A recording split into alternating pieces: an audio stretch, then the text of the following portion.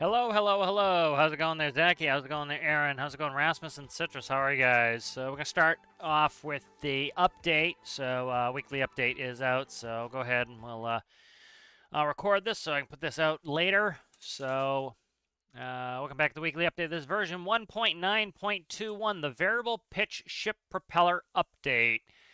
And the first screenshot is by. All right, let's see. This one is by Maverick, I believe. Maverick standard ship. Let us see. Let us see. So, but if I search it, it will be Maverick. So,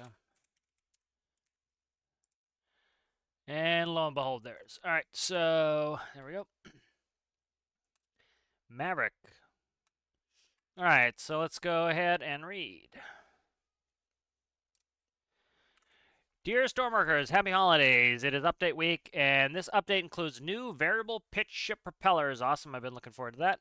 These new propellers have a pitch input that allows you to adjust the pitch angles of the blades. This controls the amount of energy transferred by the propeller and controls the amount of thrust generated. Small, medium, and large variants are included. And the next screenshot is by. And I believe that's Archer Dude in the next one. So let's find that one. Let's find Archer Dude.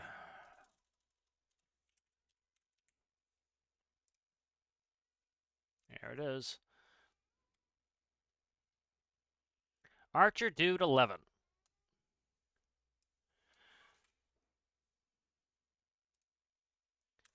As well as these new components, there are several fixes and improvements included. Please see the patch notes below for details. We have now included the dedicated server exe with stormworks. Please, can we ask the server owners to transition over as we plan to discontinue the separate dedicated server app after the 16th of February 2024. And the next screenshot is by. Let's see. I do not know this one, so we'll have to find this one. It looks like a rocket in the sky. Oh, there's one of mine. Oh, lovely. I don't remember seeing the rocket. It's probably older. Let's find that rocket.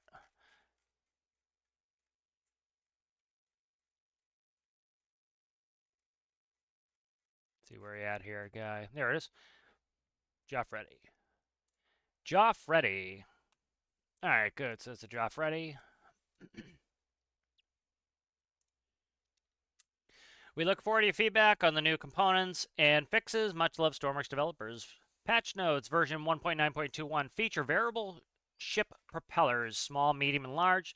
Fix, improve positioning of players when leaving a seat, particularly at high speed. Fix, looping equipment sound effects not playing if two items with looping sound effects were on the hotbar. Fixed oil deposit placement, sea floor height calculation. Fixed typo in the radio antenna transmit logic node. Fixed typo in description of the Urine Wind power plant.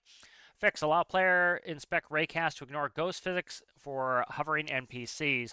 Fix, Lua add-ons added missing document alias. Fixed one support for seated ID and seated peer ID. Fix resolve issue where looking at NPC wouldn't always bring up the context menu. Fix oil spills no longer cleared by pumping through fluid jets and improve stability of oil simulation. Fixed occasional crash when spawning vehicles related to body mass calculations. Fix hid data login blocks which are used for our unit testing. Fix crash related to spawn vehicle add events. Rework, rename gender to body type in character editor. All right, so let's go ahead and take a look at the parts here. So we will do that. Let's fire that up. All right, let's grab the custom game. So I've been looking forward to these parts for a long time. I think I put in a feature request for this quite a while ago. Variable pitch propellers are very cool. I really hope that we can put them in reverse. Please, devs, if you didn't do that, I'm going to go right on there and put in a feature request for that. But this is really helpful. For example, if you guys were watching when I did my Azapods, the cool thing with Azapods, if you move them 90-90 and they're essentially opposing each other, your ship won't move. It will just stay stationary. And it'll actually be more stable because the thrust is... it's counteracting any sort of motion by the ocean. It still can move, but it's counteracting a little bit. And then if you want to go forward, you just tilt them rearward a little bit. You want to go backwards, you just tilt them forward a little bit. So you can very quickly and easily go forward, back. You can turn. You can do all these things. And variable pitch propellers allow you to do the same thing. What often happens is, let's say your propeller is going to the right. If your screw is turning right, in order to go reverse, you would need it to turn left. So you have this big, heavy propeller. You need to stop the propeller's motion altogether and then make it go the opposite direction. So it takes time to go from forward to reverse. When you do variable pitch, the propeller is still going in one direction. We'll see if it works like this in game, but you can feather the blades, which means that they're not producing any thrust. And then you can go forward, and you can instantly start going forward, and you can go backward. Now, as you add blade pitch, you are going to be adding loads. So you're probably going to see a bunch of people who are going to be like, oh, this doesn't make any sense. I'm increasing the blade pitch. I'm going slower. Same thing with anything else. If you increase load beyond the strength of the engine, it is going to cause it to slow down. So be aware that that is probably going to happen. As you load something up, you're asking it. It's like me putting more weight on the bench press. You might get to the point where you're not strong enough to lift that weight anymore. So you actually start slowing down because you can't do as much work. So let's go ahead and take a look at these props here. Let me get it ready. All right, so let's go ahead and take a look at these variable pitch propellers. So we'll type in prop here. As you can see, we have pitchable props now. So here are some of the old ones. We have the azimuth thruster. We have giant propeller. We have the large pitchable propeller. So let's take a look. Large boat propeller with controllable pitch. A standard number input controls the propeller's hub, allowing you to affect its pitch. Power received from an engine affects forward and backward force generated. This propeller will only operate underwater. Mass 100, force is 160,000. We can do the pitch of it, and we need to put in RPS. Here's the other large propeller that we already had. Here's a pitchable propeller right here. The price on the first one was 600. This one is 300. Same thing here. As you can see, we have 50% of the thrust of that and a little less than 50% of the mass. And here, if we look here, we have the small pitchable propeller. This one is really interesting to me. Let's go ahead and I'll put all these up. So we'll start with the large here. So here's our large. I was afraid that the large was not going to be giant. It appears that it is quite giant. So let's go ahead and we'll compare. So if we grab the large pitchable prop here, as you can see, very cool. So this is the big size. Let's go ahead and grab the giant propeller. If we look here, wow, that's big. Okay, so this is really big. So if we look at the giant propeller, that is the giant propeller in comparison to this one. So we really have a properly huge propeller now, which is really cool. So if you didn't even want to pitch it, that's still massive. Let's go ahead and we'll get rid of that. And let's try we'll do the next one here. So we have the large pitchable propeller. Next we have the pitchable propeller. I assume that's the medium. So let's go ahead and we'll hook that up to put the giant on the back of it here. So as you can see, this one here is still about the size of this, a little bit bigger. So this is awesome. I was afraid they were going to make it so that we didn't, they talked large, medium, and small. I was afraid that we weren't going to get a really, really large one. So as you can see, we have an even bigger propeller now, which is really super cool. So that's the size of it against the giant. We'll put a giant on the back of here so we can keep an eye on the size differentials.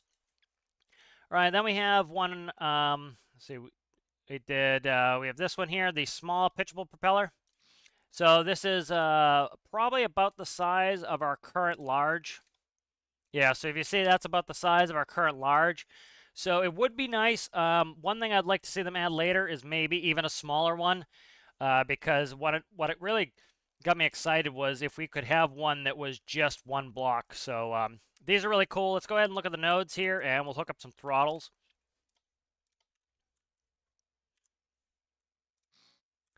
All right, we'll symmetry this. All right, we'll plumb this up. I'm hoping we can go in reverse. So let's go ahead and we'll set these all so they have reverse nodes on them. And so one of the things you want to be able to do with these, and I hope we have that functionality, it looks like we do, is the ability to feather them. So one of the things that's nice is when your propeller is feathered, it can spin but not actually produce any thrust. So you can sit still while the propeller is spinning. That maintains the momentum. And then let's go ahead and we'll go negative. Beautiful. That's positive. And we can go negative. That is gorgeous. So this is exactly what I was hoping for, is the ability to go both positive and negative. So if we go to 0, we should be producing, we'll go close, we should be producing no thrust. So this allows you to keep your engine spooled up. And then if you want to go forward, you can add a little bit of thrust. The propeller works like a screw, so at a certain pitch, for every one rotation, it's going to go a certain distance forward. The lower the pitch, the shorter the distance to go forward. These are all fixed pitch propellers. You can see they have one pitch, and so for every one rotation, you will always go a certain distance forward. These are going to be different. So at this, as you can see, this is a 1/10. So for one rotation, we're going to go a certain distance forward, and at this, we're going to go a certain distance forward with one rotation. The other benefit of these is we can go from forward right into reverse. Often what you'll have to do is you'll have to have the engine slow down and stop the propeller. So you have to program it in where the clutch will disengage so the propeller has time to stop, because you can't turn your engine backwards. So you need the propeller to stop or you'll stall your engine. You don't have to worry about this with these.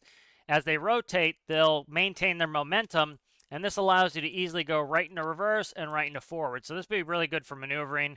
As you can see, all the other ones work the same as well, so really cool. I think this is a great addition for the game. This is something I put a feature request up for, and really looking forward to this. So I hope you guys enjoyed, and we'll see you in the next one. Bye. All right, good. So that is recorded. So yeah, this is really cool, man. I've been asking for this. This was in a feature request. This is super cool. So, but be aware. You're going to see this a bunch. This is the same thing. You get a lot of questions about people, oh, I kept increasing the gear ratio and my vehicle goes slower. It doesn't make any sense. It does make sense. Eventually, if you look at this prop right here, this is an enormous prop. It's at 100% pitch. And so this is moving an enormous amount of water every rotation. And because it's moving an enormous amount of water, that takes a lot of strength, a lot of force. And so because of that, you're going to need a lot of engine. So what's going to happen is you'll see a lot of people where they won't understand this, and they'll go to 40 and they'll say they're going 20 meters per second, okay? Then they'll go to 70 or 80, whatever, and they'll say, oh, I'm going slower. Something doesn't make sense. The game's broken. No, what's happening is your motor now is no longer strong enough. So this is like if you kept increasing your gear ratio. The more load you put on, that's what happens when you increase your gear ratio, is you're trading out the load for RPS. You don't have the strength to be able to move that much water. So you're going to need to, if you get to the point where increasing the pitch causes it to slow down, that's going to mean that if you want to go any faster, you're going to have to increase the power of your engine. Now, there are benefits to this. The same thing I do with airplane propellers. For example, let's say that this is your max speed. Let's say that 23% is your max speed. And that's because the engine is not overburdened. It can spin at the highest RPM. If you add any more pitch to that, that might slow your motor down, slow the RPM down, therefore slow down your speed. There are benefits to this. I do this all the time in my airplanes. And what the benefit is, for example, is you can purposefully load up your engine. So I can go like that, and yes, the boat will go slower, but it will be super efficient because it's the RPM of the engine is going down, but the amount of water you're moving, the amount of distance per revolution you go forward is going to be greater. So this could be high efficiency mode at 1, and 23 could be max speed. All right. So these are going to be some really cool things. So I've really been looking forward to this. So this is really awesome. All right, good. So I'm really thrilled with that. That was something I was very pleasantly surprised when I read that. That's something I've been looking forward to for quite some time. Let's read some of this good old chat.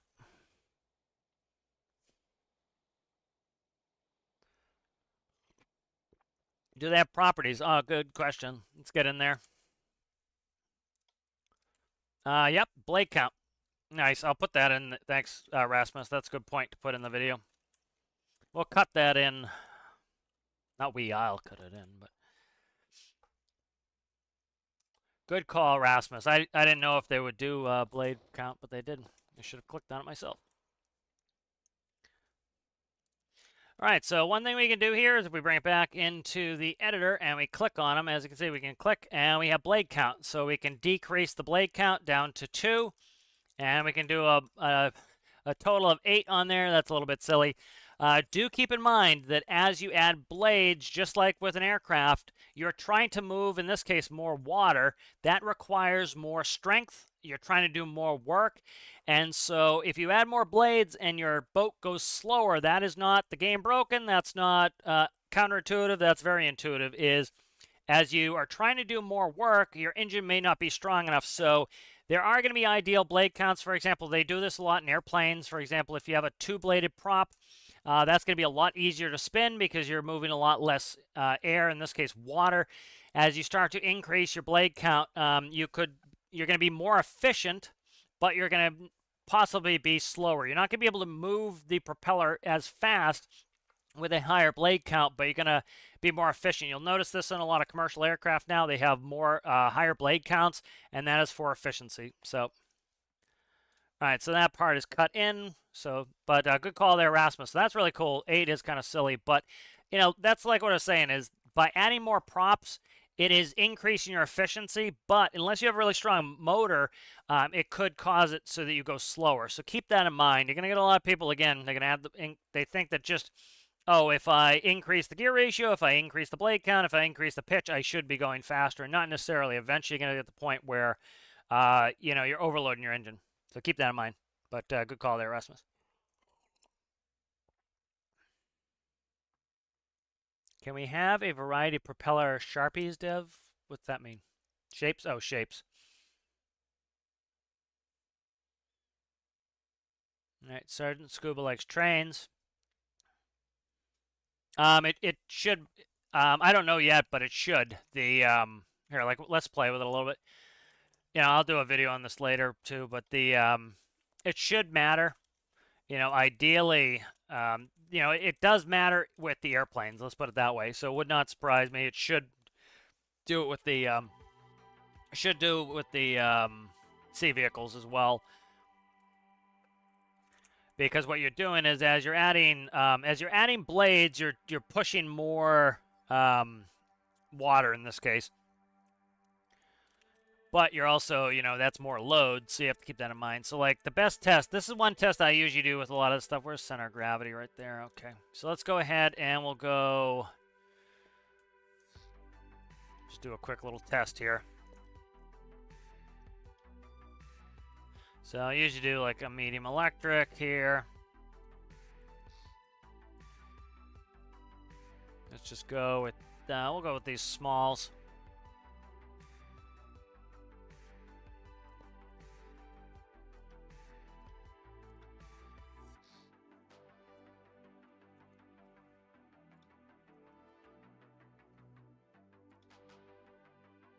So we'll keep them at the same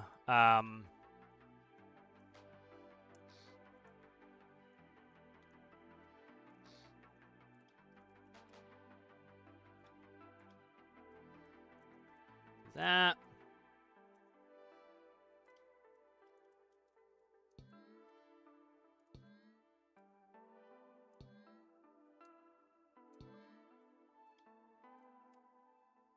Go down to like 10%. We'll do 10's fine.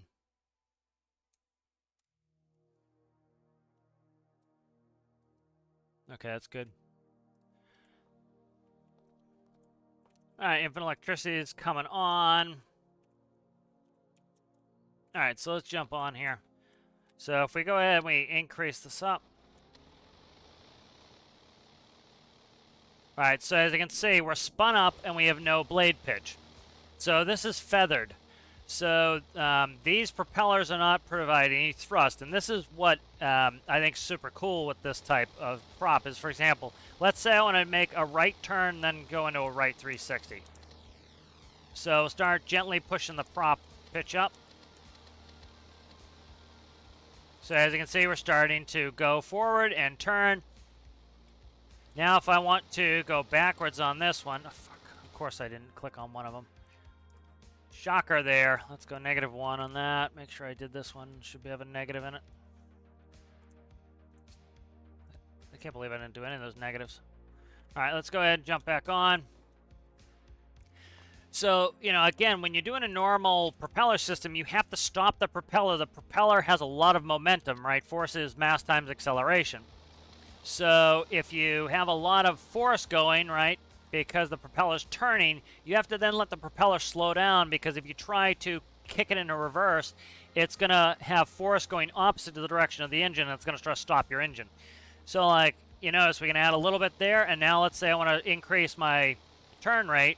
I can bring back the starboard, and up, we're going to hit the dock. Okay, well, let's go forward. And so this is the benefit of like one of these systems is up, we're going to hit the dock, so let's push forward. All right, let's get off the dock a little bit. All right, let's go backward. So before, it wasn't this easy to throw it in reverse because you have to worry about stalling your engine. So you have to wait for that to actually stop. So as you can see, you can very precisely maneuver. You can change direction quickly. As you can see, we can do a nice right turn here. And then as soon as we're ready to go forward, we just increase this one up to match. So, and then we want to take a left turn here. I can overpower the left side. I can start coming in on the starboard. So you see how maneuverable this allows us to be. This is why I asked for this. This is why a lot of people have asked for variable pitch ocean propellers or water propellers. It's really cool the amount of maneuvering you can do. The other thing to notice too is, let's quickly pause this here and let me see if I can get that screw GIF.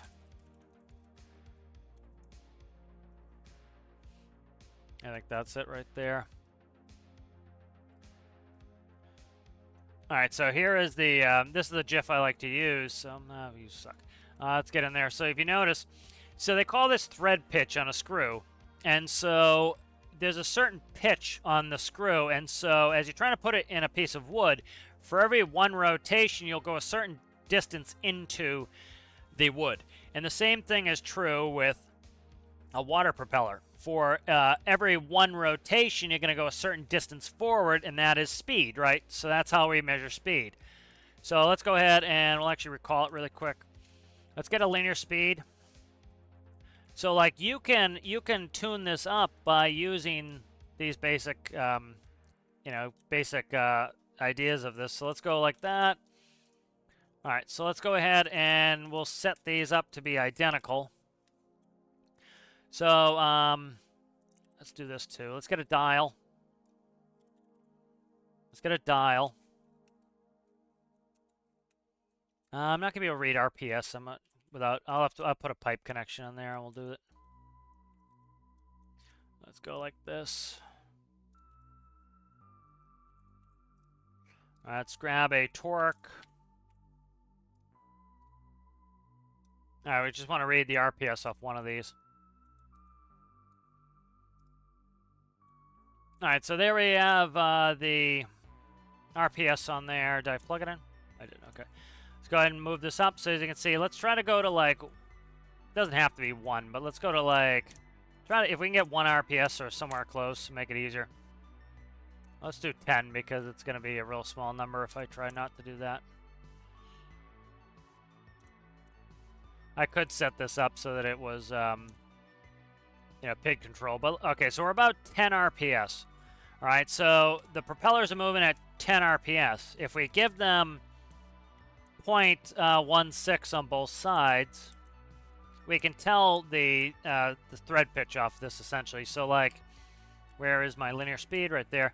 So as you can see, we're doing, we went down a little bit. Let me increase it. We went down because we're loading the engine up, right? You don't get it for free. As you put load on there, it's like me adding weights on the bench press. As I put more weight in the bench press, it's going to slow down how fast you can do the bench press. So like at 10, we're getting 0.67, I think was. So at this particular pitch, at this prop pitch, we're going a certain speed. Because for every 1 rotation, we're going to go a certain distance forward, and that gives us our speed. So if we were to increase it to, let's go about 30, so that's almost double. All right, and as you can see, we're asking it to do more work. Because we're asking it to do more work, right, it's putting load on our engine, so we need to increase the thrust to maintain that RPS. All right, makes perfect sense.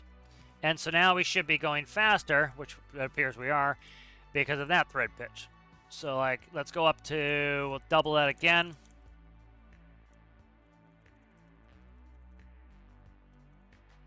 All right, so there we go. Let's, as you can see, the thrust goes down because, or the rotations go down because we've loaded it up, which is a desired behavior if you want to have more efficiency. So now at this particular pitch, we're going 2.9 meters per second. So you can see how by being able to vary the pitch, we can easily set our speeds and everything else by this. You know, where before we couldn't, we had constant. So for example, in airplanes, they'll have climb propellers and they'll have cruise propellers in a constant pitch propeller, not a constant pitch propeller, in a fixed pitch propeller. It's like, think like a Cessna 172. The propeller is a fixed pitch. You don't get to change the pitch. So you have the best propeller for either cruise, usually, or climb. You either put a climb pitch propeller on there or you put a cruise pitch propeller on there. And so you don't get the best of both worlds. When you go to a constant speed propeller system in an airplane, it allows you to tailor the pitch to what you want. So you may want, you know, if you don't really care about burning fuel today, you just want to get there as fast as possible, right? You're flying your private airplane. You want to get to Christmas as soon as possible. You might go to max speed pitch setting. On a normal day, you might care about wasting fuel, so you decide that you're going to go to max efficiency. So like right now, imagine if this was a diesel motor, right? So you're burning a certain amount of fuel at 10 RPS on your diesel motor, right? So let's go ahead and we'll load this up. So now we're at 100% pitch, and you notice it took us from 10 RPS down to 8. So we should be going probably about the same or slower. So we didn't go that much faster. We're probably going to slow down just a little bit here. But, you know, this is more efficient. Now, if I were to... These electric motors have a lot of torque. Eventually, with especially the diesels, if you have an engine that is not all that powerful, what's going to happen is, and what I would actually purposefully put in there is, the way I like to do it is kind of how I do in my airplanes, is you want to go from... You know, you're not taking off in this, but you go from 0 and then you go up to your max speed. Let's say your max speed is at 0.5. Anything over 0.5 is going to make you go slower but be more efficient. And so what that will do is that will allow you to get your RPM really, really low. So for example, like talking some of the airplane stuff, if I go max speed everywhere in my airplane, I might be going another 30 knots faster. But if I go max efficiency, I'm 30 knots slower, but I'm 70% more efficient. So I save a ton of fuel, and I gain 70% in fuel efficiency, but I only lose 30% in speed. So it makes sense from a financial standpoint. So this will be cool in ships and boats now, is that we'll be able to actually you know, have it where you can have your max speed, but you can also have your max efficiency. So if you're trying to save some fuel in a really thirsty ship, you might decide it's better to cruise at max efficiency. And then if you're out trying to do a rescue really quick, you might say, hey, I don't care about efficiency. I more care about speed and saving these people. And so I just want to go at max speed, so you'd set that. So, but very cool. I'm really excited about this. Was a really good update. This was a part I've been looking at for looking forward to, or hoping for, let's put it that way. But and I was skeptical if we'd ever get it, and we got it, so that's awesome.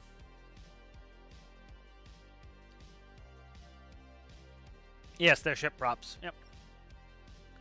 I know, Azapod Heaven. Yep. How's it going there, Daniel? Yep. So I'm looking forward to that. That was a really... I've been looking... I put that feature request in quite a while ago, and I didn't think they would do it. That's something that you could see them being like, is that something really that people would want, or something necessary, or is that the best use of time? And I'm thrilled they put it in. That's really awesome. All right, so I made this is the new home ship skiff. We're working on this a little bit yesterday. I did a little bit of tuning on it. Let's go ahead and take a jumpy Jew on this one, and we'll get moving here. All right. Let's check all of our stuff. So infinite electricity is coming. Yep, I have it plumbed. Infinite fuel's off. Okay, let's go ahead and start this up. So this is going to be the skiff for the new home ship. I've got the PIDs tuned in for stability. It's pretty damn fast. It was going about 49 knots. Probably a little bit slower now. It's not planing as well as it did last time. We'll have to see. Let's go in for electricity. I might not have plumbed in all the electricity. But it's going a little bit slower than it was. Let's see. Okay, now it's starting to plane. You can see it lifting up a little bit. But you see it's pretty damn fast. There we go. It came up on plane. So it goes about 49 knots. So that's a good speed.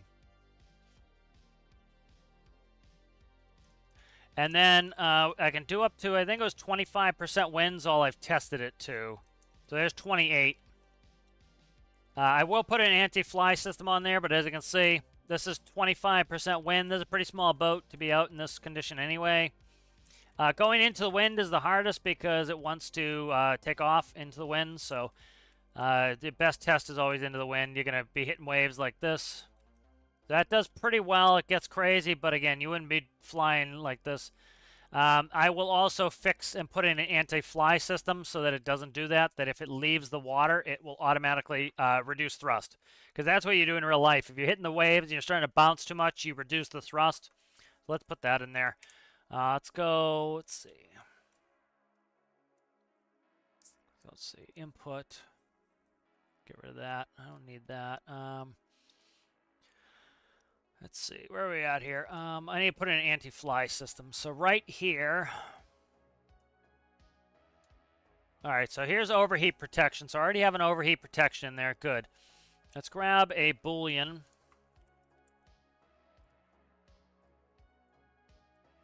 So it's going to be X or Y or Z or W. All right.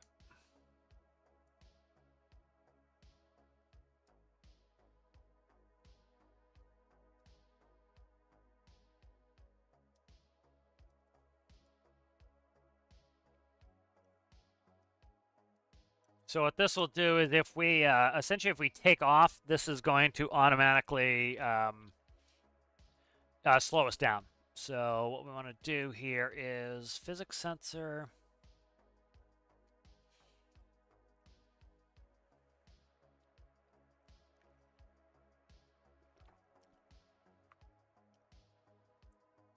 See, I got to figure out what altitude is again. I forget, so I got to look. But I'm thrilled with the variable pitch propellers. That's something I've been wanting for a long time. So that's really super cool. So 2, okay. But that was a big ask for me. That's really cool. It's going to be really cool for tugboats, the ability to quickly change direction. That's super cool, man. I'm really excited about that. All right, where are we at here with the Physiox Sensor? Do I not have it plumbed in here? There, no, it's right there. Where is it? Right here. Okay, physics sensor's right there. And let's read 2.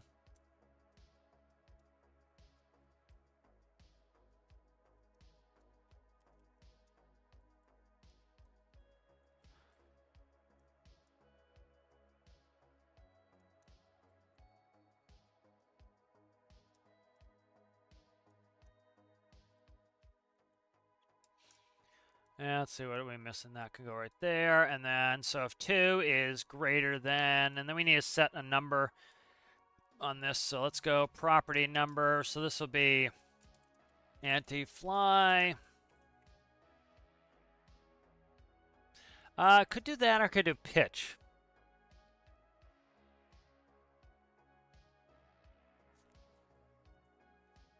Trying to think if I want to do altitude or pitch.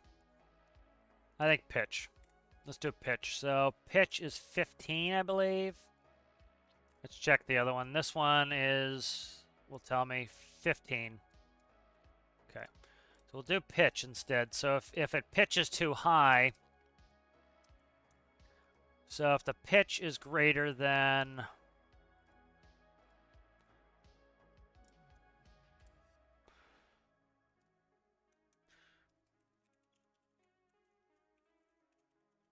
so let's do a real low number to test it. So 0.1. So if the pitch is greater than 0.1, it will automatically start reducing our thrust.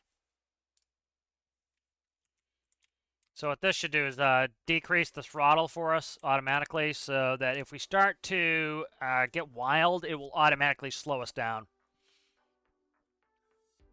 Because the other thing that's happening is I don't have my gearing set up properly in the propeller. What happens is when the propeller comes out of the water, let's say that you have your propeller set for 20 RPS, right? You want 20 RPS. When it comes out of the water, it's like taking weight off of the bench press. So that's acting up even more right now. I gotta stop it for a second and see what it's doing. Let's fix this for right now, because it could be screwing with the throttle too early. I lost my train of thought there for a second. Trying to fix it.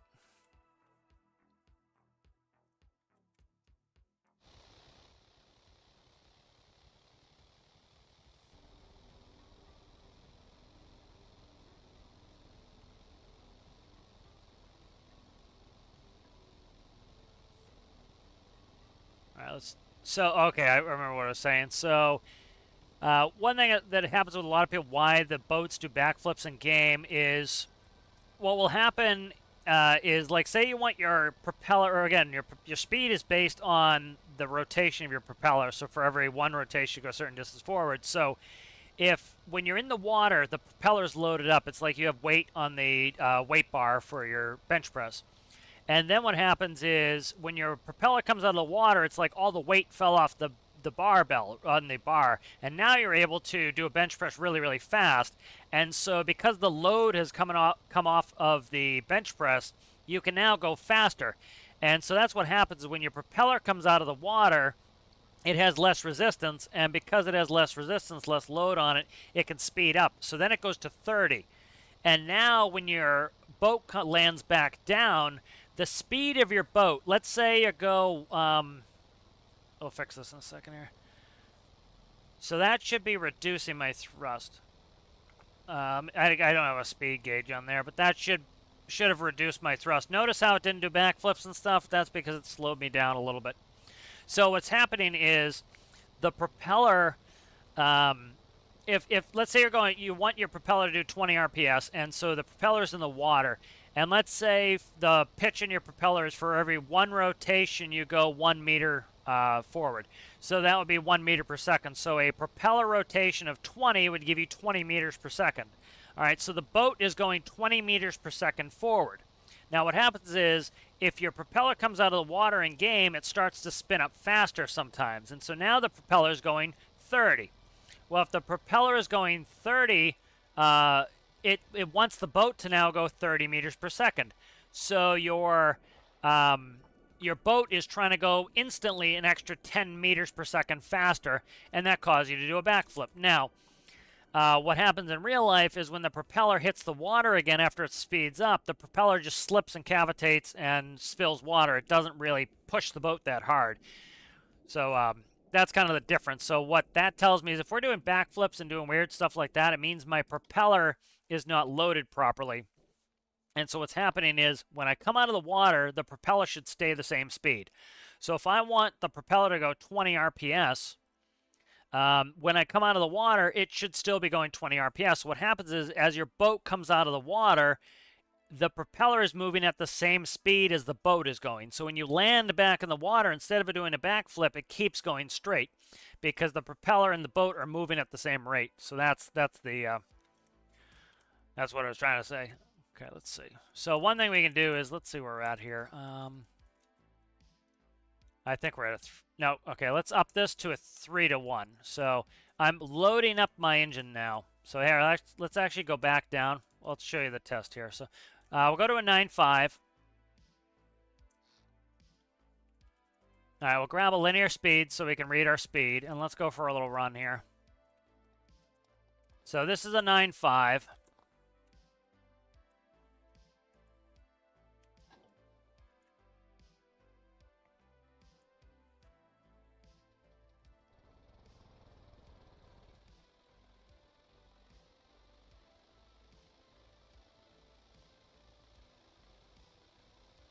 So once we come up on plane, we'll be going faster. We're doing about 30 knots right now.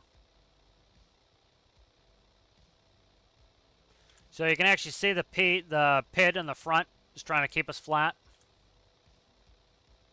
Now, we're more stable if I stay in the water, but we're faster if we come up on plane. So you see we're starting to come up on plane now. We're rising up in the water. start picking up speed. All right, so that's about 50 miles an hour, or 50 knots right there, okay? That's actually in excess of 50 knots. All right, so we're doing 27. All right, now as the propeller comes out of the water, you'll notice we get a little kick of power because it will speed it up. So what I want to do is I want to increase that gear ratio so that the propeller doesn't really speed up. Let's keep playing with this. So let's increase this. So we were doing 27, 28 meters per second. So I'm trying to load up my engine now. This will make me more efficient. Now, I have no cooling in this. I did a test last night. I could go from here to about here before I'd overheat with no cooling in there. So what I'm thinking of doing is that's quite a distance to go before we overheat. What I was thinking of doing is putting a manual pump so I manually can run the pump. And so as I'm driving the boat, I can just hand crank it because I don't have a lot of space. So that was one thought. I could still probably put in a regular cooling system, so I'll figure it out. All right, so it's taken us longer to speed up now. We probably won't. And again, this makes sense. You'll get a lot of new players, especially, they'll be like, oh, it doesn't make sense. I increased the gear ratio, and we're going slower. Of course it does. The motor's not strong enough to run a 3-to-1 prop right now. So, as you can see, we're never going to get up to speed with a 3-to-1, so 3-to-1's too high. Let's go ahead and we'll click on... So we have, let's do a 2-1, see what that looks like. This has a 4-cylinder in here, so it's a pretty big motor for this small of a boat. So the other thing you can do to keep the boat from doing backflips and stuff is you can set the desired RPS of the propeller. And so the propeller will always maintain the same speed regardless. So if you come out of the water, instead of it just unrestrictedly going up, going as fast as it wants, it will maintain it. So if you come out of the water at 20 RPS on the propeller, and then you go back into the water at 20 RPS, you're not going to do a backflip because you are moving at the same rate. There's no differential between the speed of the propeller and the speed of the boat. The reason you'll get the backflip is, again, you have a differential between the speed of the propeller and the speed of the boat. Let's look at this real quick before it freaks out. About the same, so we could probably go up to a 5.2. Go up to a 5.2. So this was going the same speed as with a 9.5, but it is, the RPS on the engine is less. All right, so I'll show you how to fix this really simply here once I get this dialed in. The reason I had to kind of take a detour and go ahead and figure out the gearing is because the thing I'm going to do to keep it from doing backflips I need to have the gearing done first. So trying to get ideal gear ratio. I don't mind losing a little speed. Going a little bit less than 50 is actually kind of beneficial because I don't want to burn through my fuel too fast. I don't want to worry about, I was just talking how, like, this thing will overheat over time. So I want to get a little bit of burden on this so that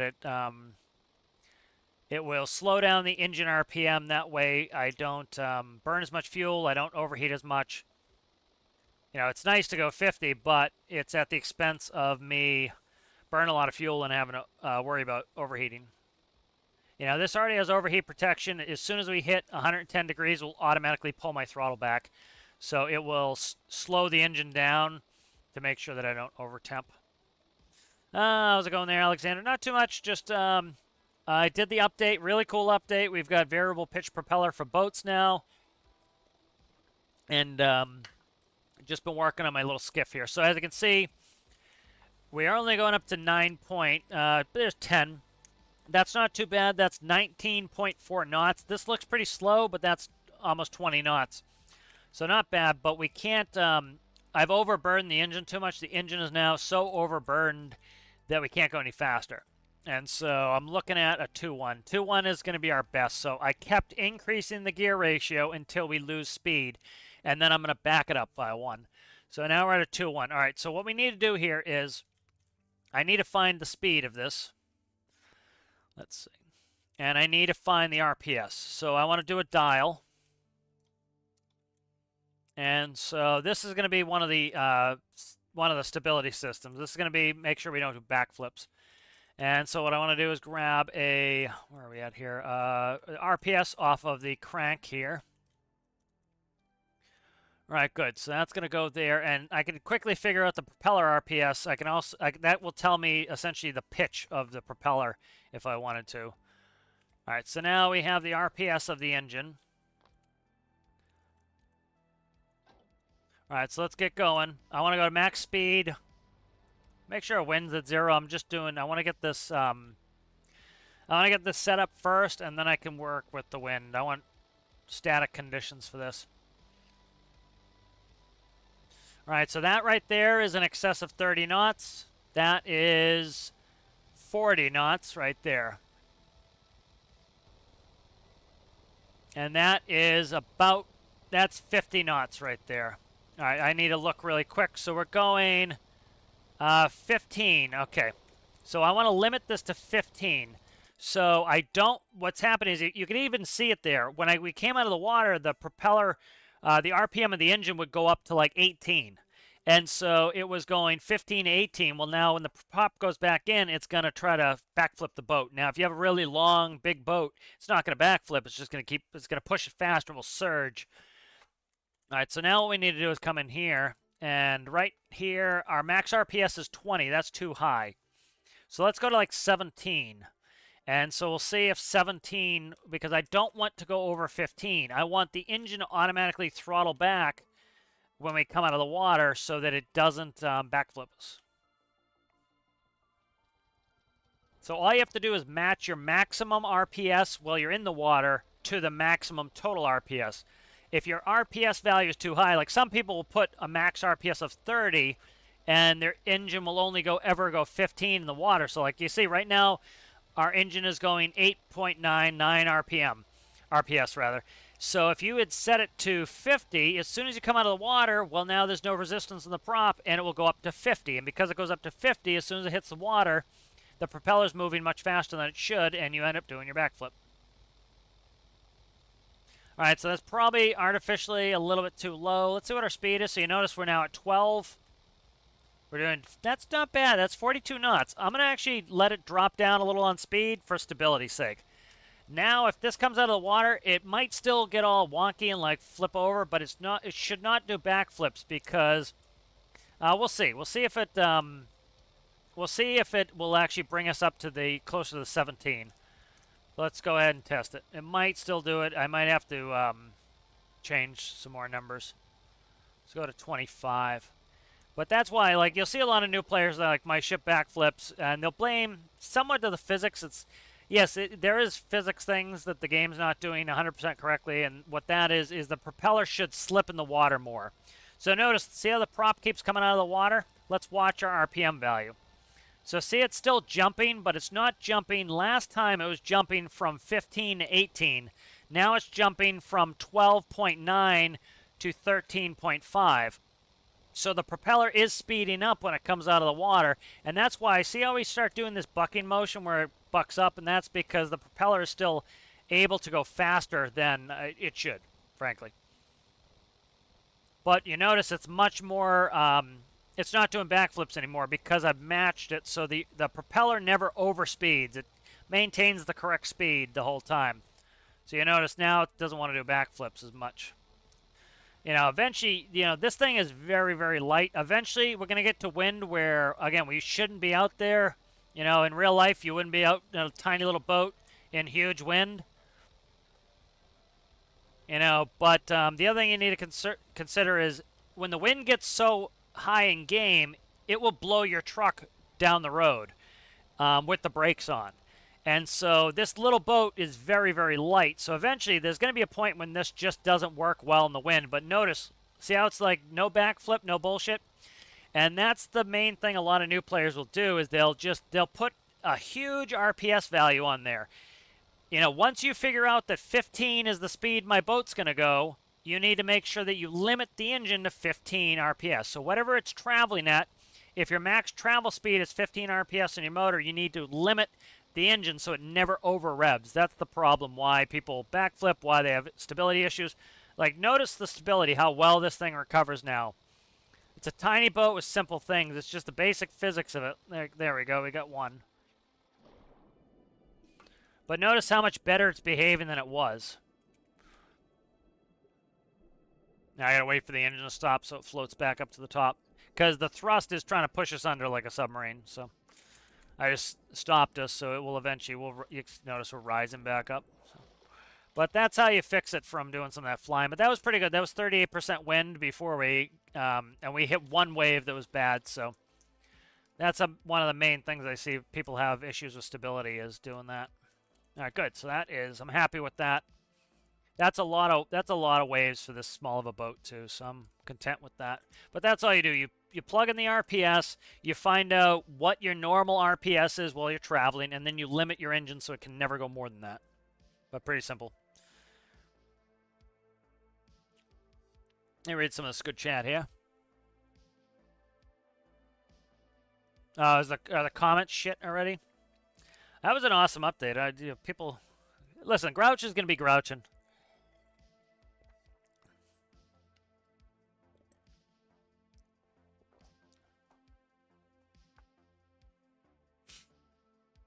Yeah, essentially what I'm doing with this system, this is the best system that I like to use, is the fins in the rear on here. These work the altitude. And so what we want is we always want our propeller in the water. And so that's what this does. This always keeps the propeller in the water by using this altimeter. And so the PID will keep this propeller in the water. So the back I want in the water. Now you could do this in the front, but the reason I don't like doing that is if you put an altimeter in the front, I have fins in the front too, right there. If you put an altimeter in the front and you do the same thing, what's going to happen is it's going to crash through the waves. It's going to just try to, it's like an autopilot altitude hold. It's going to crash right through the waves. And you don't want that. You want the boat to ride naturally up and over the waves. You don't want it to crash through the waves. And so the back is altimeter, the front is tilt sensor. So the front just tries to keep you level. So yes, as you go up over the wave, it'll try to tilt the front down. But as you're going up the wave, it tries to keep the back down and the front coming down as well. So it's hugging the boat to the wave. Now, when it comes down the wave, the back still wants to push down, and the front now wants to come up. So it will ride down the wave naturally. So this system's, I find, to be the most natural to run it like this. What is this? I forget. What are you? Blank temp. Okay, that was my temp reading. And that was, this can go here, so. All right, so let's see. I was thinking of doing a manual cooling system, but we could put that in. I was going to do air cooling, but with a manual pump. Let's see. I'll put that off right now. Let's take a break with this little boat, and let's go back to the home ship. I'll show you what I worked on. I didn't do too much off screen, but I did a little bit off screen. All right, so here's the Career Build Series Live ship. Let's grab that skiff. So the skiff has its own little garage now. Put a garage in the back, too. So this has a bow garage right here.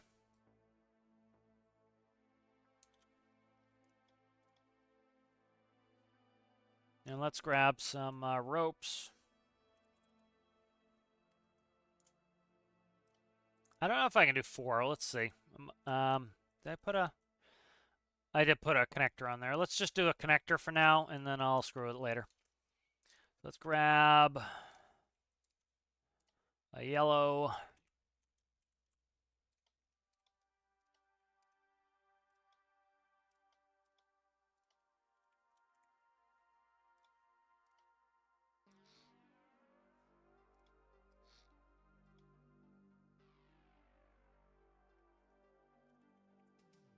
One thing I'd like to do is be able to color these, you know, the cables, just to do a different color. One thing I'd like them to add too is steel cable, so that we have electrical cable, steel cable, and then rope would be kind of nice.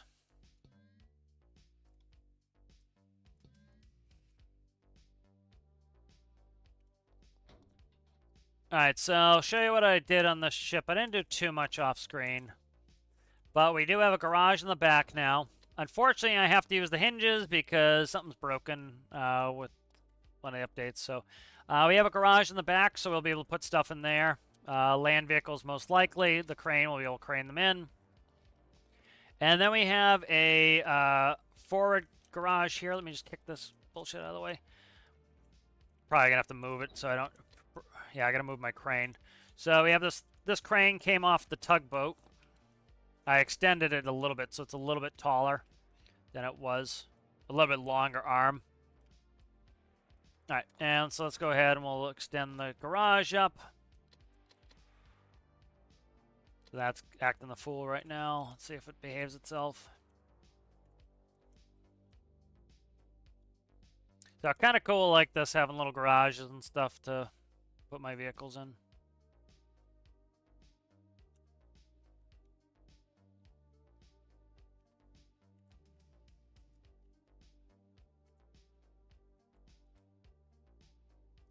There we go.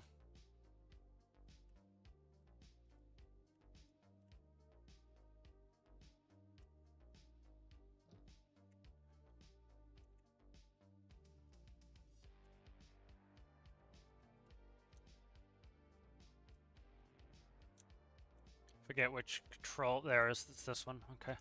Forgot which control that was for that arm. There we go. Alright, so that will be the little rescue skiff for this.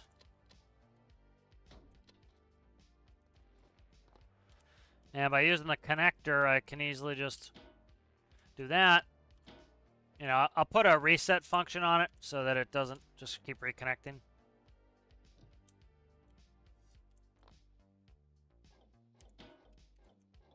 I deleted something I needed, I guess.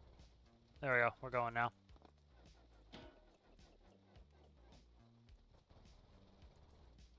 There we go.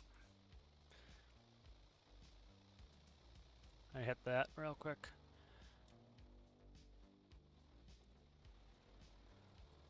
But that's kind of nice. That's going to be our new, you know, so we have a rescue skiff for this now. That's kind of cool. It'd be kind of nice to work on a new helicopter for this as well. But that's the rescue skiff. It does, you know, does like 43, 44 knots, which is plenty fast, as you can see. That's going to be plenty fast. Let's read some of this good chat here. They didn't change anything with cooling that I saw. It doesn't mean they didn't do anything behind the scenes, but I will, I'll do a quick test on fluid port, see if they changed anything. Yeah, the new propellers are really cool. I'm happy about them.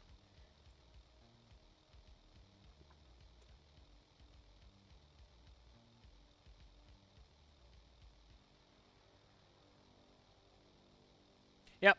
Yeah, that tends to be the best system there. So, like, this system works really well for stability now. Like this, what was that? I was up to 38% wind. Eventually, this is going to act the fool. But what are you supposed to do when the weather gets bad is you slow down. This will friggin' dive. I need to fix this, so what it will do is it will, you know, you see how the back's coming up? So what I need to do is put in a condition there so it doesn't submarine. Let's do that really quick, seeing that that's kind of an annoying thing. Let's fix that, because that's gonna, it does like the submarine. So let's do this. So what we'll do here is grab this, go on the stability system. So let's see.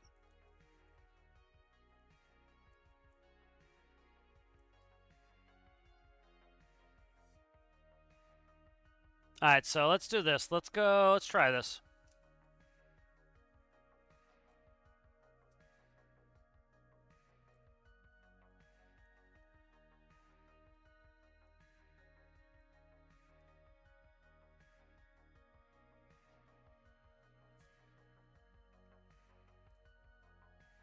No limiter on there.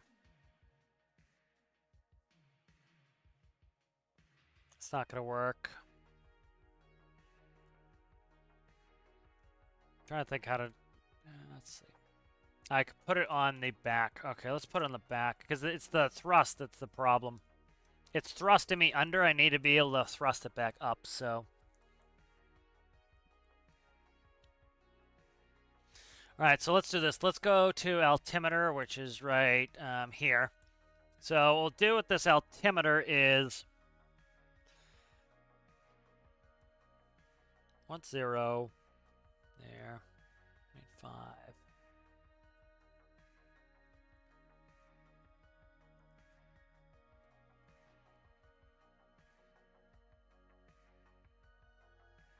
I look at the direction of that. It's up to, let's look at the direction of these. So that would be that would be negative. That'd be negative. Okay. All right, so let's try this. So like this is a rare. Well, it's not that rare. This thing keeps submarining, so it's not that rare. But let's go.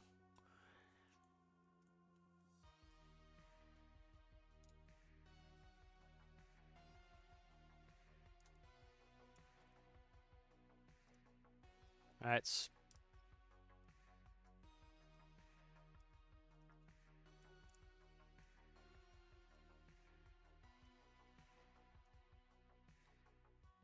So this will be anti-sub.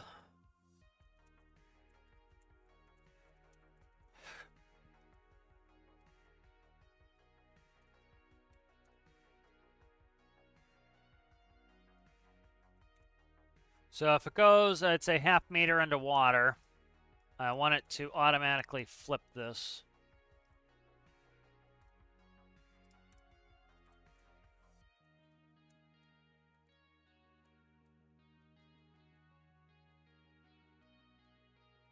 Just try real simple for now and then see if it prevents this.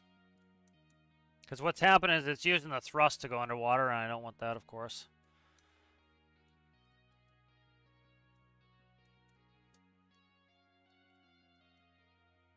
So if it goes too low, it's going to automatically try to raise. It's going to push the stern down, because what happens now is the stern tries to come up, and that continues to push us lower in the water because it angles the propeller so that it pushes us into water. What's going to do is when we get half a meter under the water, it's going to flip this so that it automatically pushes us back up. But it's going to, the numerical switch box is going to be funky, so we have to look at that.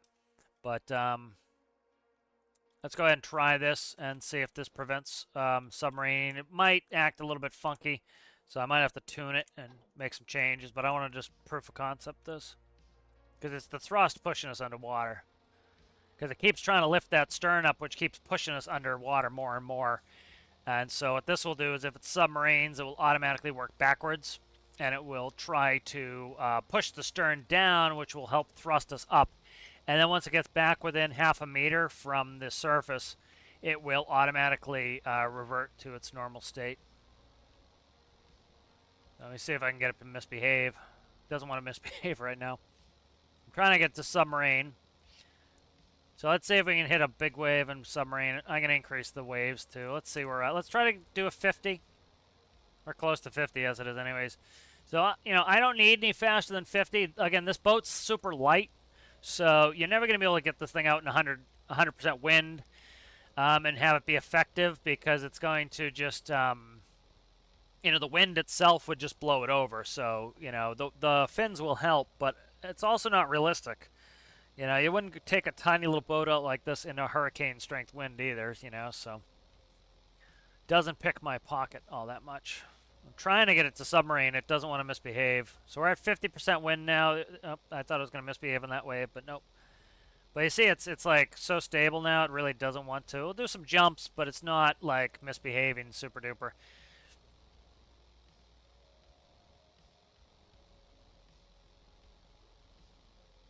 So like part of the anti-fly system I usually add is when it gets a certain distance out of the water. So currently it's doing it with pitch, but if it over pitches, it will automatically reduce the thrust so that we eventually just keeps getting slower and slower. There we go.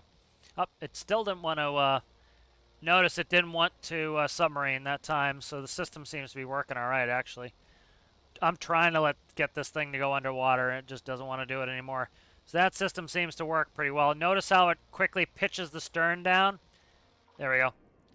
Okay. There we go.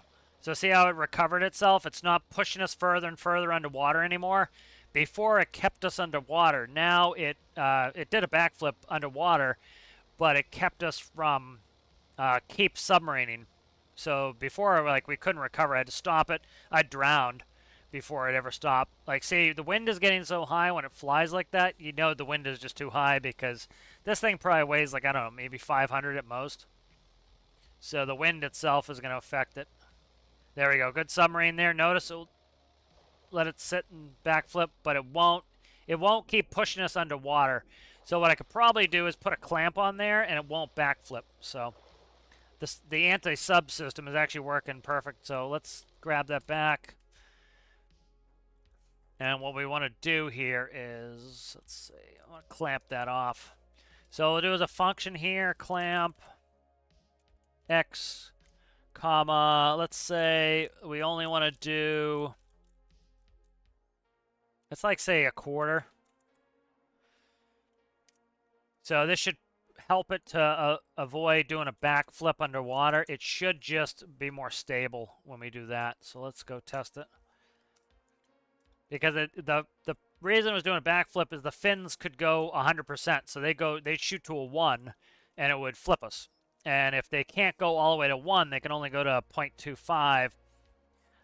Now they're not going to have as much effect. So they'll still keep us from submarining, but it'll be much smoother. It will dip underwater, and then it will help it to just come back up instead of, you know, doing that little backflip underwater. So, you know, the way I like to work these stability systems is we want to work one problem at a time, come up with a logical solution to how to do each problem.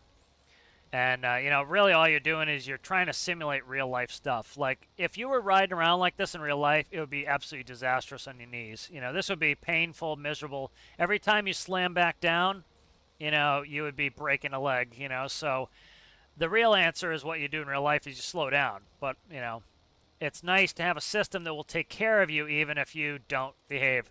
All right. So still did a backflip, a little bit less there. See, it recovered itself. Okay. There we go. So it's slower now. So 0.25 probably, you know what I bet it is it's the instant flip is what's the problem. Is it's going, because I'm doing going from positive to a negative. So that could be why. So one thing I wonder is, let's try this instead. This might work on its own. So let's go even less complicated. Let's go like this. So instead of going negative, let's just go 0. Let's try that. Because the fins were actively pushing us underwater to make us like a submarine. This will just actively stop it from doing that.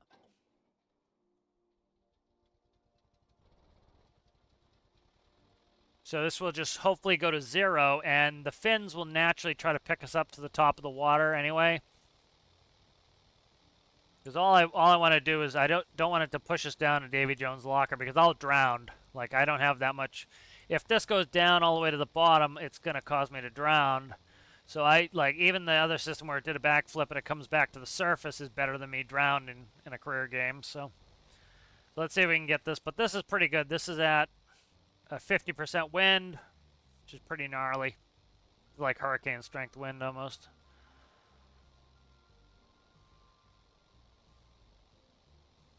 Alright.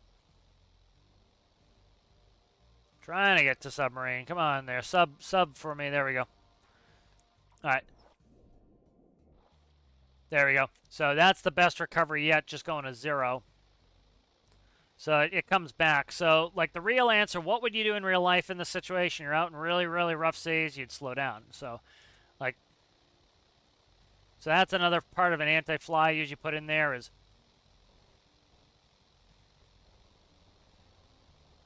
you would throttle down. Okay. So let's go ahead and WS should be reset 100%. Okay, let's check this. So I'm happy with the performance so far. It's pretty good.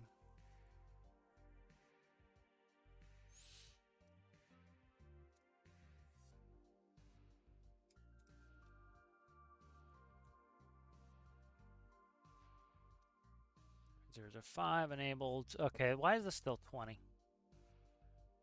This should be okay. Max RPS is right there. All right, that's fine. That's fine. So this is where I have the max RPS there.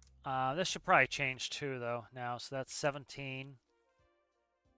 Okay, let's change that to there. All right, we'll match that up. All right, I think we're pretty good. So this is working pretty well. I'm happy with it. It could use some more refinement, but it's pretty damn good. Let's read some of this chat here.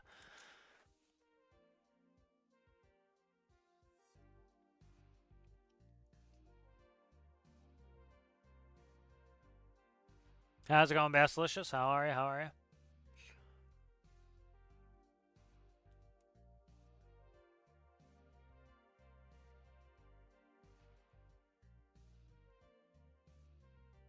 Like, what kind of cooling system do you have, Alex? Just raw water?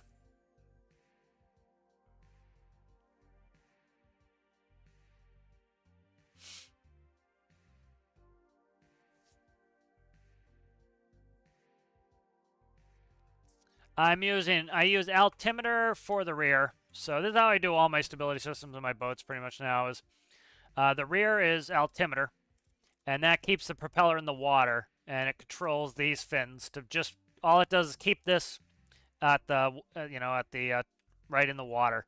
The altimeter's right here, so it keeps it right on the water line. And then the front is tilt sensors so that it acts more naturally. Sometimes people will do altimeters on front and back. They'll do the same thing. And the problem is, it will rise vertically up the wave and it looks funky. It sits flat and it goes flat up the wave. It doesn't look right. This one behaves well. It goes up the wave, down the wave, up the wave, down the wave, up the wave, down the wave, like it should. So that's the best system I find is tilt in the front, altimeter in the back.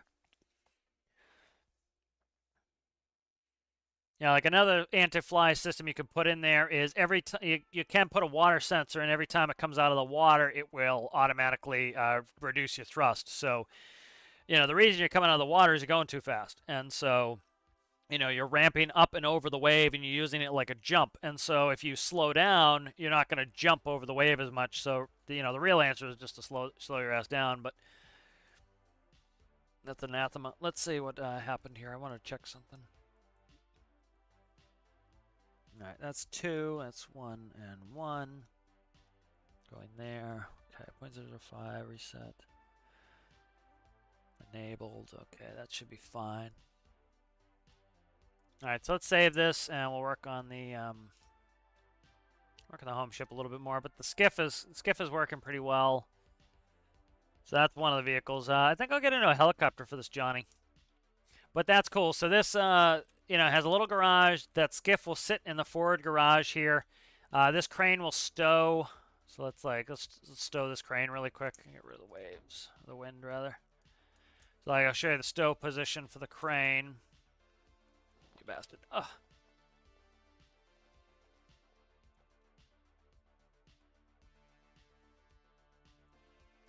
So like the stow position, like that's not bad hanging off, but like this is the stow position for the crane is stow up against like that.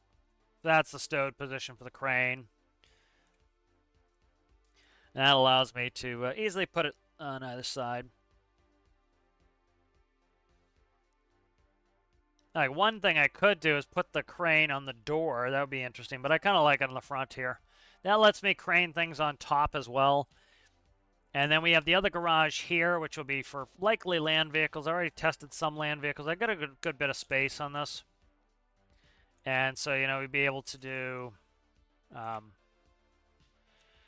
could load in pretty much whatever I want on this that will fit in here. And so they'll go in here, and then I have enough walk space. So I just want to make sure I can walk. So there'll be a wall right here at the start of engineering. And then there'll be a walk path on the left side here. There'll be a walk path on the right side here. There's not too much space in here I need. So what I'll probably do is make the garage maybe out to here, I'm thinking. So that I could drop a vehicle in, move it over here. Drop another one in, move it. And then we could have a couple vehicles, so maybe 3 vehicles in there, and then the boat goes right here, and there's plenty of room to walk around it. So put another wall here and start segmenting this out. So that'd be kind of cool. I like having a couple garages in there. It's kind of fun. All right, let's go ahead and measure. But yeah, this is coming along. So let's make sure I didn't screw this up and save it. There we go.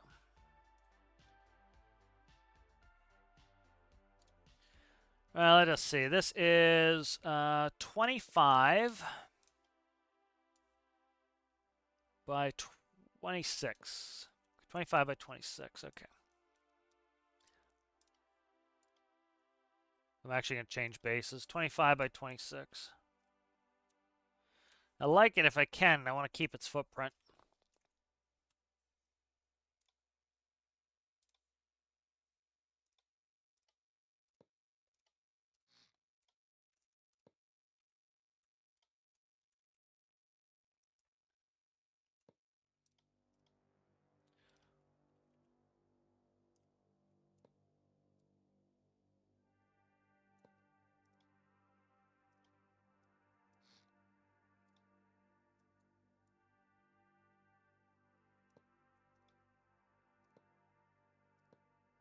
All right, so that's 25.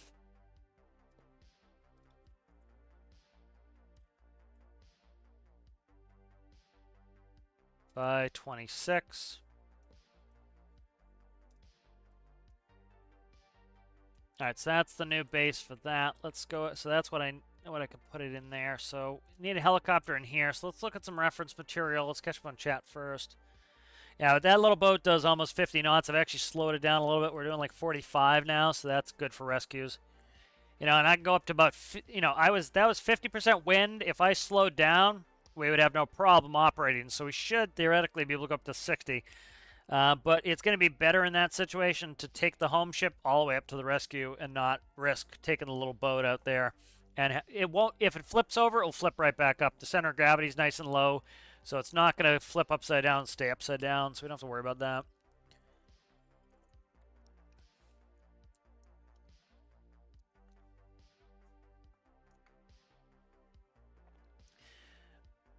I think I asked Alex what kind of coolant he's using. Yes, I built a truck and trailer for a truck and a diesel tank that can get pulled on this trailer truck. But oh, very cool. That is cool. Boat with a trailer, nice, nice. Yeah, I like building little vehicles and trailers for, you know, your trucks and stuff. It's always fun.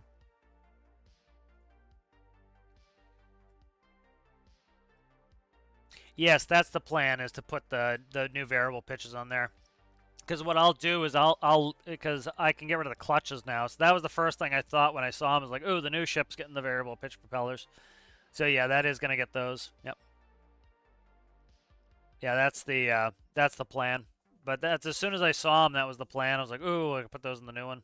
Because like one thing that sucks is like the steam isn't that bad because I have enough torque to just kick it in reverse. But this will be much smoother. I'm really looking forward to that. Yeah. That's the plan, Rasmus.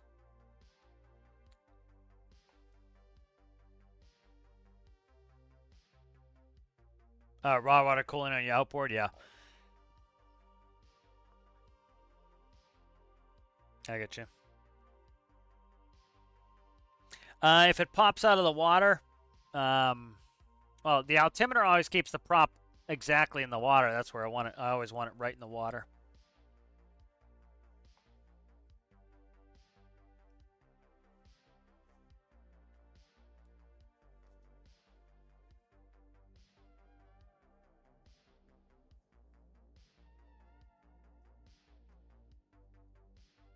I hate how the chat jumps. Like, I'll be scrolling down, it'll scroll me like a whole page. It's like, just leave where I put it. Yeah, it's the port's the problem. They need to work in the port. So I just shut off overheating on any of my water-cooled stuff until they're going to have to address the port at some point. I was hoping they'd do it this week, but they didn't. So.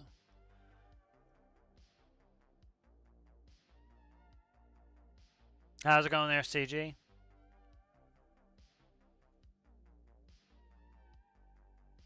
All right, good. So let's go ahead and let's find some. I think I'm going to do coaxial. I don't do too much coaxial, and it's kind of the contrarian in me because a lot of people do coaxes in game because they find it quote unquote hard to make a non-coax. And so I kind of contrarian, I don't do it because I'd rather do the challenging thing. But the benefit with coax is I don't need as much of a tail. And so that will, this is a pretty short this is a pretty small helipad, so, I was thinking of doing it coax to kind of keep it tighter. I like these Kamovs, are nice. But we need a little rescue heli. This is a cool ass, look at that sucker. That's a cool ass sucker, that.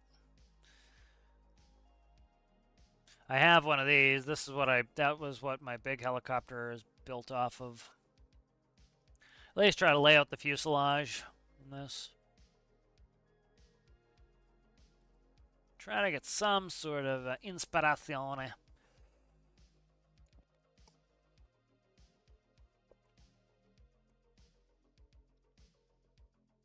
I'm curious if Chickadee would fit on the new home ship. This is a cool one. I like this. Look at that one. It's a KA-10. I'm gonna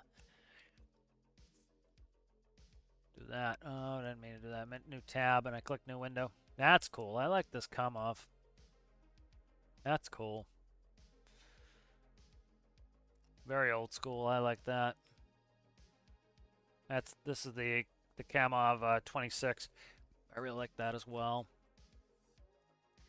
Likely it'll be diesel because that way we can feed off of the ship's main fuel supply. I don't have to carry a little contingent of some other crap that I need on there, like diesel or jet fuel.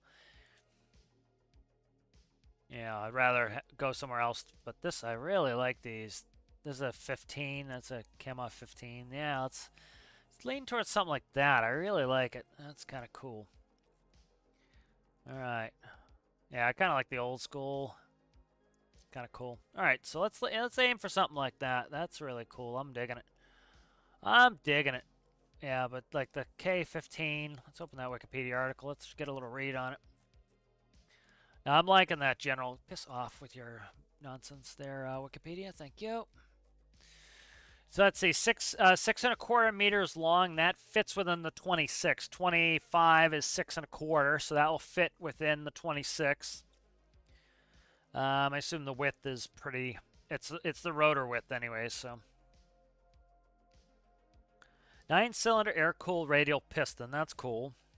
Ooh, I'm curious if we could do a cool ass engine design on this. I think we'll do a conventional helicopter. I don't think I'm going to do a pusher. I might do a pusher. We'll see. But yeah, we'll keep that in mind. But I like that. We'll kind of use that as a little bit of a reference. Maybe a nice bubble on it. Be kind of cool. All right, so let's start working. Height doesn't really matter. All right, so let's go front of the pad. Get some general shaping going here.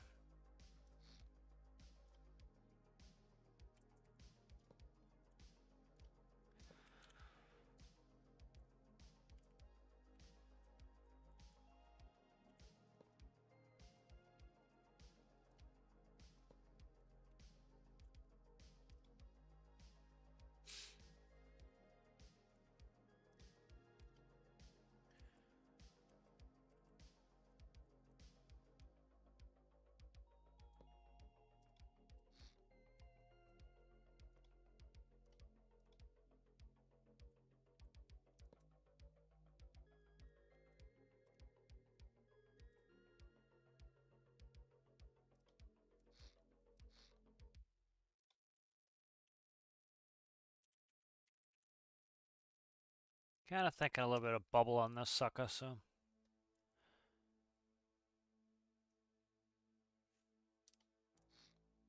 Might build out the glass first and then work from there. We'll see.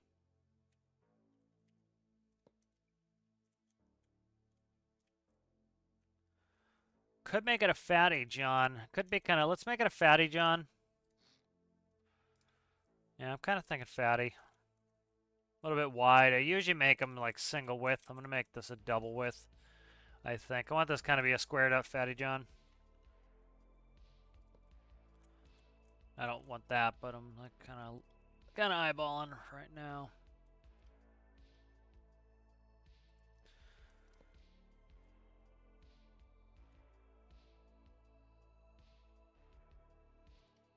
Okay. I think we'll go 2, but we'll do...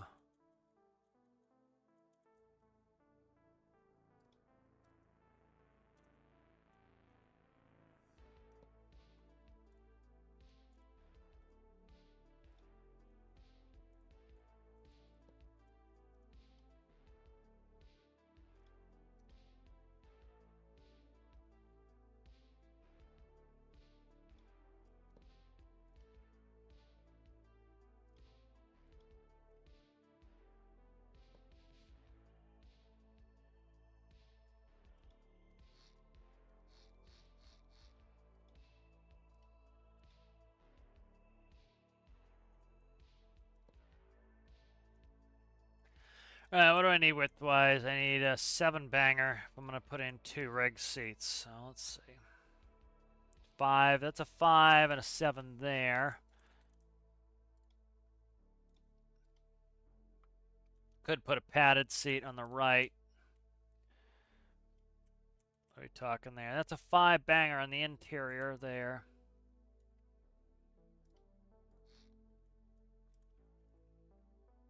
I'm thinking like...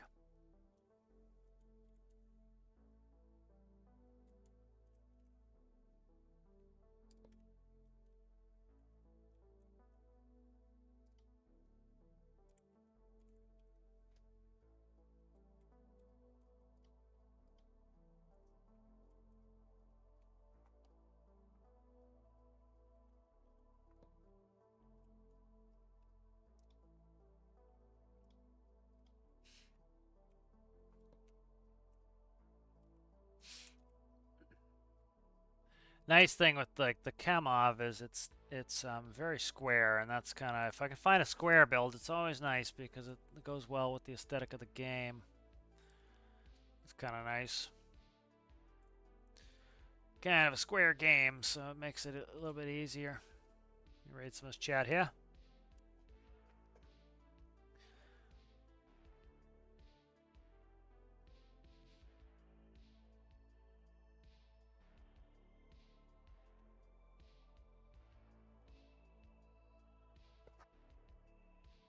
Yeah, they need to fix the, I think it's the fluid port's the main thing. The fluid port's just too slow. You can't get your rates up, and the problem is without your rates being high enough, you can't really do it. I think that's part of the issue they have with water jets too. Is you just can't get the flow going fast enough through there. So it sounds like something that it's screwing up a bunch of stuff, so they're going to have to address it at some point.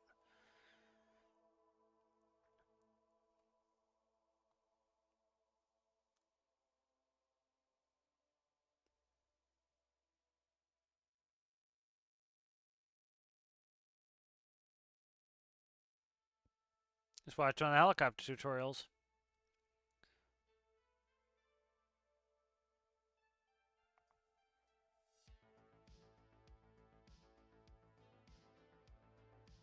Just read in chat.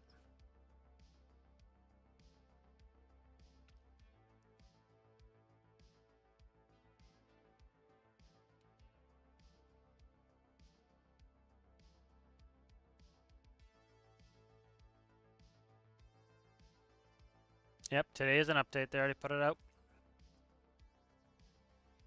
It's the variable pitch propellers for boats.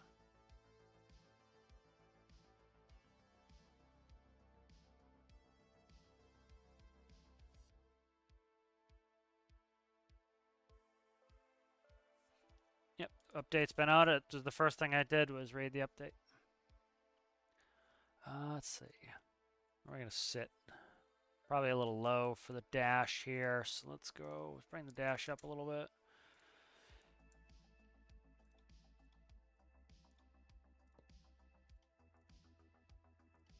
Cat's just kicking me the whole time. What are you doing? Why are you kicking me? Being a goof? I think I'll do full bug, kind of buggy bubble, I think is what we'll do here. We'll embrace the bug. I kind of like it.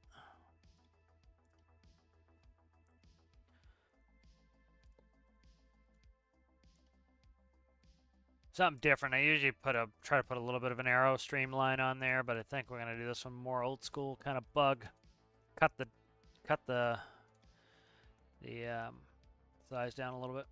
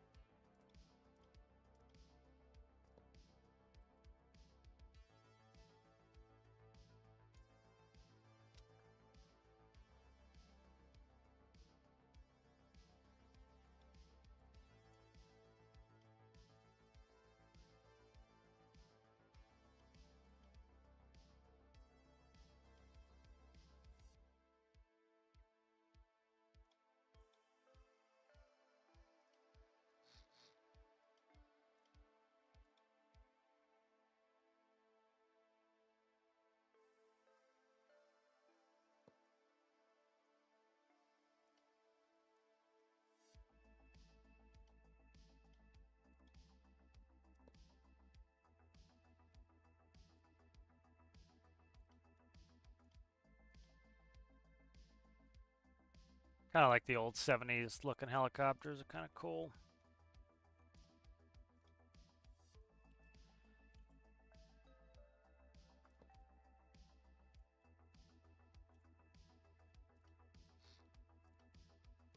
I have a 3.2. I don't think we do.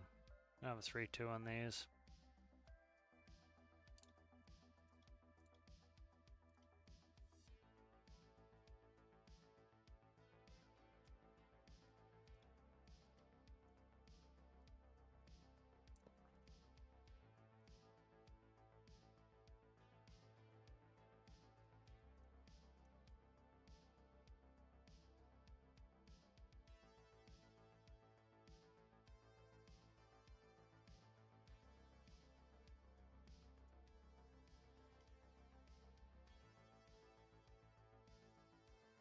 Can't do a big inverse on that.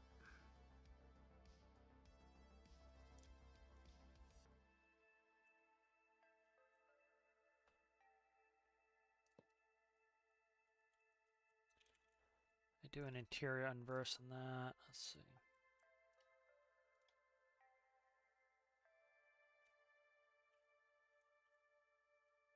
I want to kind of have that 70s feel on it.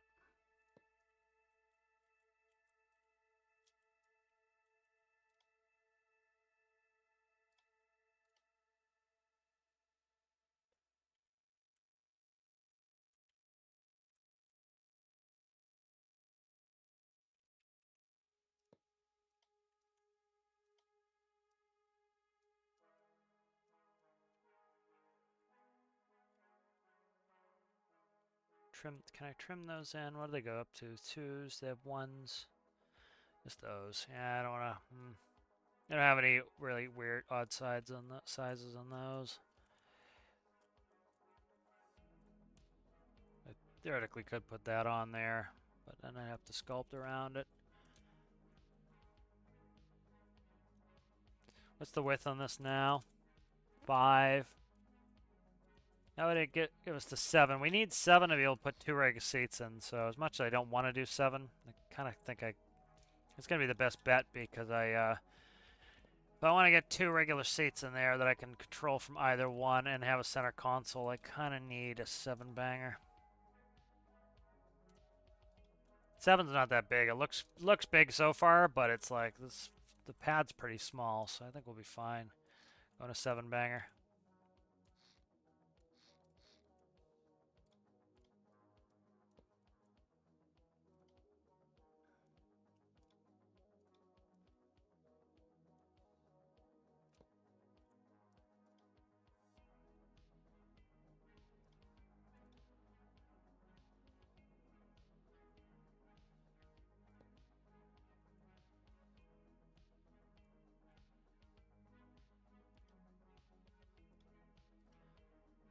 So usually I don't do too buggy of a cockpit. I don't really care for bubbles, but that's why I'm kind of doing it. Is I haven't done a bubble in a very long time. Kind of nice to do one.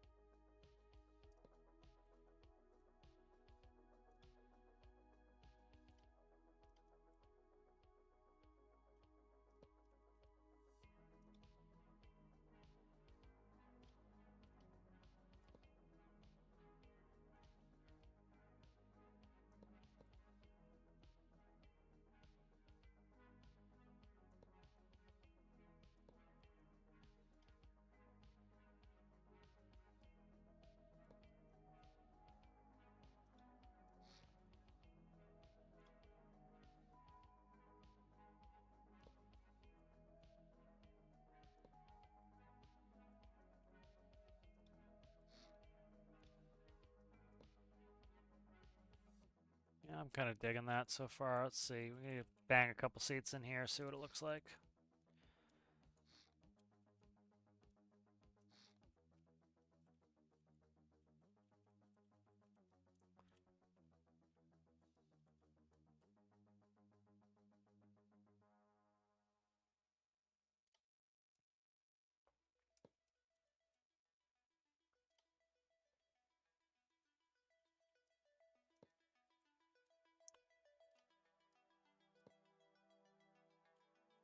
When it's kind of insecty looking.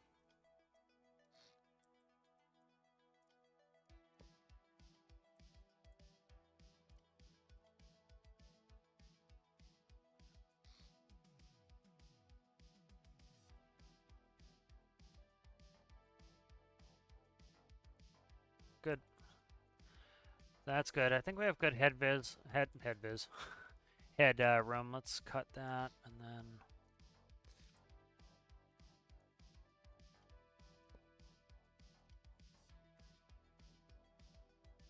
Yeah, I think I'm gonna dig this.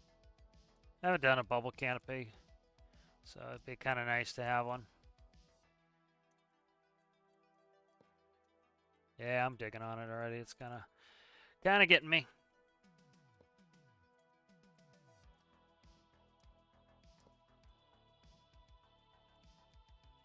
Good and buggy. Good and buggy.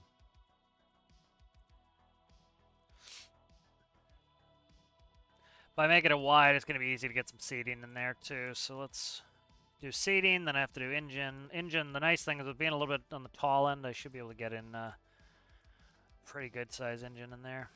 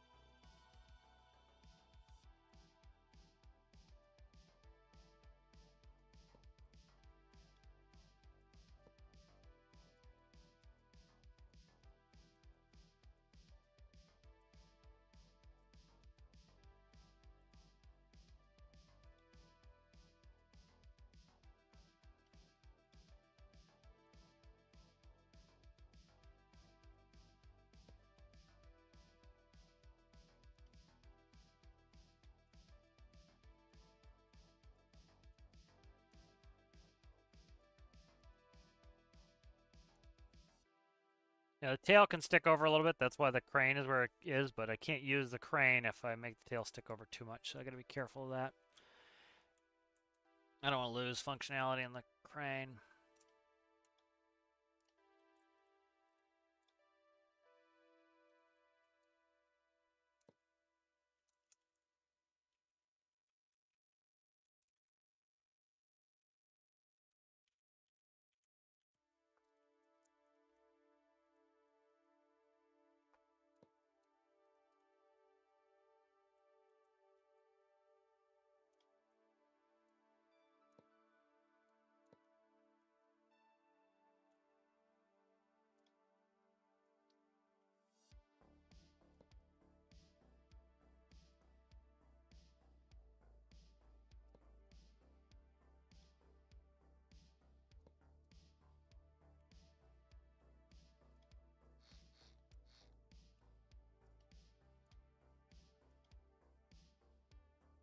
Put a cargo bay in this, that would be even sweeter.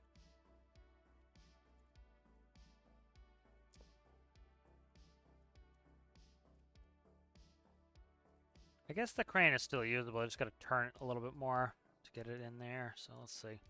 I can shrink it. I can move this cutout on part of the ass there if I need to.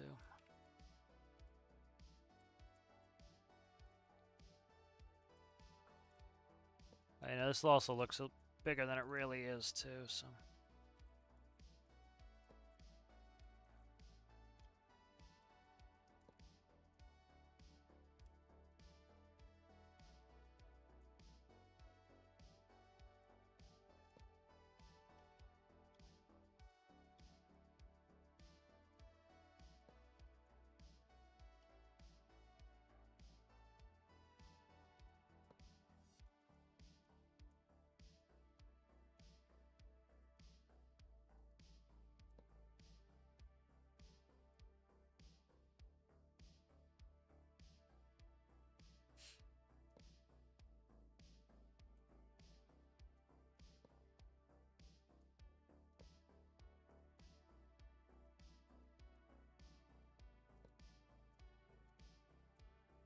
Liking its insecty look. Speaking to me. Yeah, it's looking at me weird. He's like, what are you talking about, Dad? Insect, huh? Every time I say insect, he looks at me.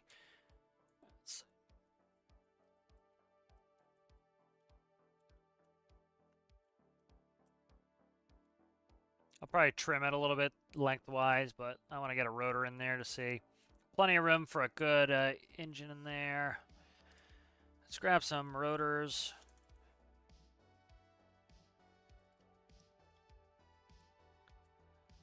I go large rotor and shrink it. Don't want it really much past, if at all, past the whole point of this is to be small. So I need to shrink that tail out. Yeah, it just needs to be done. All right. So let's cut in here.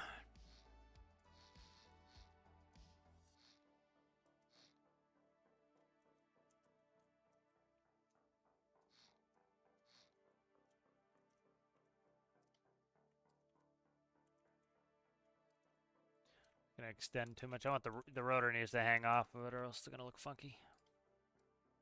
Oh, come on.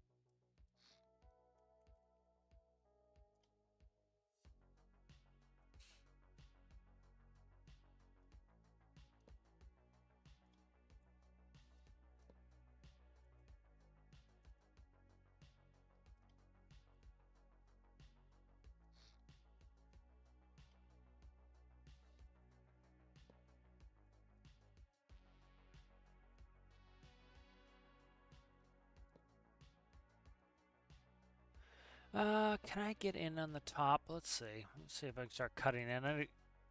By doing it wide, I can keep plenty of cargo space. So I don't know. I might not cut it in. I might keep it wide. Kind of want this chunky. It's not going to be super fast. I don't want it to be super fast. Kind of want it to be a little bit on the slow side.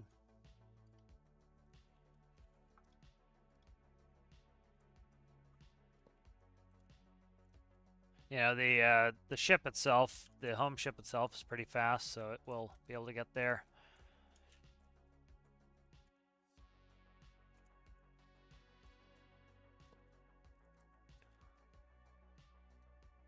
See, scale-wise.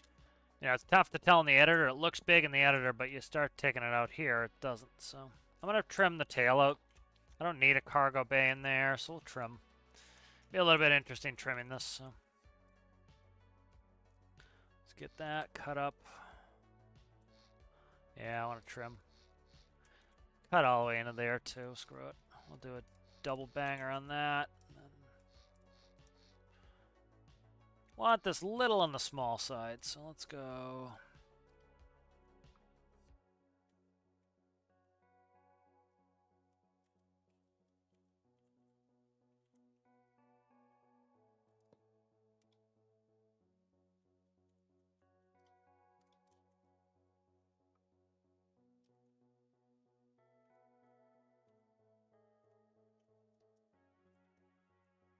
That could be a nightmare doing 4s on there.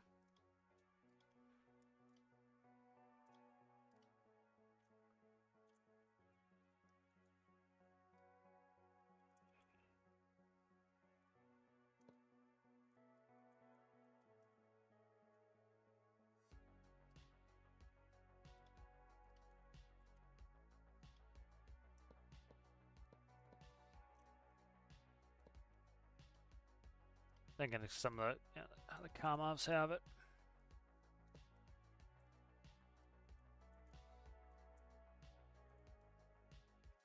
Are you talking 1 bangs on there?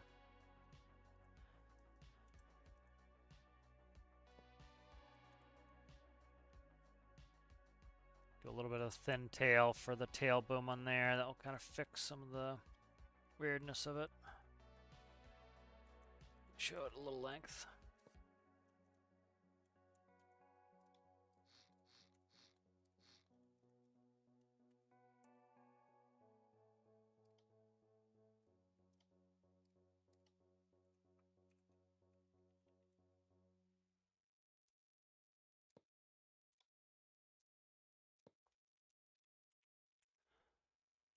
I'm liking it.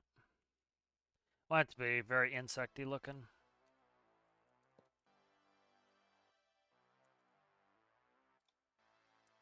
Don't really need a ramp. Don't really want a ramp.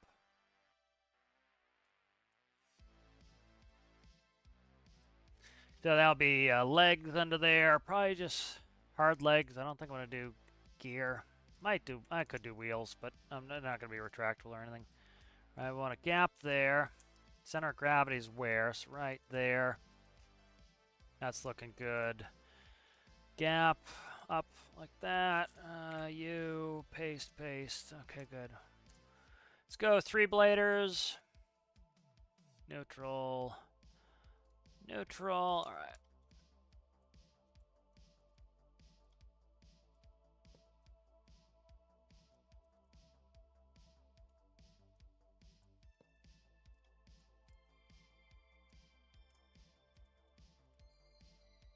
Like in its insect nature. Let's check some chat here.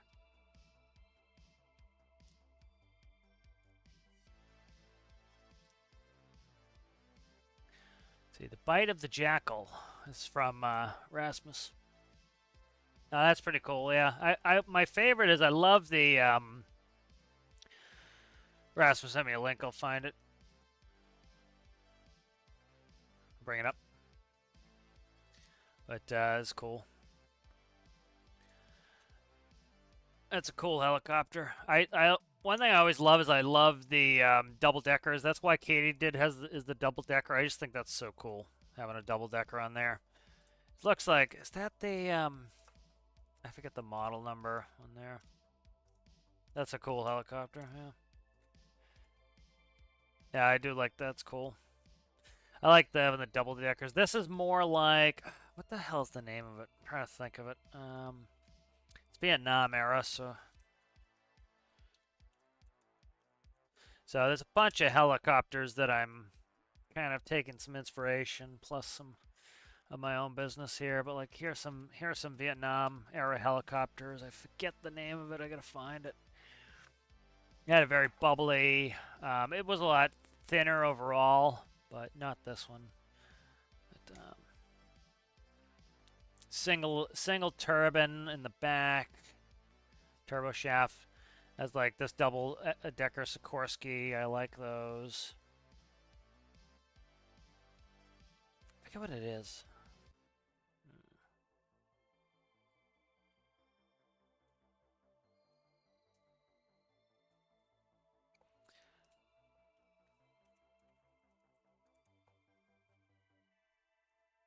It was very rounded. It was an attack chopper. Bubble canopy in the front. Trying to think of the name of it.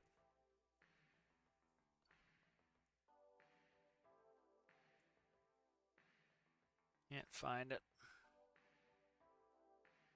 Wasn't this? That's not what I'm thinking of. This one. These are really cool.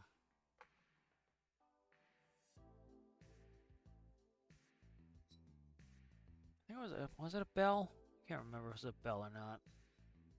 It wasn't the Iroquois, was it? Am I thinking the Iroquois?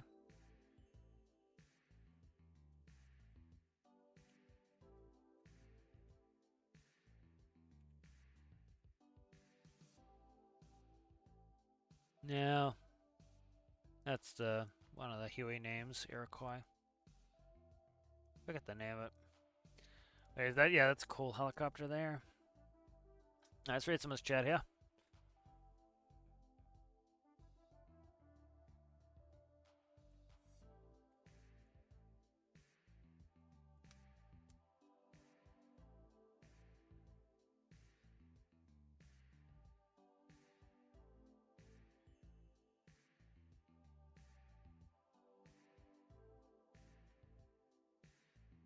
I doubt they can break off the water propellers.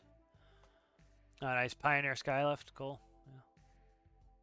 Oh, very cool.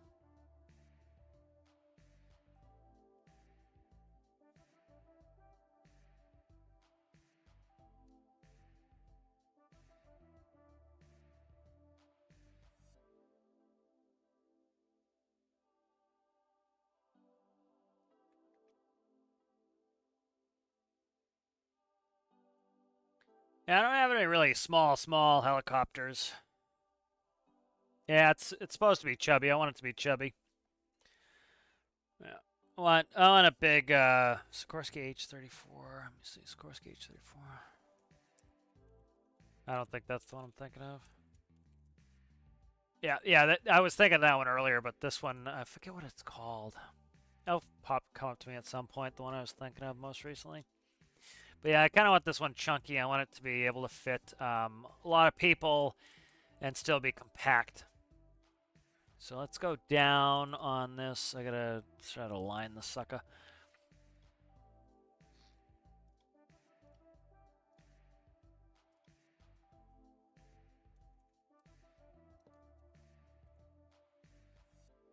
Gotta go one in from there, so.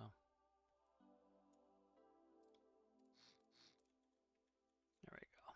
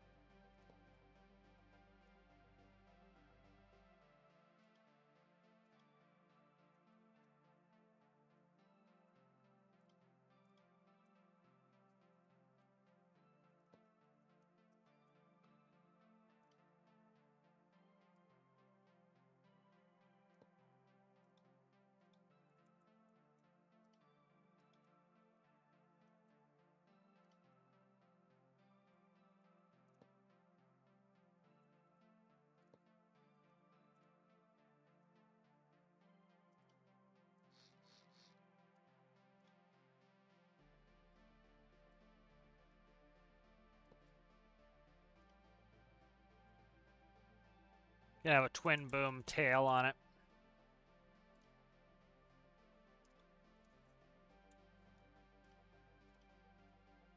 Like the Kamaz.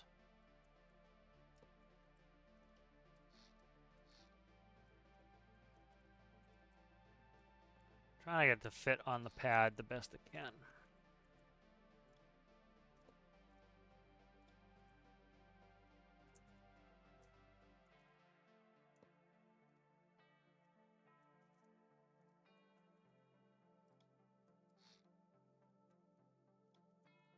See how fast. If it needs a pusher prop, it's gonna get one, but.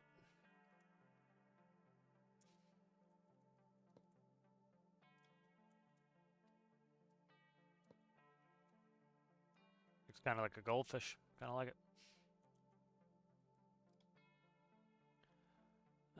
We talk there. Okay, there, and then this set there. Okay.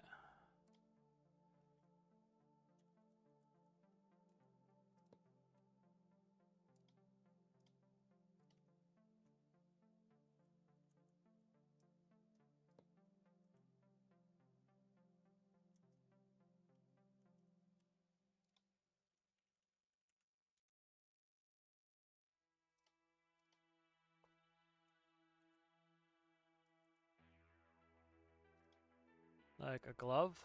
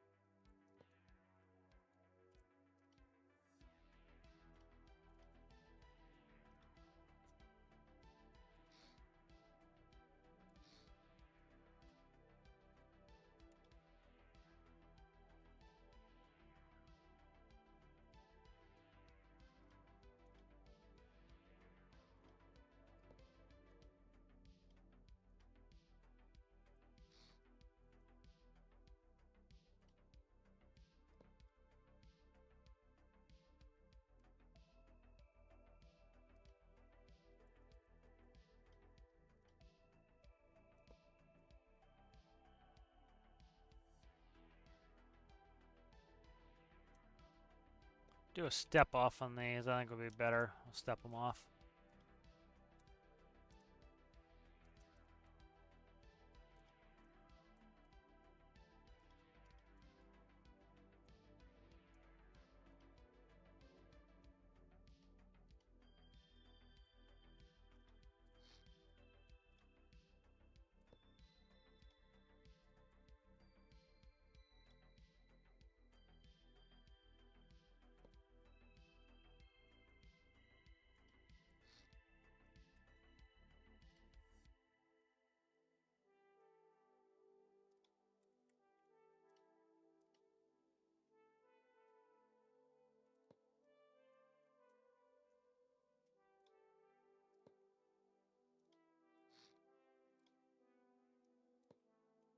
There you go.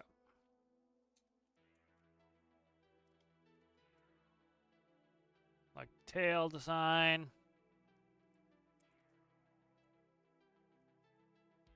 It's nice and tight within the pad. Good interior space. That's kind of the reason why I went fat on this, is I wanted it fat for interior space.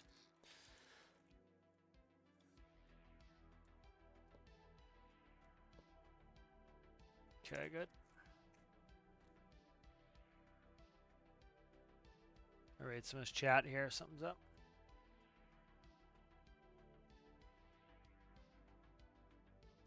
Sorry to hear that, officer. That sucks. Thoughts with you guys?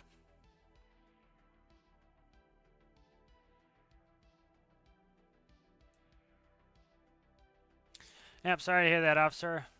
Thoughts are with you. I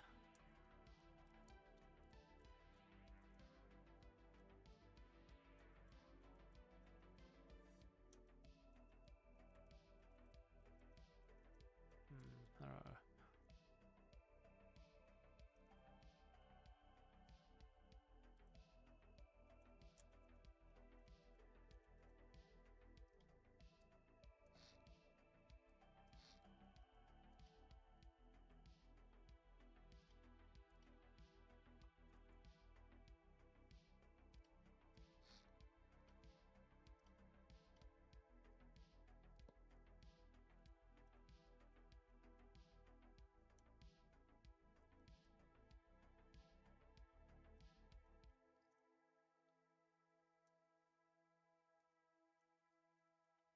Liking the general shape of it. Looks pretty good. Very buggy. I like that. Probably end up getting a pusher at some point just to make it go zippy zippy. But like the interior space is good. I have enough headroom. Can do when I'm seated. I can do overhead panels. Really good bubble in here. I want to get rid of these interior corners and fix those. Yeah, pretty much just the gauging in the middle to share between the two pilots. I could probably even cut this and put double paneling, which is what I'll do. I could go down paneling. If I down panel, like I'm not seeing anything out of those windows anyways, I don't think I'll down panel there. That's what I'll do. Can't see under there anyway, so we lose a little visibility with cutting that one, but this one we don't, so. That'll be our center shared center stack between the two of us. And then we'll have that. I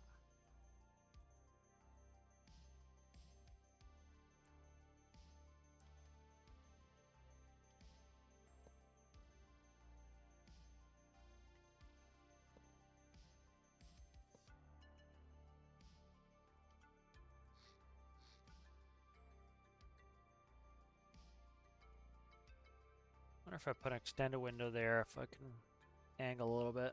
We'll see.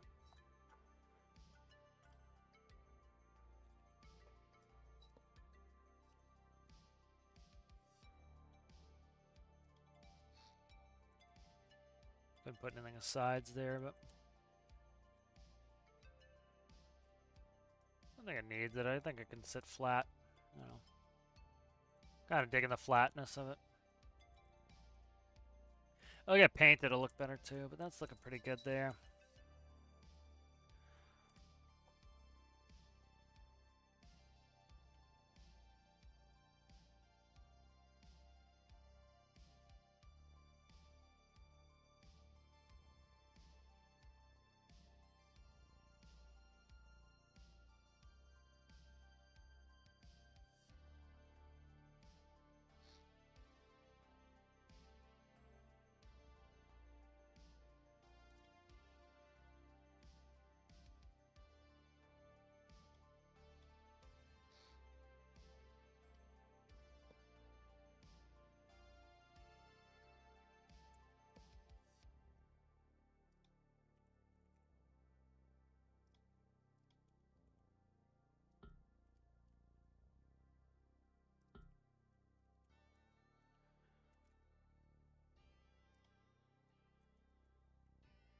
If I put a rear engine, I wonder how bad... It shouldn't be too bad to balance. I could probably put a good bit of weight blocks in there to balance it.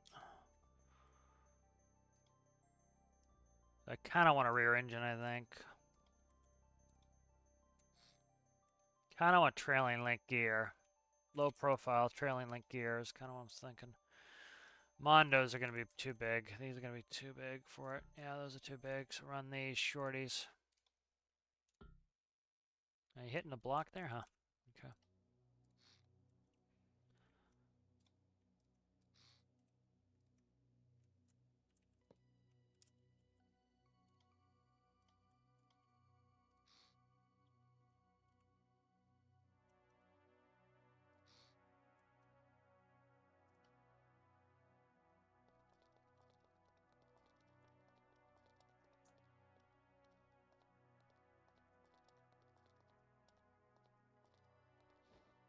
Plumb a door in here.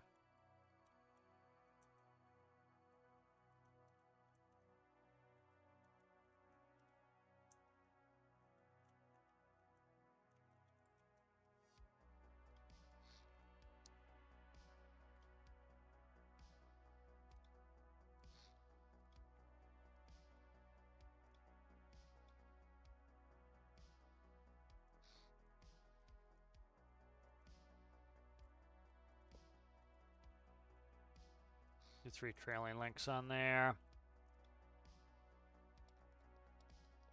3 trailing links looks a little weird. Maybe we'll do 1 single trailing link. Do this. I think we'll do the mains as trailing links, and this one is a regular conventional.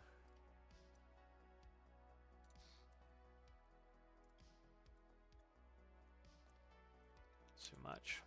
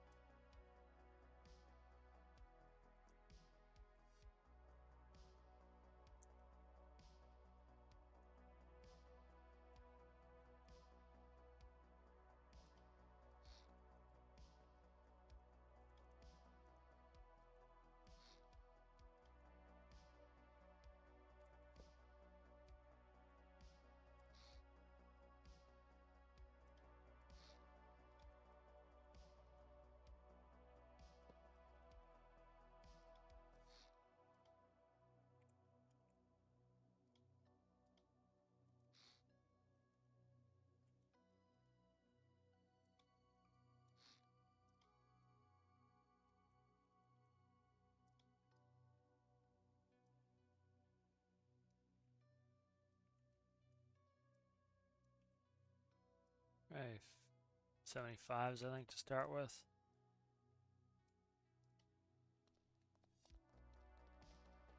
That's good, I'm liking that.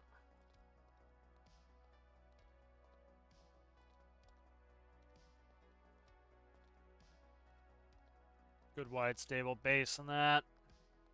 Makes it easy to push around too. I can just easily push it where I need it instead of. It's one of the benefits of having wheels on even helicopters is you can push them.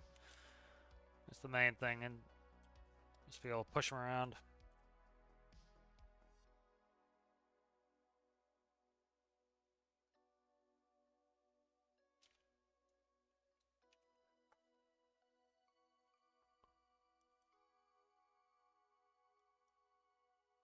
I'm just reading some chat here.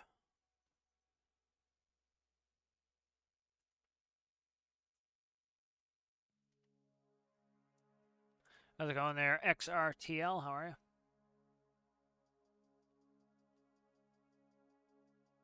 Thank you, officer. Appreciate that.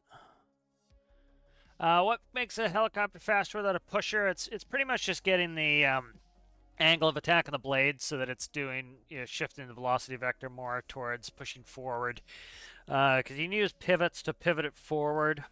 That's the main thing. It's just mostly thrust. The problem is with the helicopter, you're kind of limited to 60 RPS. To put it in perspective, you're not necessarily limited to 60 RPS, but for all intents and purposes, I kind of limit them to 60 RPS for flutter reasons.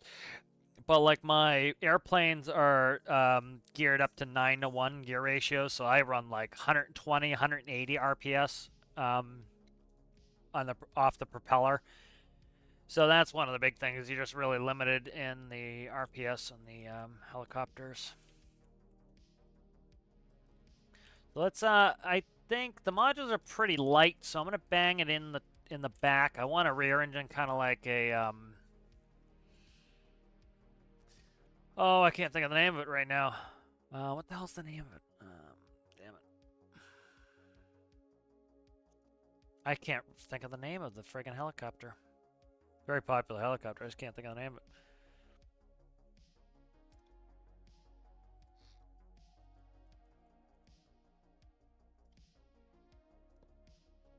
Can't think of helicopter names today.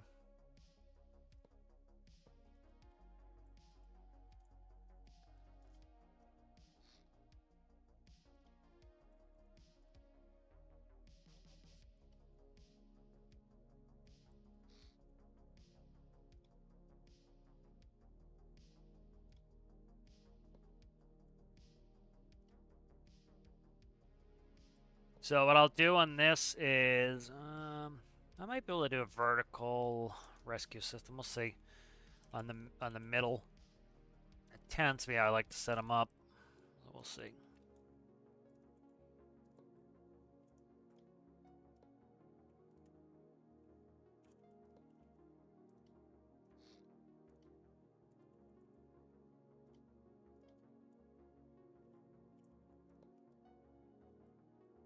Now let's make sure I can get my ass in there. So this is the only problem is this 1x4. So what I'm going to do is move that forward one. And then I can drop my whole door by 1 and make the door a little bit bigger. So we'll do that. That doesn't negatively impact the looks.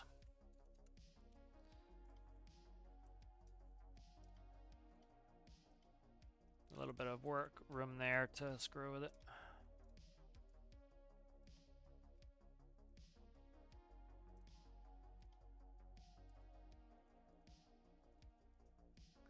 Put that down there.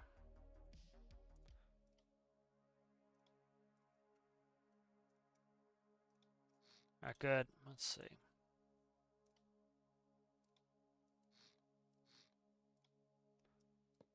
There we go. That's a more reasonable door size. Be easier to get in and out. It's on the floor level.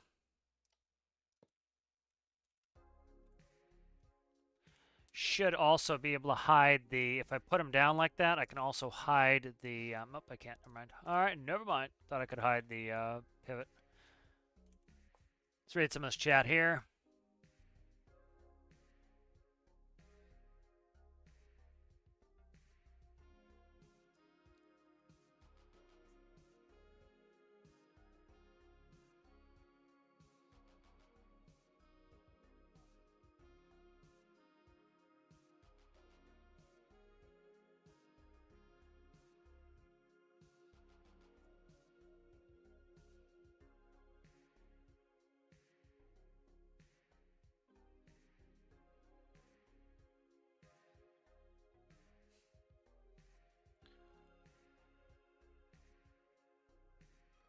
Any advice for a new YouTuber?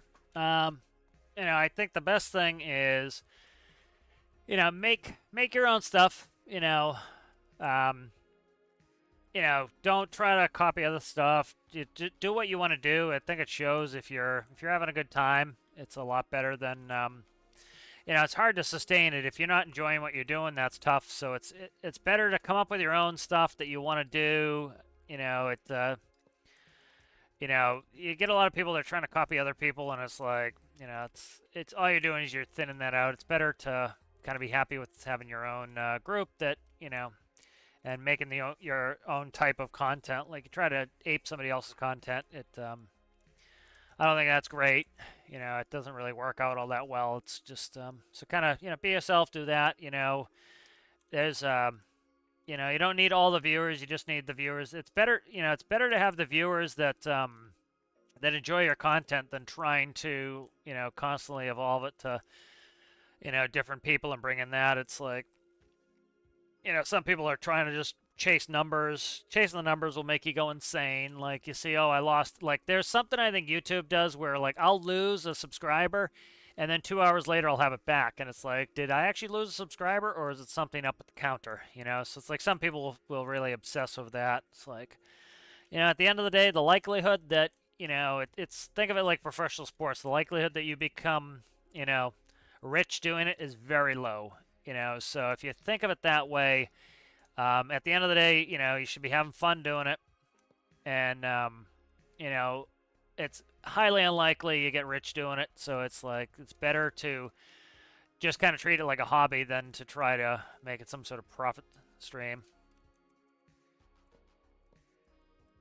Because it's like think of it like the movies. You've got very few people who make a ton of money doing it, and most people make a little money doing it. And it's so that would kind of be my thoughts on it. I'm not gonna be able to fix this the way I want it if I do that. Let's try this really quick. I can't really change that if it goes there. Yeah, it's not gonna work there. It's fine.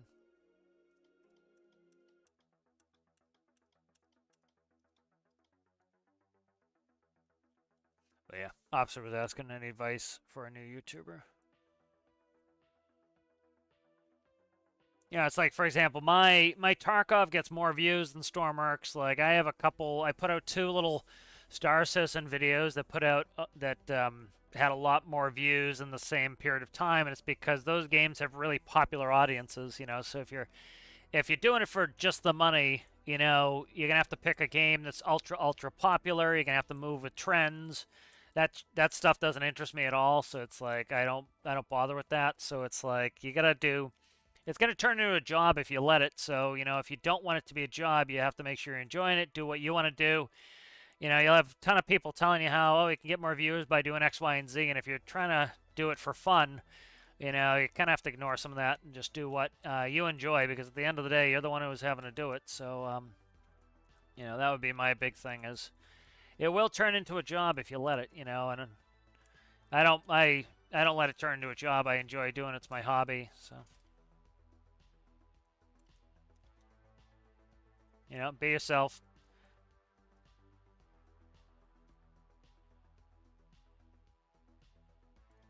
Grab the wrong one. Where's this one? I don't like these interiors. I want to do this one, but I'm probably going to have to do an interior on it. Yeah, I got to do an interior. I don't like the way they look. Could do yeah, I'll do an exterior like that, I think. I don't know. I don't know which one I like better.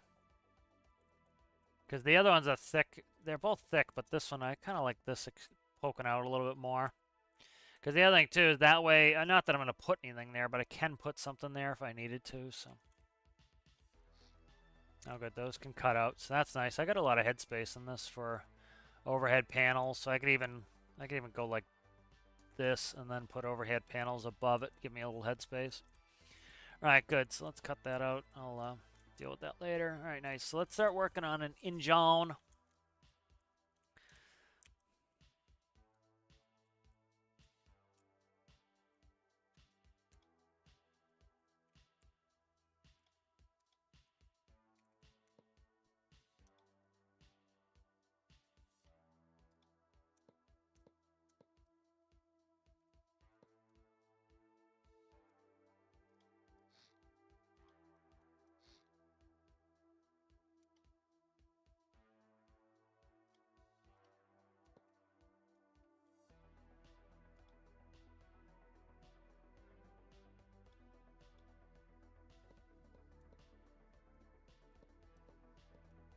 What's that? That is a 16.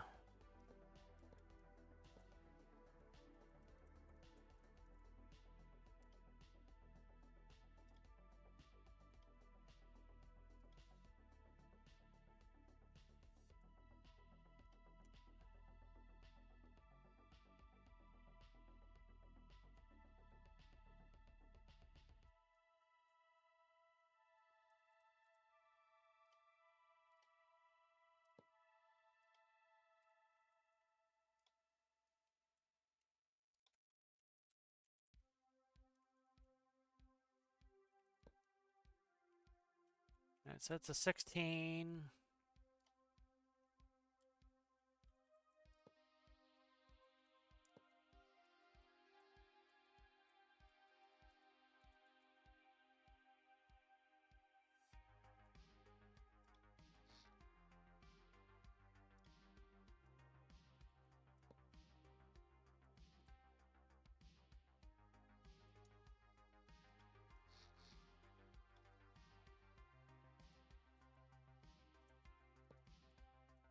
What do we have? 1, 2, 3, 4, 5. Okay, let's actually do a back-tipped engine. Let's do that.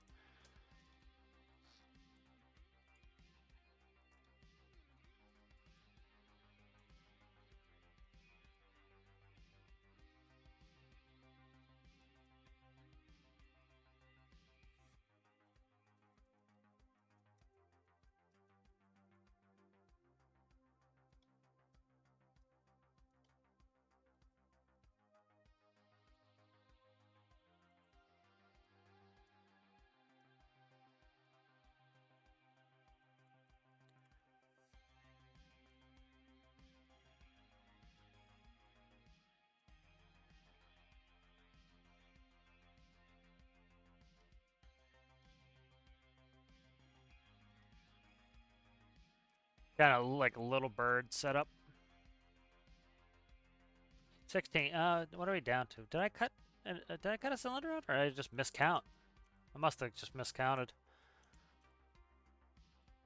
So I have a 12. Okay, it's a 12.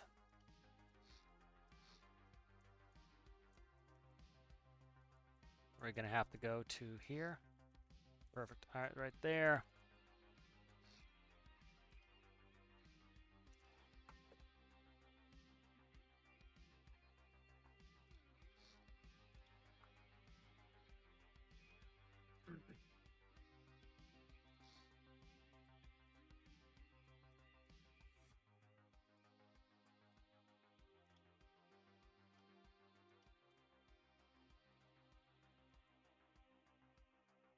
So get a good powerful engine on this. Gotta get to here.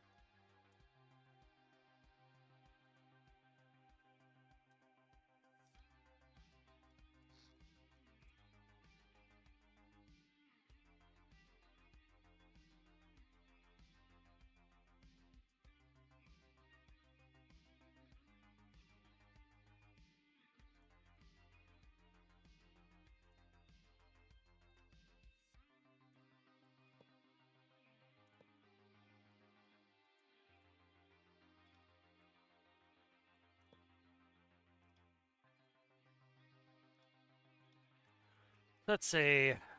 6.6 is what we need with a 9-to-1. So let's plan for a 9-to-1 gear ratio. With that big of a motor, we should be all right with a 9-to-1.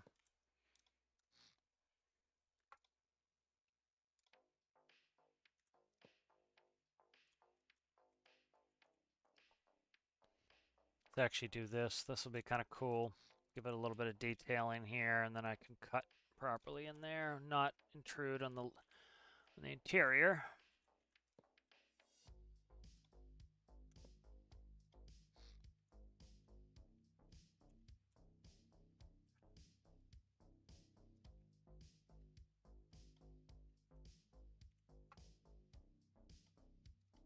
Fours might be too big, but let's see.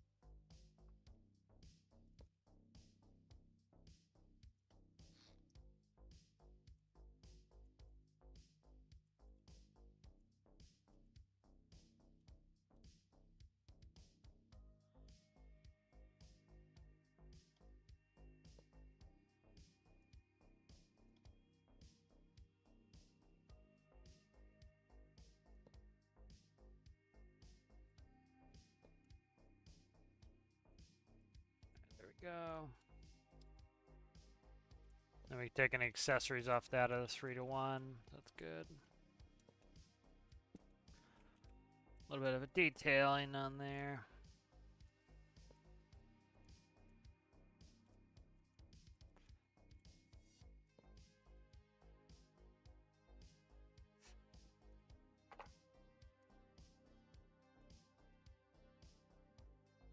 Digging the lines. Let's get a little paint on this. Try to get some. Very good. So let's save this. CBS Live Helo. Okay.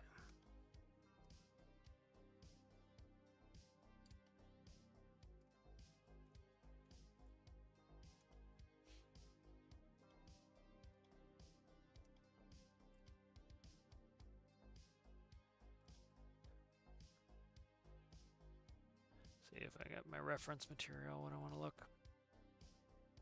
Not necessarily want it that color, but let's play with this color and see what we can get to here.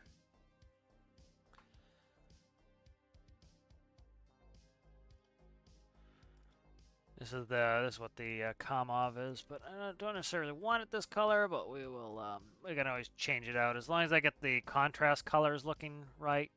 I can always change it from there.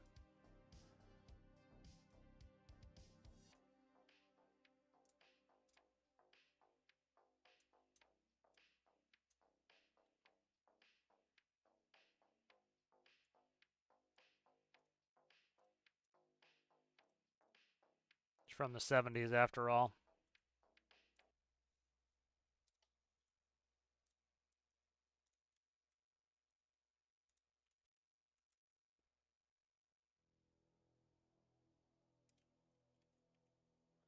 We'll go with the Kamov colors and then likely change it.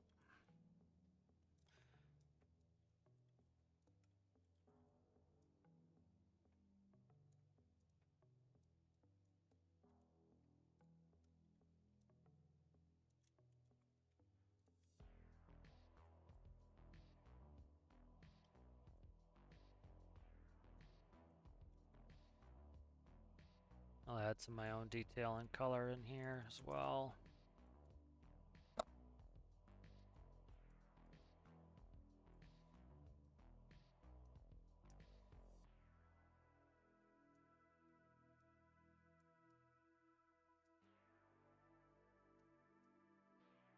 It's time at build to get it a little colored, and then it doesn't look as incomplete.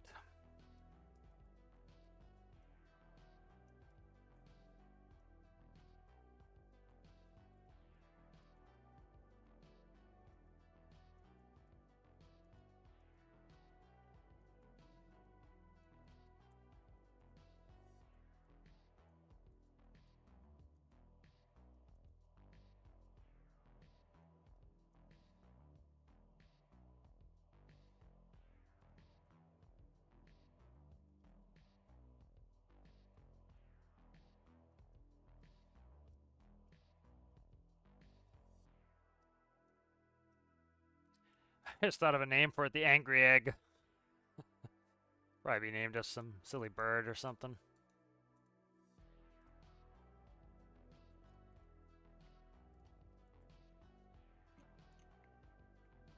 Nice dark contrast color on the rotors and the gearbox housing.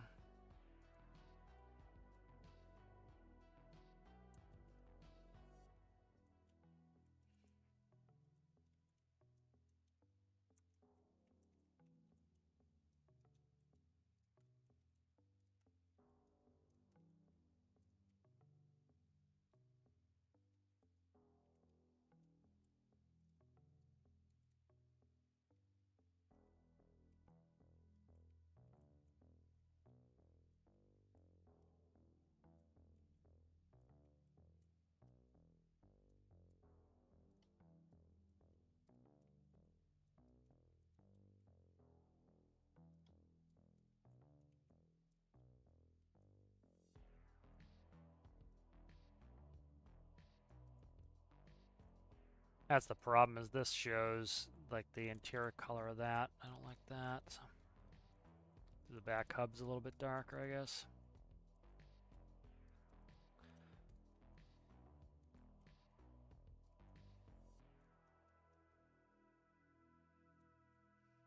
Yeah, we like that colorway. Not too bad, actually. I'm kind of digging it.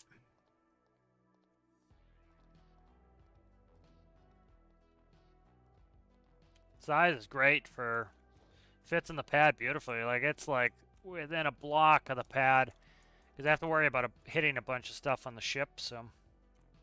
It actually really fit well. I was kind of surprised I was able to get it to fit as well as I did, and still kind of like the look of it. That was kind of a concern. I was like, pad's pretty square, so the build's got to be pretty square.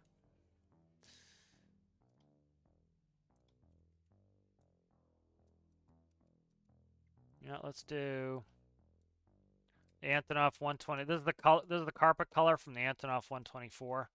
Really like it. Been using it a lot for carpets. It's like this really dark blue. And where is the dash color for the 124? Right there, I think.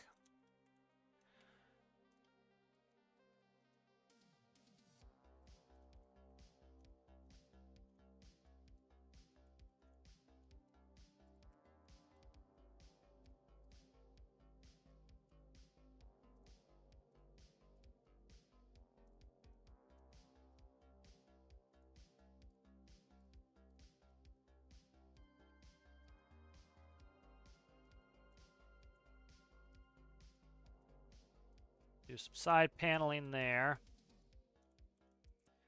So all the panels are going to get that blue contrast on it, but they'll be a different color once they actually get to what they're doing. Okay, and then let's go...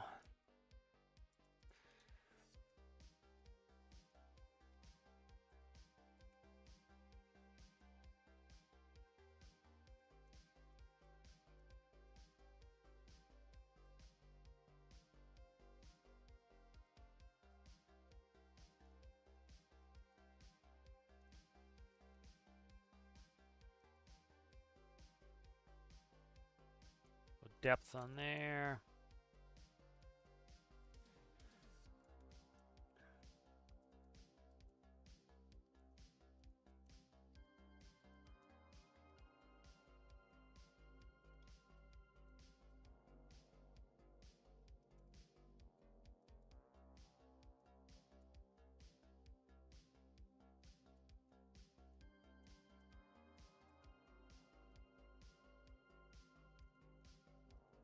So kind of just marking out where the panels are going to be.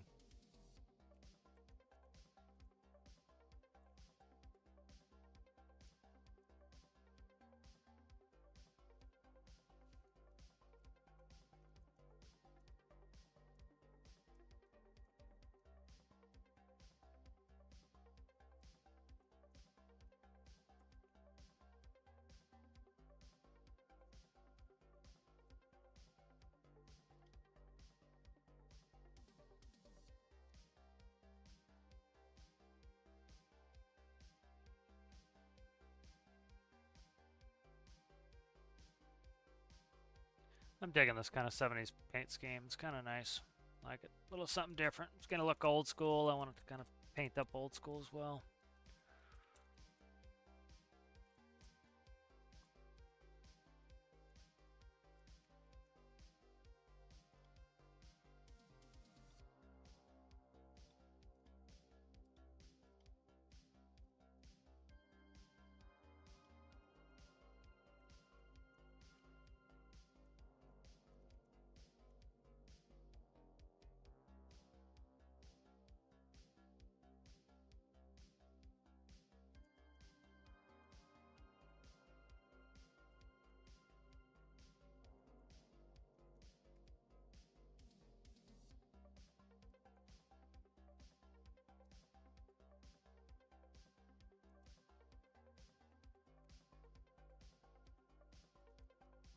I guess I can plain fill that. That's about all I want to plain fill.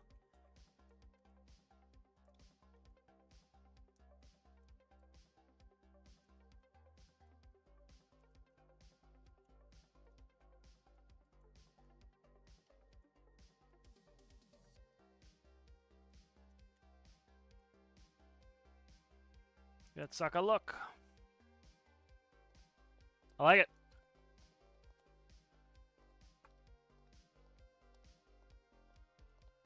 Shape's nice. Make sure we can get in and out of this bad Johnny. Hey, yeah. We're in. That one needs to be fixed. This one's backwards, I guess, because of the... It's literally sitting backwards, so this one's going to be a pain to fix. But I could use the... I'll just use the inverted one. I hate it, but I'll use it. So, really good sight lines on this. Any important... We'll put basilicious gauges in the middle there for all of our shared pilot stuff. Anything we need independently will be on the sides here. Yeah. That works good. Some overhead panels for starting engine stuff. That should work out pretty good. Backup compasses. Let's start banging in. See, this is what I hate, is this robotic pivot. I can't color properly. Make sure I don't have a home for that. No, it's going to show no matter what, so I kind of... Whatever. I really wish they would change so we can paint this... all four sides of this. Eventually, they'll probably get to it. Just takes them forever to get to some of this stuff. I have plenty of room. I could theoretically put a seat back there.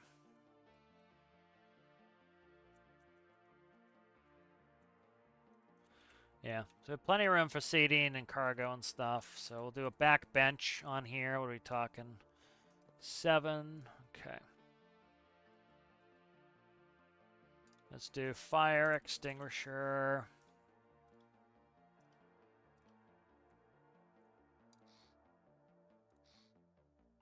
I purposely took off symmetry so I didn't do that.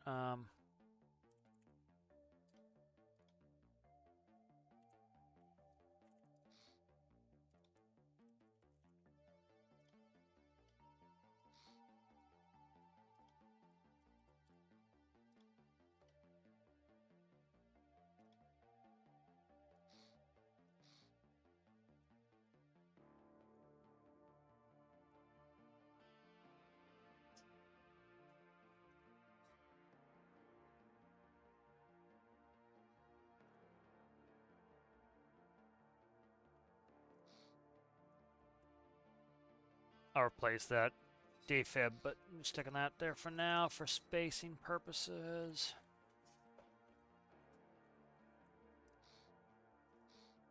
Alright, so that's pretty good. So that's, what do we have? 3, 9, 10 with the pass seat. Okay. 10 with the passenger seat. Get out of here, color swap. Get out of there. My god, I can't color swap back? You gotta be shitting me, dude. Ugh, that pisses me off. That sucks. It won't back up the color swap. Get bent. That sucks.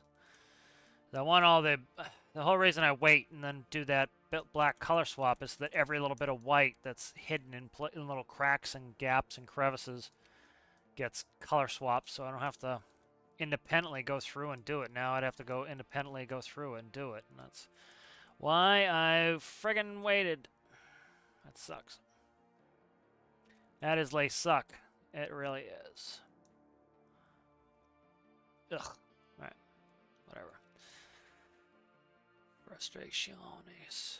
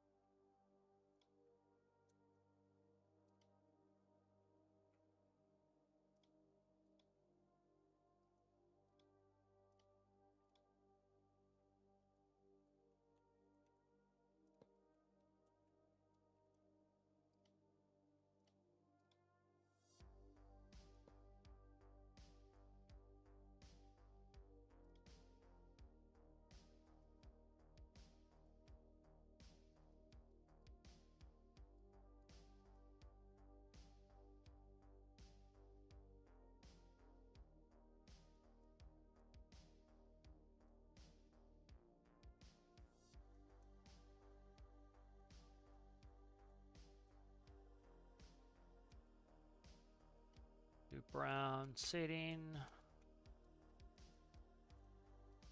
Do like a handle or something there when I figure out what I want to do there, or just like a vertical fire extinguisher or something there. Yeah, I'm liking the space. Save that before I do some other catastrophic coloring bullshit.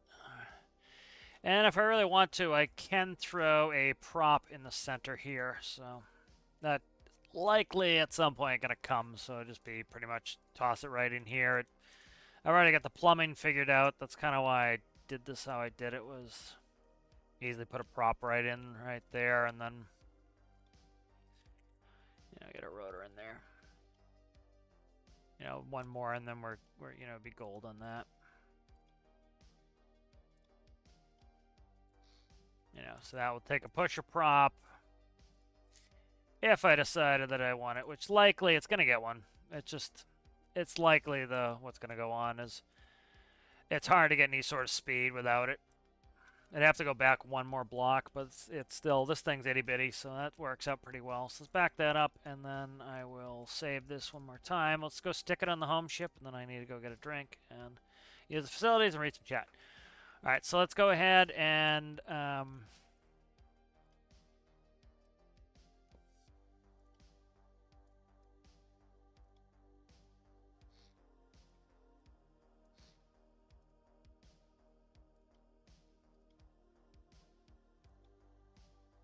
but I'm happy with that helicopter. It came out.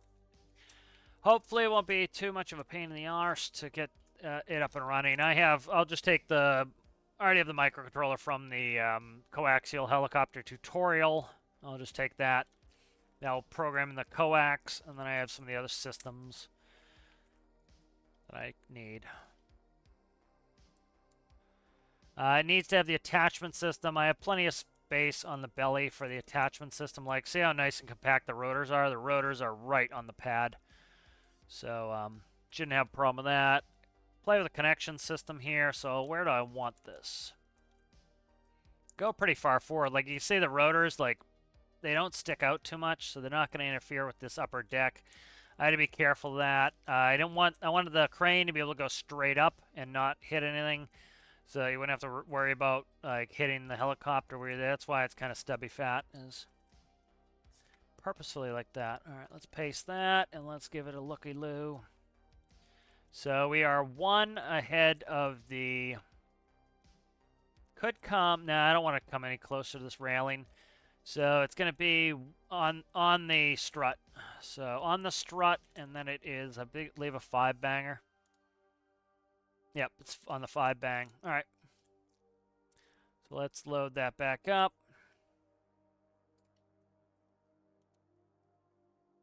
On the strut, and it's a 5-bang. So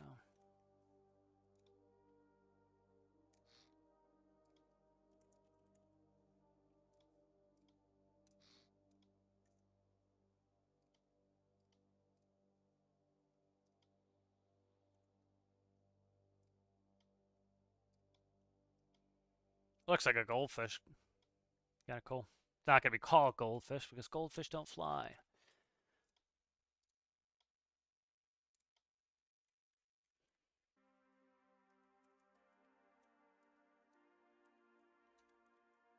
So standardized attachment system, so it'll work with Triton, work with everything else, work with some of my stationary pads. And there it's attached, so nice. Yep, no problem there.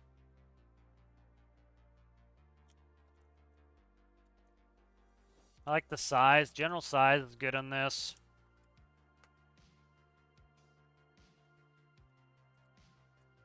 It has a pretty wide tail, but I want to use... I do not like those little control surfaces. I wish they would make one that looked like this, but smaller. Instead, I really hate the look of those fins there, so I don't use them on anything. But that, yeah, so that helicopter should work pretty well. Coax, and probably, like I said, I might throw a pusher on there. There's a good chance of it. We'll see. We'll see how fast it goes. Because the little rescue skiff goes, that one goes about 45. So, If this can do, I don't know, 75, 80 knots, 100 knots, I'm happy. If not, I'm going to probably put a pusher on it. It's got a big motor on it. You know, I think Katie has an 8-cylinder. This has a 12 in it. So put that into perspective. Katie does 147 knots with the prop. The tail section got painted incorrectly because of that color swap nightmare. I gotta fix that. I'm gonna take a little bathroom break and a coffee, and I'll throw you guys on a playlist, and I'll just quickly do that. But I do dig this color scheme. This is a cool color scheme. Good, like, definitely feels like 1970s, this color scheme. I like it. Probably it's gonna get a lot of cateated systems, I would say, to kind of expedite the finishing of it. I don't want it to take forever to finish. Again, like I said, I'm trying to keep things simpler in the live series and get them out. So, generally why things don't get out is they're complicated. So, and like, it's like, you know, for example, like if you had asked for the tugboat, like you saw how I was struggling a little bit with the tugboat yesterday. I haven't gone back and fixed it, you know. And so stuff like that's kind of frustrating me until I get that fixed. But like tugboats, variable pitch props are great for tugboats. That's really awesome. I'm still probably going to do an Azipod pass where I do mostly Azipod stuff. I'm kind of looking to do some of that. But I like the general designing of this. It came out pretty good. Yep, this needs to be painted here.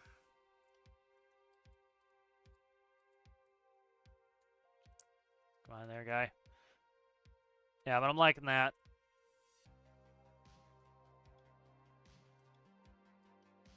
Right, let me get something to put on, and then I'm just going to go quickly get a coffee and get my sweater on, so I'm not freezing to death.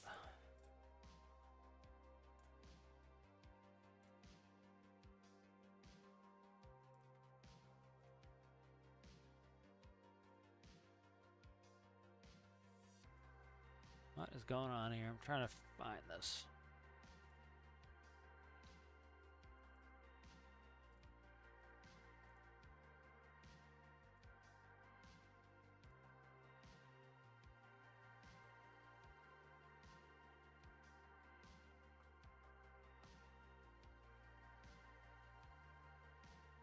Yeah, I'm liking this helicopter, though. This is kind of cool. It's one of the nice things about making something new is it just,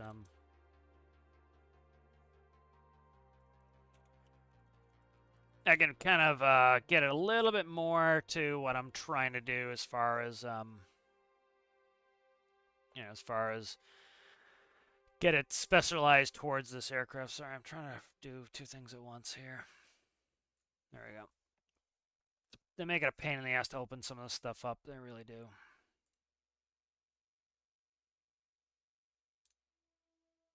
There we go. All right.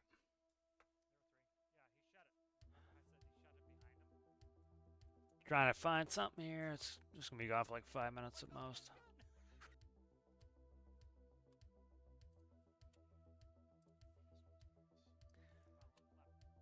Right here.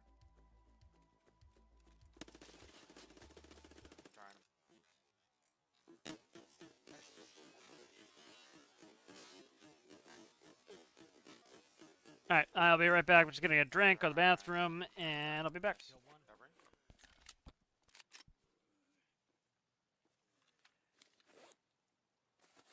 I jumped out. Yep. I broke my legs somehow still. I think just the one. I think just the one, Monk. Yeah, he's got a blue laser on the wall.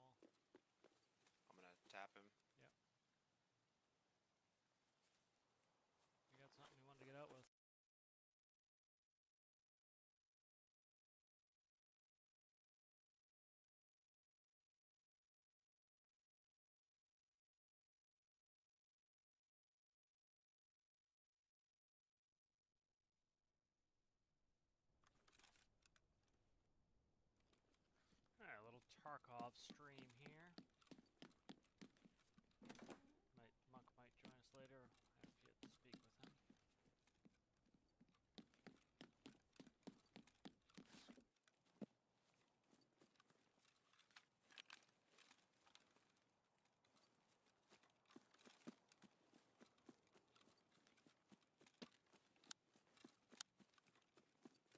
trusty Klin and Gornastav combo.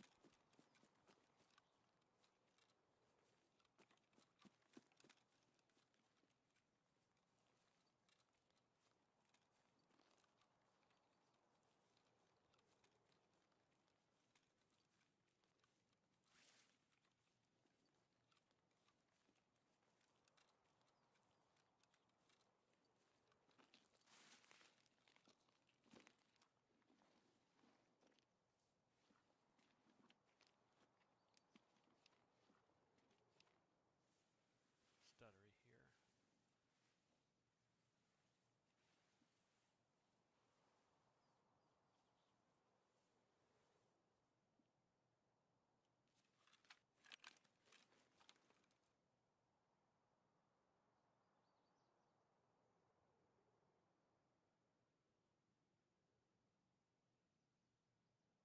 Gonna quickly make some posts while I'm sitting.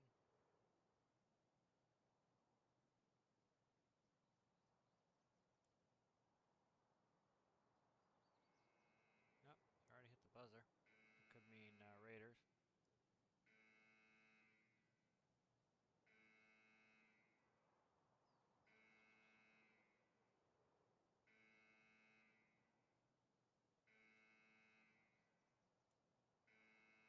Making a couple posts here while I'm sitting.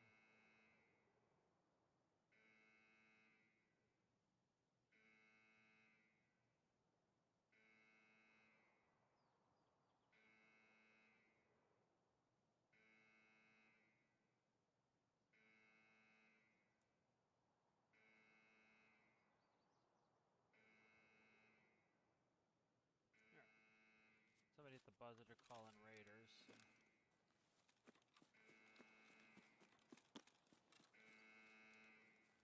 A little bit early for the cut extract. So. But we could get Raiders. That's unlikely if they push it that early. We're going to get Raiders. Step on metal. Yeah, must have been that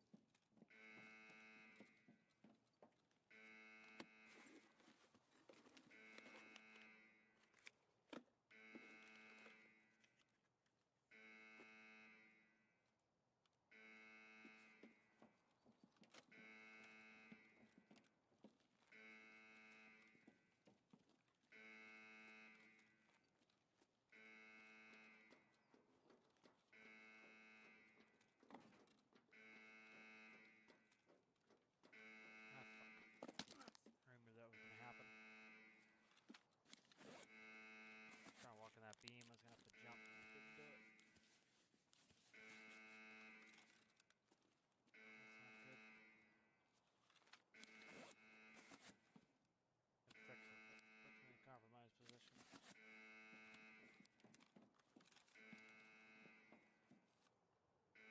Shitter's gone the long way.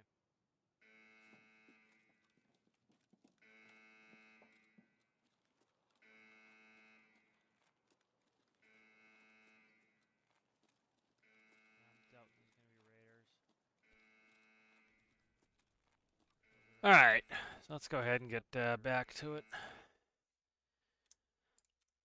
Open, close that. Alright, good. Alright, so let's try to get some of this helicopter going. I have a lot of chat to read. Let's get on the chat.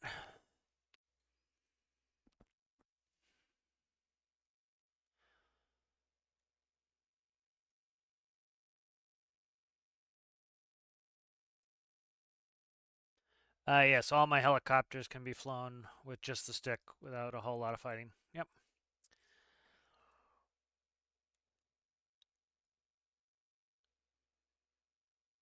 Yeah, the main thing is check out the helicopter tutorials for that there, Jacob.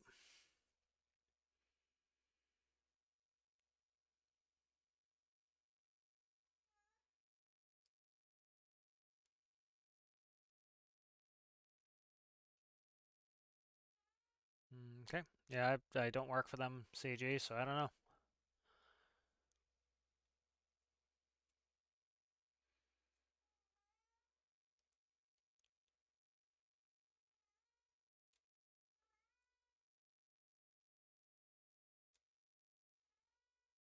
Interesting. Thank you.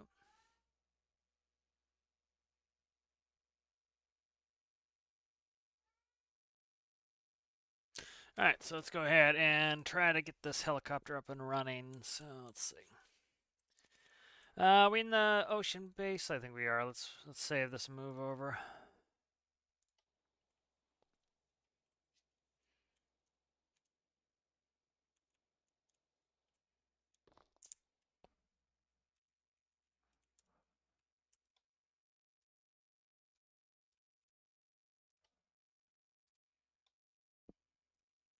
Don't think I have any other helicopters recent, so gonna be Katie. I think Katie Systems. Okay.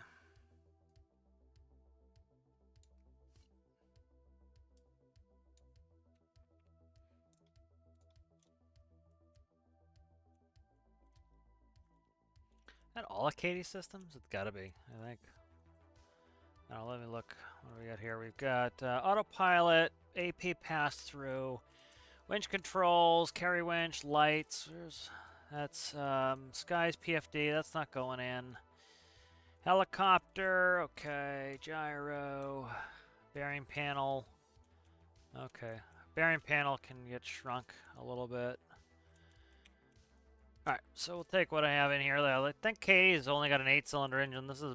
Nope. Katie has the same size engine. Okay. Katie has the same size engine as this helicopter. Alright, so they're about the same power.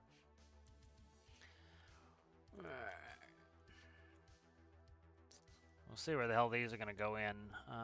I could XML in the floor if I need to. I got a bunch of headspace. I can XML in there as well to hide them. Alright. Let's see. That's going. Okay. What is this? That's the helicopter panel.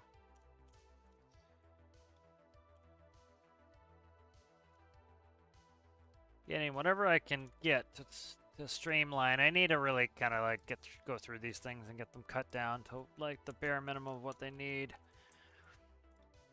Put in the physics sensor was a big help in cutting a bunch of stuff down. So let's see. Katie, that's awfully convoluted. Do I start fresh? Ugh. Problem is, do I start fresh? I hate to do it, but I'm going to do it. I'm going to start fresh. At this point, Katie's pretty convoluted. I don't want to have to redo a ton. Let's get the panels lined up, because that's going to be important. Yeah. I think at this point, shoehorning stuff in from Katie is getting counterproductive. It really is. As much as it speeds some things up, it's really... no, I have my own edit. As much as I...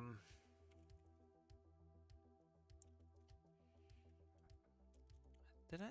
Why is... Okay, what is that? Okay, that's why. Just, it's tough to shoehorn in Katie's systems at this point. It's just... It's taking me longer than it's actually helping me. This was the most recent one, I think. There it is. Now I put Basilicious gauges in here.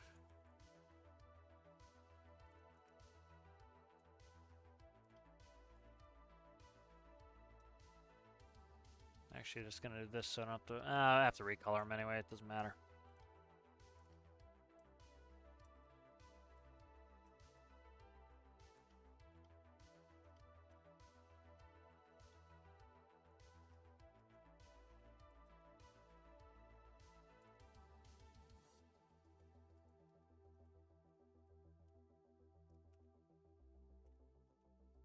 So that's most of the avionics that I need in there.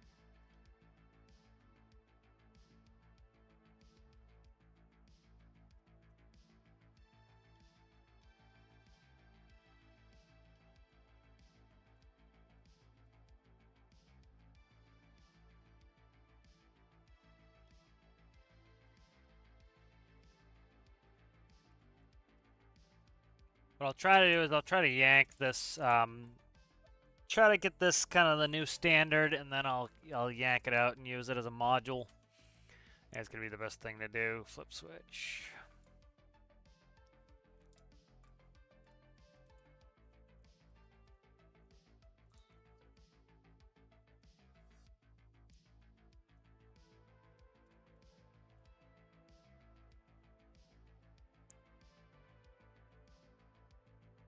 Master Power Avionics, run through systems up there.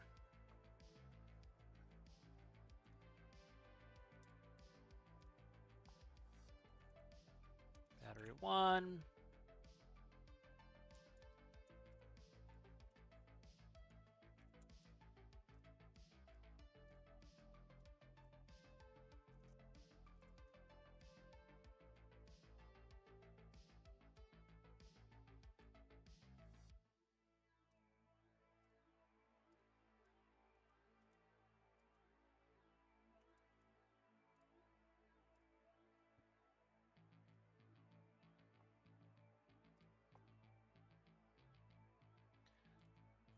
Bolts.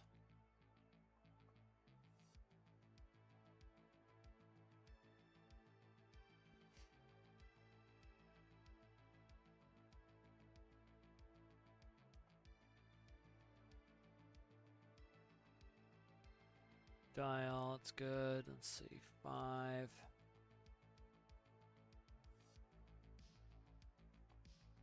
Definitely gonna want to have engine instruments somewhere I can see them, so I really want them above me.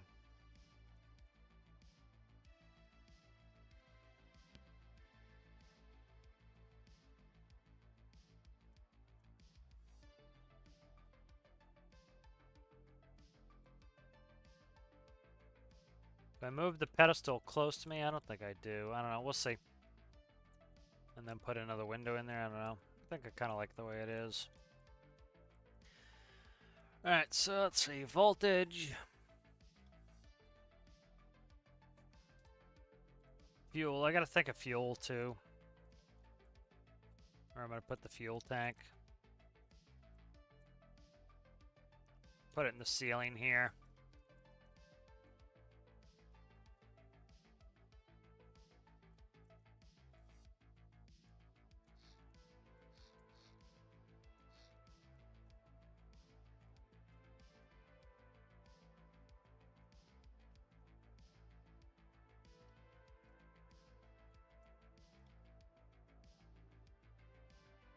I don't need this high of a ceiling, I think.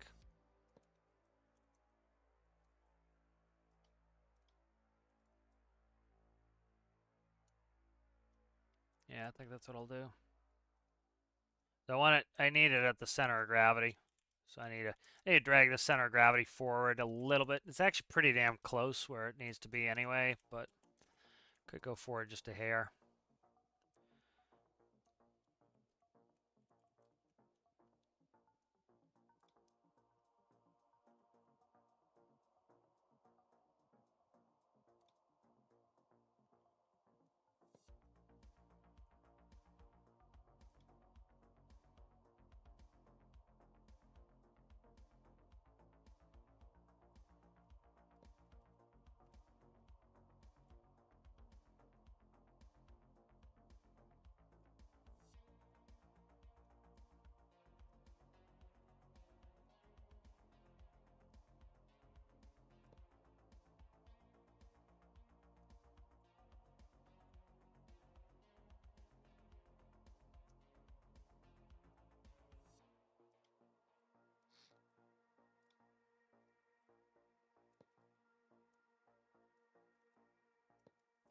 And I didn't have symmetry on for any of that.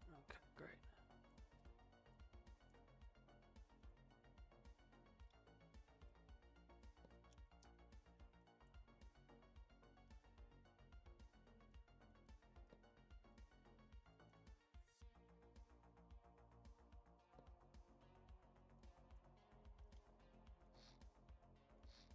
Am I off-centered? I am. Okay.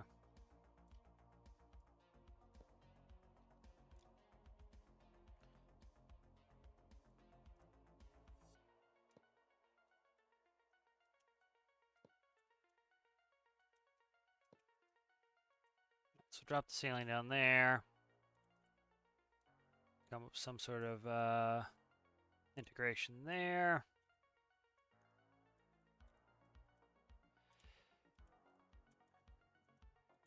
And I have some holes I can dig into here, so let's start cutting through here. I need to get that fuel, and that's a necessary item that needs to come in, so. There we go. We got quite a bit of fuel we can bang on the top here. It's actually not a bad spot for it. Okay.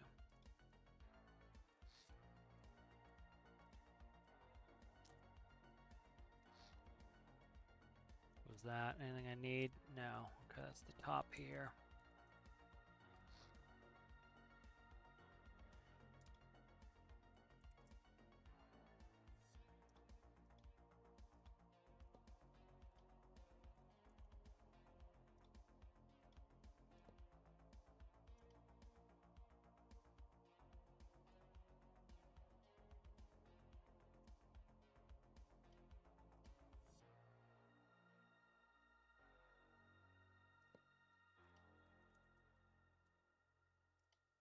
Yeah, I can't put it there. That sticks through. Okay.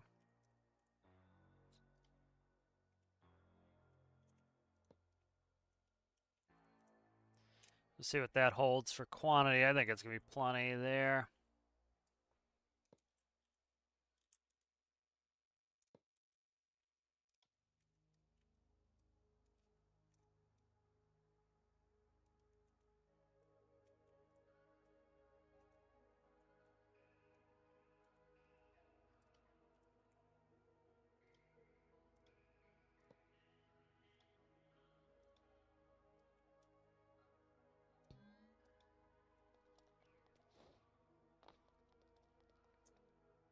$541 liters. That's plenty.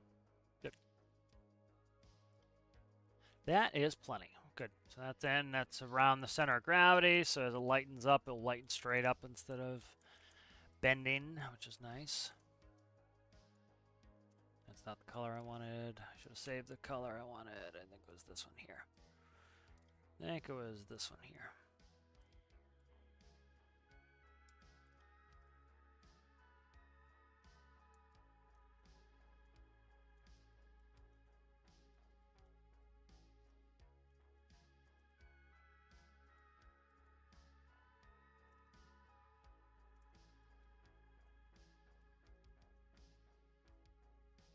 All right, so fuel's in. That's another necessary item. All right, good. So we have that. The gauge stuff is hooked up.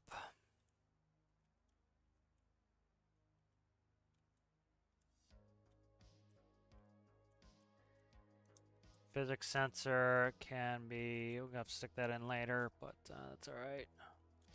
So this whole back wall can be all microcontroller here, which is helpful. The floor I can put microcontroller in and then XML a block across. A little bit of space here and there for microcontrollers.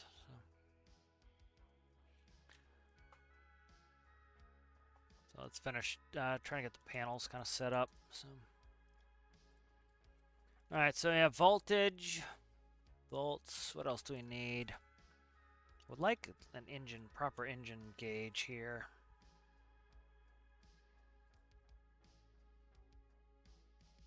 You know, another thought is this. Let's bang that up for now, and I'll replace it in a second here when I see what I want to do with it. Let's see if visibility is still good, so I can put engine instruments on top. But we'll see.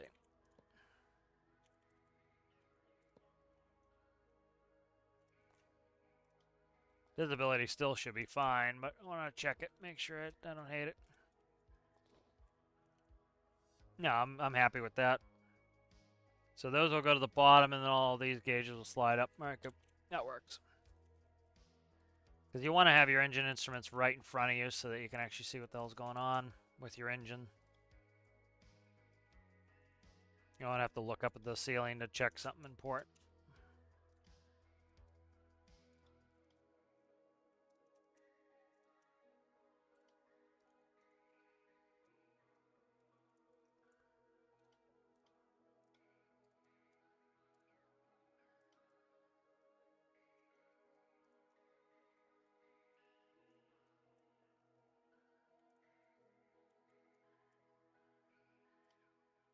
See if this offends me. It just looks a little bit flat, and it got worse when I did that. That's probably going to offend me.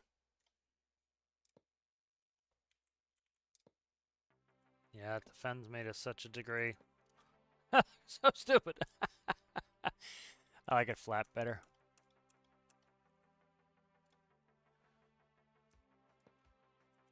That I don't mind, though. That's kind of cool. I like that, actually.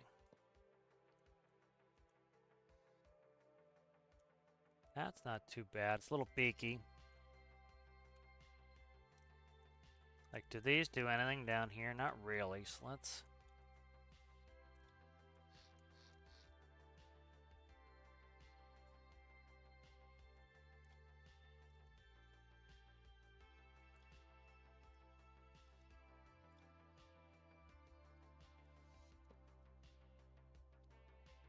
I like that better, I think.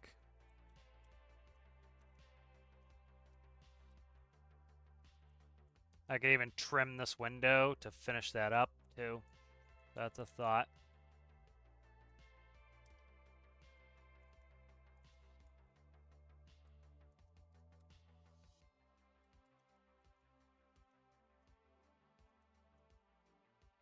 I don't know what I think about that.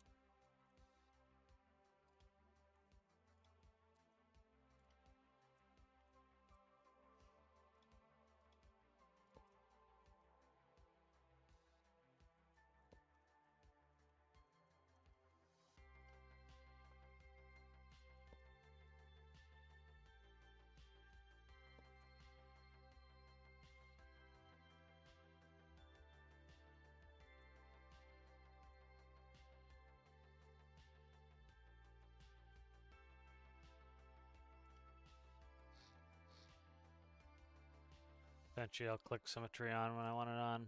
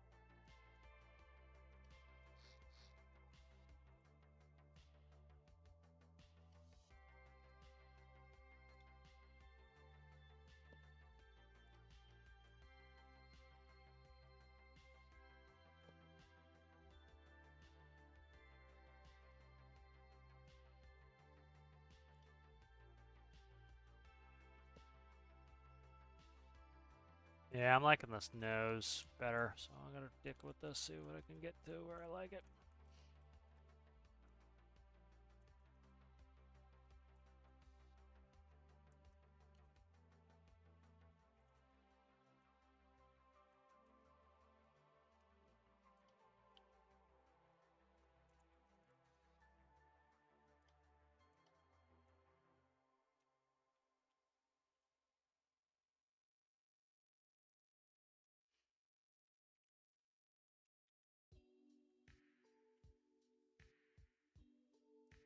Put a block here, so I'm not gonna be able to paste it in. Let's try this, see how I like it.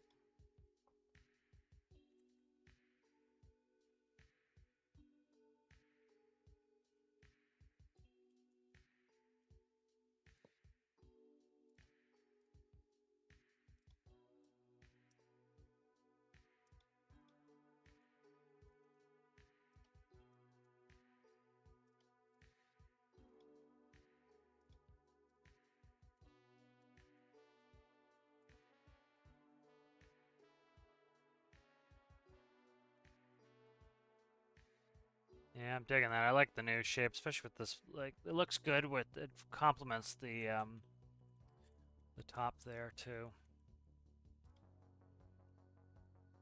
I like it.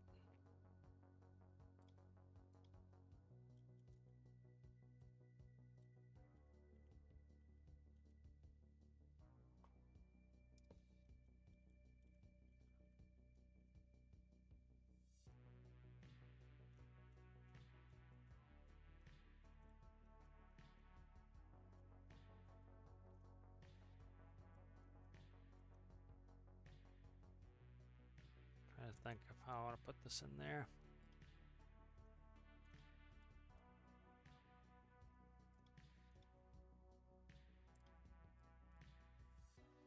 Yeah, I'm liking this new nose a lot. The last it was just too flat and brings a little bit of length to it too. It's already pretty round and square, and this brings some length to it.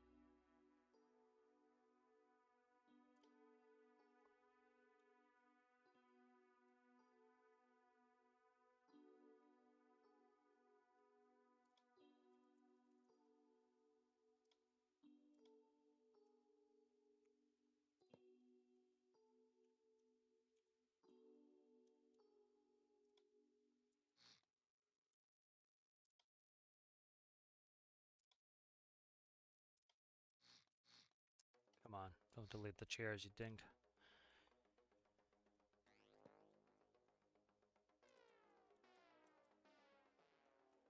I'm liking that a lot.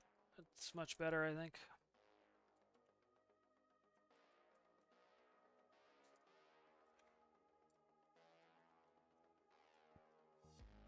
Yeah, I am. It's much better.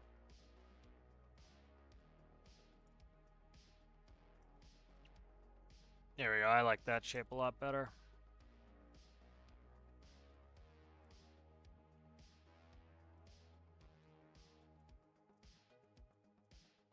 I think that doesn't hurt the fizz. This kind of is annoying that I can't use those, but I can use here if I needed to, and I don't think I'm going to need to, so.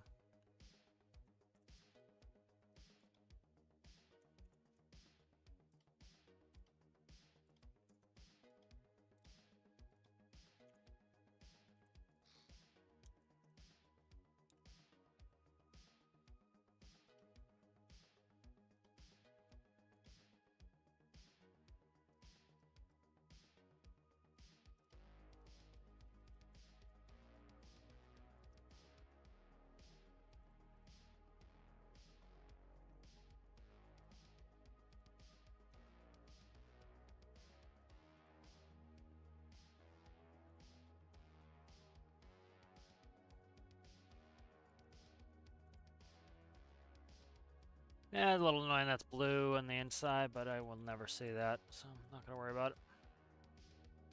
I like that shaping. That looks much better. I like that a lot more.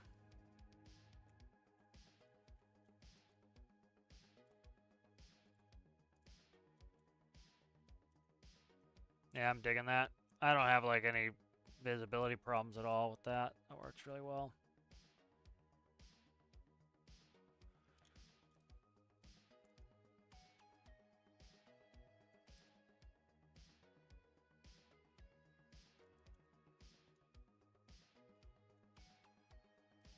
We could even go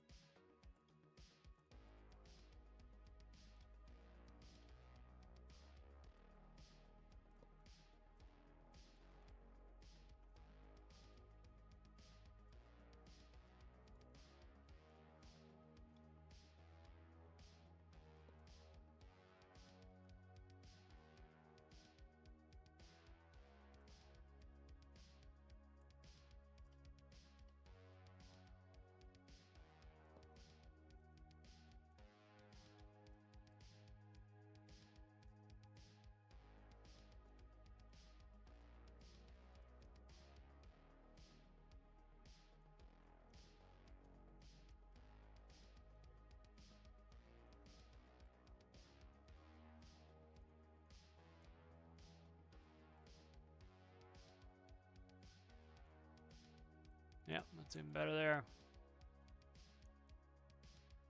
Could I put a 2x in here? I should be able to, actually.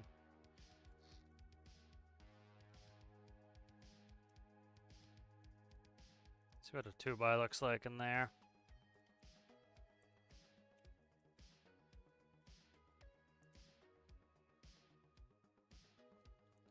Oh, you do not act completely the fool, sir. Ugh.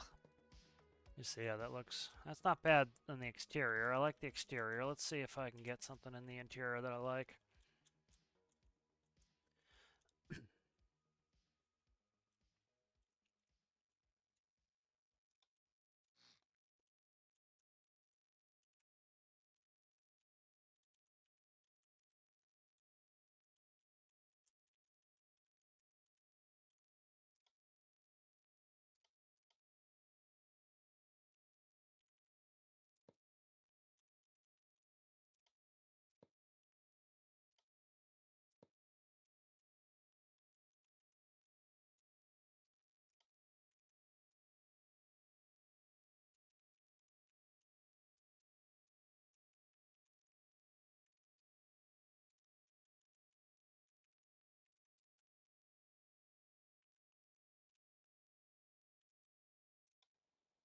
See how that looks. Really liking the new outline of it.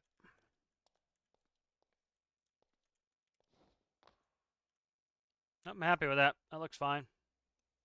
A little bit tough to see some of the, little bit off on those, but not bad. Let's see if I can.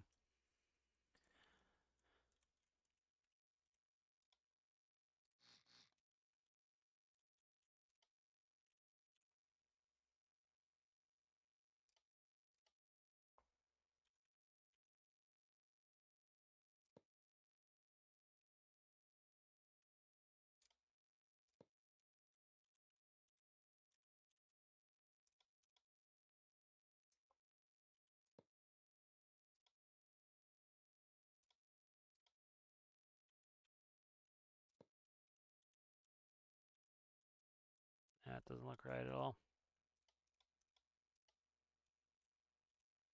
To bring this out is what I could do. So this could all come back toward me. Make more of a dash. Yeah, I like that better. That will work for me.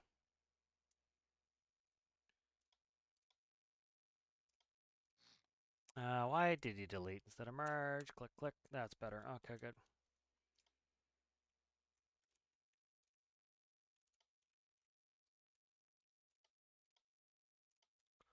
I'm digging on that. Let's go ahead and restart the Musica. Yeah, I'm digging that. That works. That came out pretty good there. I'm happy with that. I can deal with that.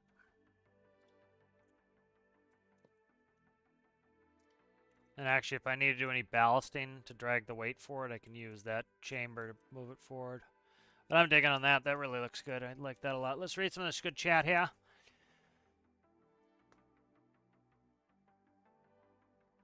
Catch up.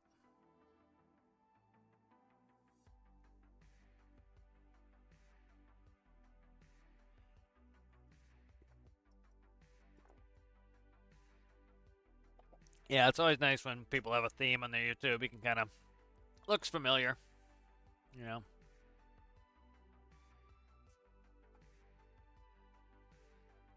I've procrastinated on the Dornier. Yep, the old bullpen 3D.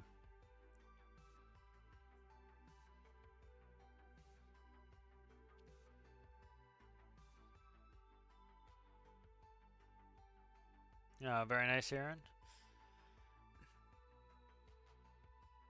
I came up with the name because it is steam powered.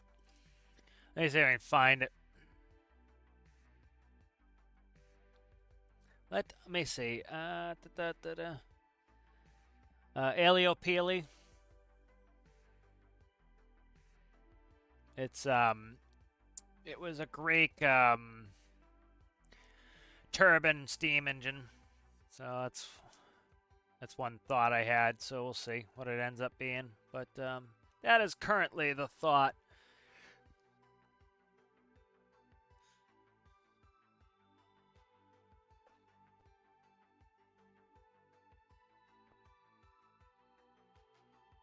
Yeah, I like the older style builds. I just think they have a lot more character in them. You know. Yeah, the off-white, the regular white's just so. Oh, thank you. Yeah, I think it is adorable. I'm really liking it.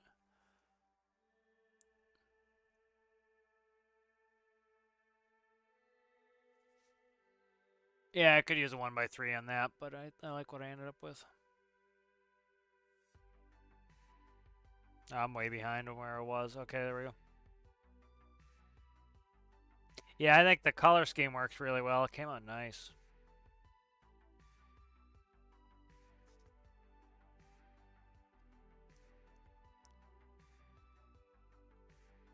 Oh, thank you there, No Man's. Appreciate it.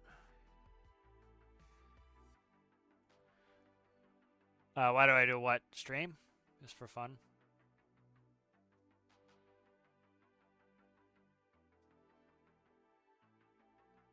I do it for fun. It's my hobby. I get some money, but not much, you know. I do it because it's my hobby. Let's see. So I'm digging that. That pushing this back is much better now. So I theoretically, you know what I could do? I can do this too. Here, let's do this. Now that this is pushed back, there's no reason why I can't add more gauging. So let's do that.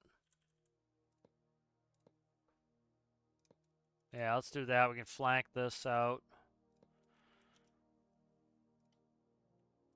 No reason I can't do that now. Yeah. This blue, yeah, is kind of annoying. I can't change that, but whatever. Thing of it is, it's kind of like I talk about, the bottom side of your ship. You worry about the bottom side of your ship, you'll never see. It's like let's see if I can even see that. It looks all right from here. Like you can't really tell what's in and what's out, and then you get in your seat, and you probably won't even be able to see it. It's like no, see, I can't see over there, so it's like you'll only ever really see it in the editor.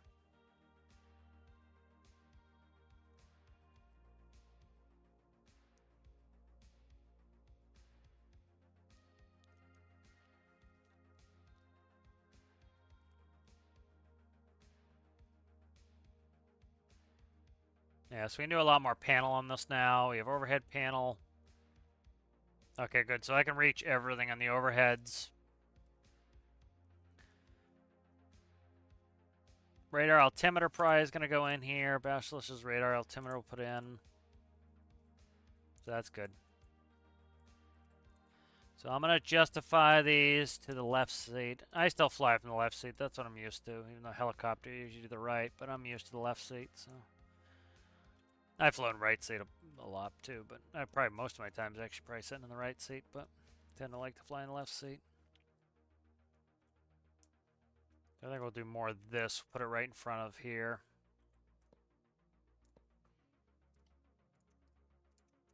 Alright. That's better there, I think, like so. We'll put another artificial horizon right in front of this seat there.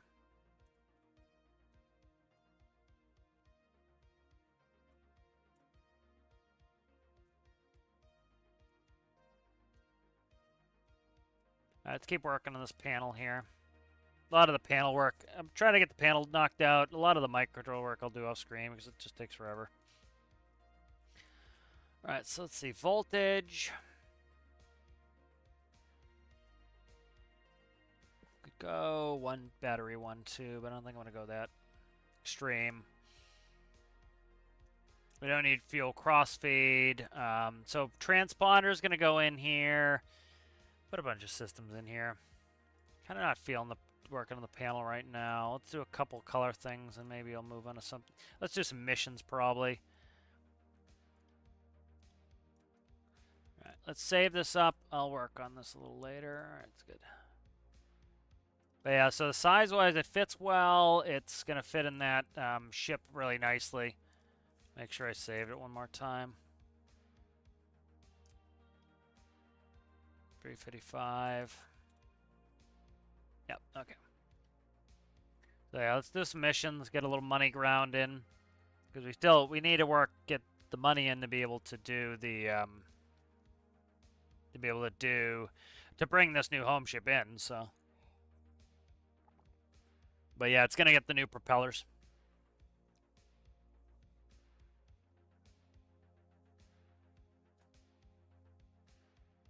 Yeah, I really like those new propellers. That was something like I was going to have to come up with a cool system because you know, with doing the steam and the configuration with making that work well with the regular propellers and doing forward and reverse, and I was going to do essentially a braking system to stop the propeller so that I can turn around and go in reverse. Now I don't have to. Now I'm going to put in the new propellers, which is really cool. All right, let's see. Why'd the music go ultra quiet? Just between songs? Okay, there we go. All right. Let's see. So we have all this junk here. I need to get this junk back put away. That's a big money sink right there. We're doing pretty well on money. I don't know what that new home ship's gonna cost, but it's not necessarily cheap. So the more money, the better. I don't think this one fits in here. No, I can tell right off the bat it doesn't fit. So what I'm gonna do is I'm just gonna recall this one like that. This one doesn't have any fuel in it or anything, so I'll just recall it. I meant to grab the one that fits in the small base, and that one's not it. So, all right, good. That's gone. We'll get the tugboat put away, you know, so I want to get the azopods. I don't know why this is leaning astern. It's likely because this is full of water in the rear. Yeah, this is full of water. That's why. This is not supposed to be full of water. It is, so I need to fix that. Look at it really quick to see why. Because this is hard. Yeah, that's what it is, but I don't know why it's full of water right now. But that's why it's leaning aft.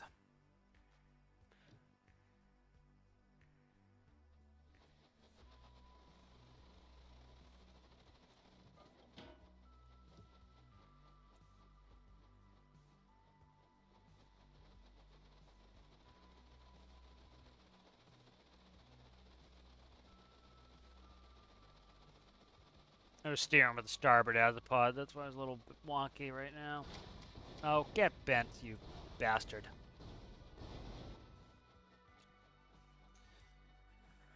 Ugh. It's annoying. Alright, good. That's put away. Let's see where our money dollars is. 157,000, so that's pretty good money right so far. That is the mine, the underwater mine.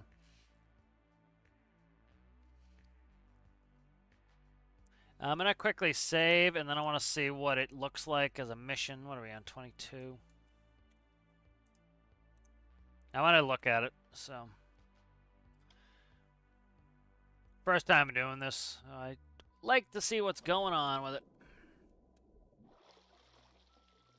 Alright, let's look. No clip is on, okay. And what? Let me know clip, you scum. Oh, this is deep. That's very deep. Okay. That is very deep, so I don't know where, that's going to be a deep mission. So the submarine's fine. I don't know. I'm going to need something else to be able to, hook it onto, so we'll see what we do with that. Green tugboat. We had some time for this one. This one's some money. Let's do that.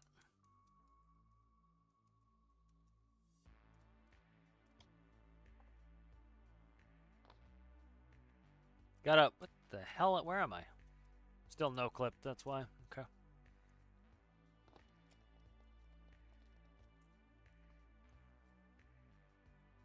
I think what the hell I could take down there. I bring it. I was gonna bring Seagull, but I don't know if Seagull runs.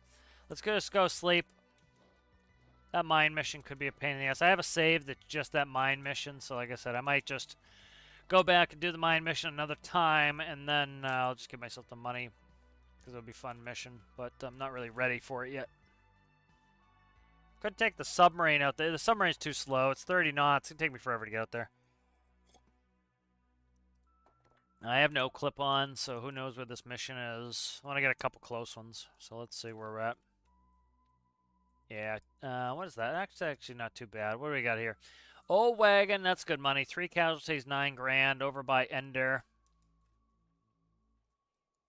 Okay.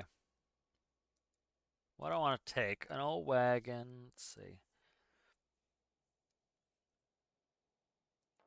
I know what I want to take. All right. See if it lets me. See if it lets me spawn it here. I can't remember. Piss off. Let's see.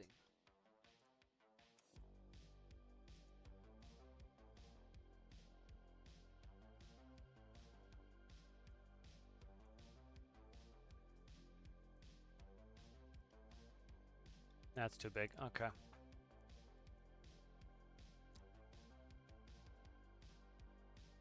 So let's grab the Auk. Let's go ahead and let's get the pallet. So I have a medical pallet here. So this is for missions. I can just put this in there. Let's fix this microcontroller here. So let's see. We'll invert that. Boolean. Okay, let's see. I have 2 seats on there. We're gonna need more than that.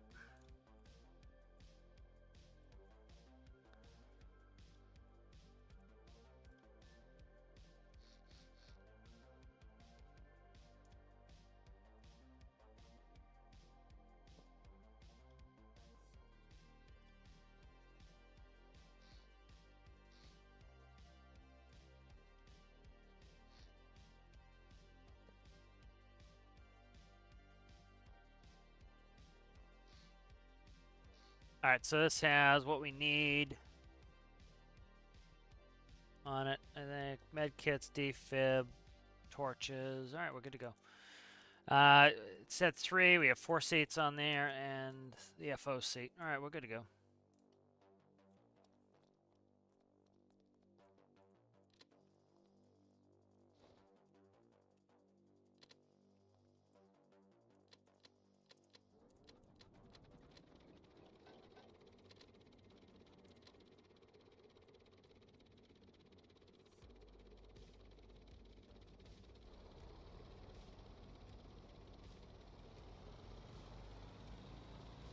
Oh, thank you there, No Man's. Appreciate that. V1 rotate, pause rate, altimeter. Something's up. Shit. I deleted the roof? That would do it. All right. Deleted the roof when I put that in, and I was like, it deleted a bunch of my microcontrollers. That's awesome. Oh, you suck with the fury of a million suns there, guy.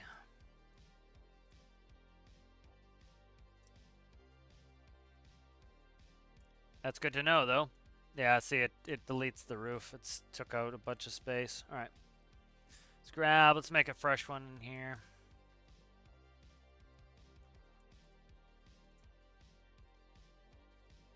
That is no good, so...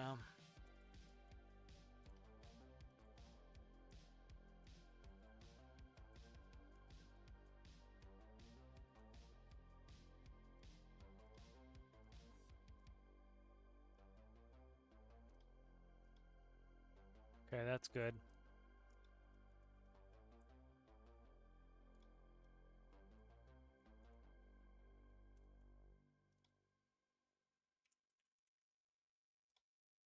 Wonder why. I was like, why is there no altimeter?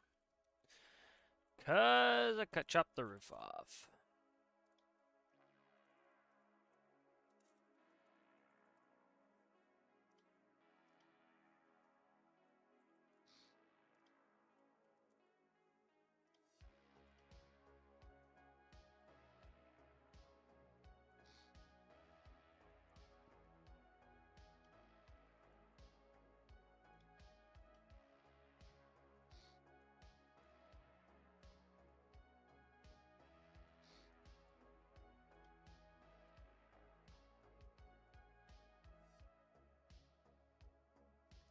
Let's do first aid kits the rest of the way. Who cares?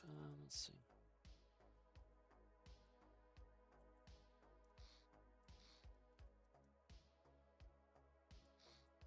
Okay.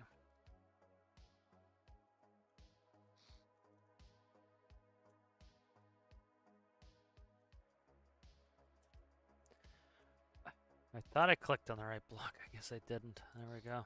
It's like, why do I flip this 100 times and never get the first aid kit? It's because I didn't have a first aid kit there. All right.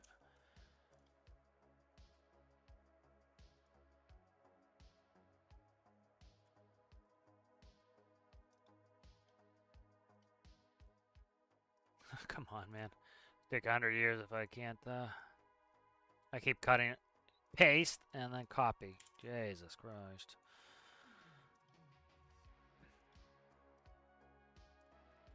All right.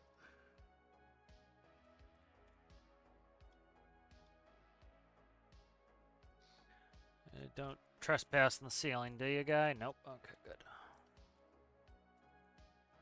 You know, the other one used to go in much taller airplanes, so you make sure it's not these padded seats. It could be the padded seats that are causing me problems. Nope. Okay. It was the bed. It was just spawned it in.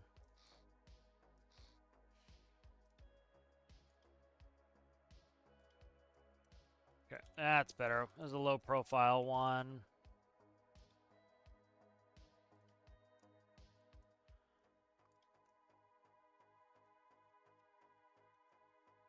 All right, let's get out of here.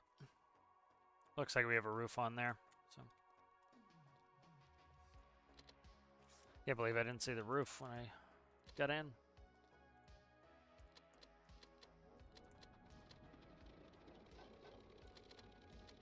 That's gear. I don't want gear. I want that. I need to put a gear, protect it from the gear raising on the ground.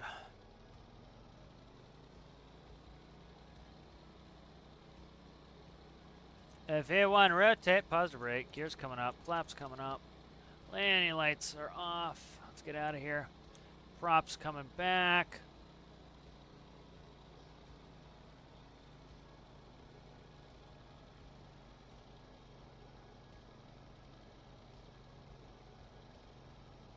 What am I building? I was building a helicopter for my home ship. The home ship's, it's a ship that's going to have a helicopter, a rescue boat on it.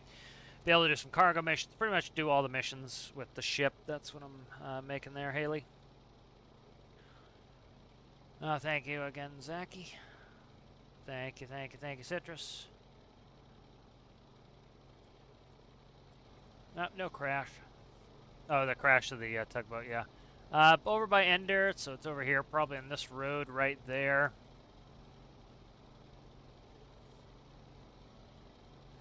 drive the tug like you drive SnowRunner, yeah. That's a new helicopter I'm working on, Daniel. It's gonna be the one for the new home ship there.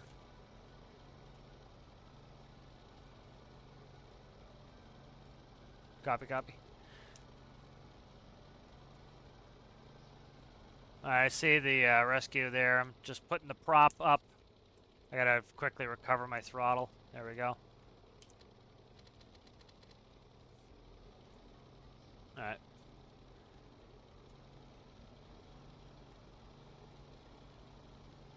Landing light is on. Trying to read the contours a little bit tough, so I'm going to try to stick to the road as much as I can. Alright, see we're going over a plateau right behind us, so I took the time to go up and over. I need my airspeed there. I'm landing uphill, so I don't need as much space to stop, so do need to watch my speed though. Yeah, I see you people down there. Relax. Oh, that's quite the contour. We're going to go around. The contour is more than I thought it was there, so. Let's go ahead. I don't own in there, so. Do a quick Chandelle back. Up. Come on, I can't see. Can't roll fast enough. What the hell's going on with this plane? Got no elevator effectiveness. What the fuck happened there? It like no elevator effectiveness for a second there. I know I shouldn't have gone inverted, but I did. It's gonna be annoying all day, isn't it? Let's here, I'm gonna bring it back. I don't know what the hell happened there. It wouldn't. I couldn't. You know what I bet I did? I bet you I trimmed the friggin' throttle again. I bet that's what happened. I couldn't. I couldn't adjust my throttle. Damn it. Could not adjust my throttle. So.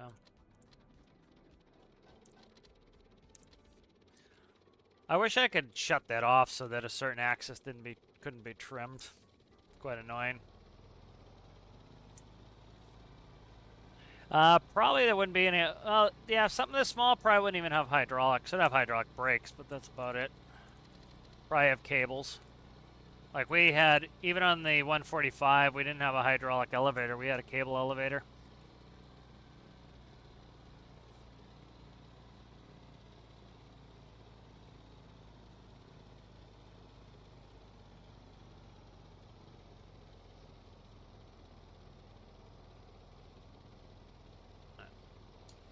Yeah, I was trying to do a chandelle and it wouldn't. I couldn't roll it back out. I was trying every trick in the book to try to get it to roll back out, and I couldn't do it. I was even gonna go inverted for a little while and try to figure it out, and I just couldn't get it to behave itself. I don't know what the dealio was in that. Alright, let's try to get a better landing in here. I'll try to set up for it early. Alright, gears coming back down, flaps coming in. Let's go, props coming forward. Set up way too late for that approach. Let's get this one set up early.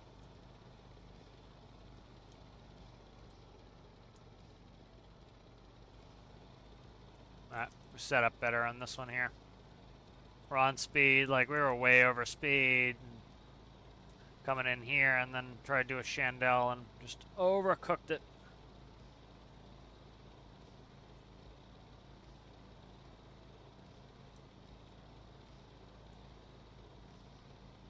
Is the mission clear? The mission's gone. No, there it is. Okay, it just spawned in.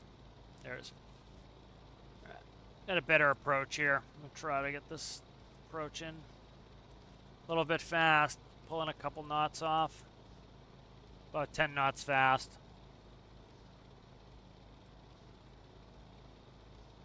You just don't want to get slow.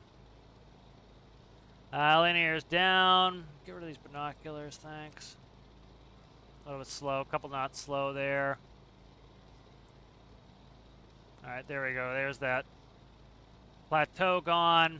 We'll carry a couple knots of speed in because I need to pitch up here at the last second. So there we go. That's better. Okay.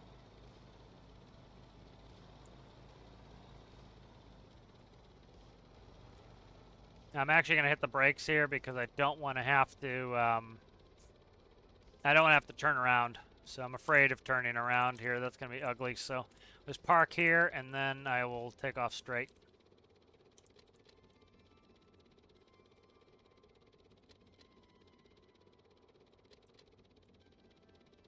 Okay, let's go at the back. That'll help keep us in place. And I don't have to step into the propellers.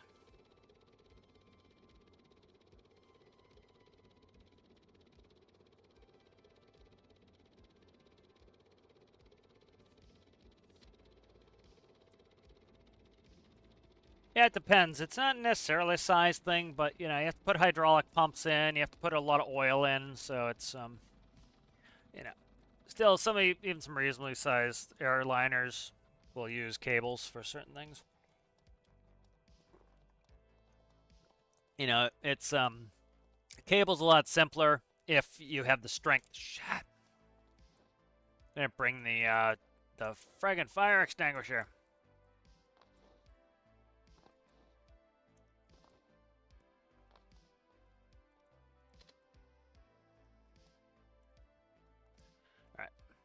These people are going to be nice and barbecued by the time I get there.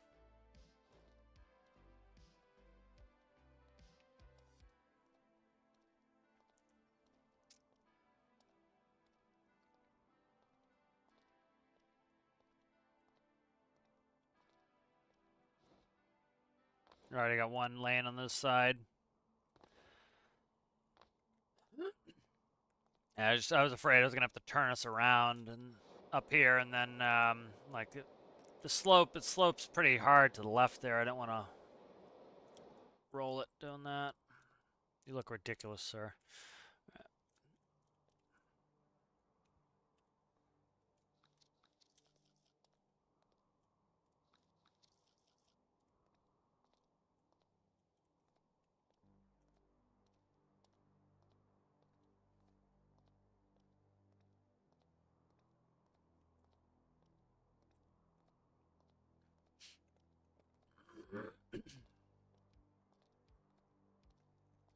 Yeah, I like push rods. Push rods are good. The Eclipse 500 had push rods. Yeah, the problem too is you get in hydraulics, like a lot of aviation hydraulics, like at 3,000 psi. If they blow a line, you'll blow a hole in the wing with 3,000 psi of oil shooting in there, and then it catches on fire because it's 3,000 psi of oil. So you sons of bitches, you. Come on, guys. Pick you guys up 3 times. Come on, just follow me, you jackasses. Christmas-looking jackasses. Come on. You coming there, dopey-doo? Your one eye. Alright, this plane works well. I like this plane.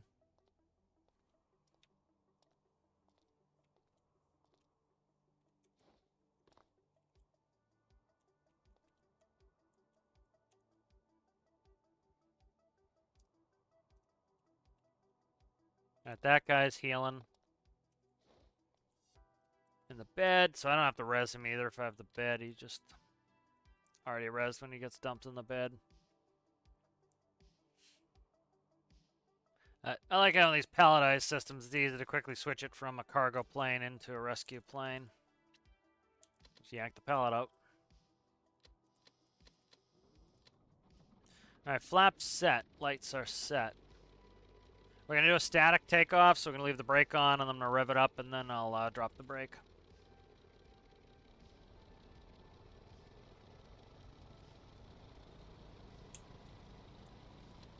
Oh, shit, don't do it. What the I'm annoyed. Why'd it rev up one engine instead of both of them together? It's doing it again. Remember it did that, like, I don't know, a week ago or something? It like, revved up the engine separately. It's like, I don't have to respawn this again. That is annoying.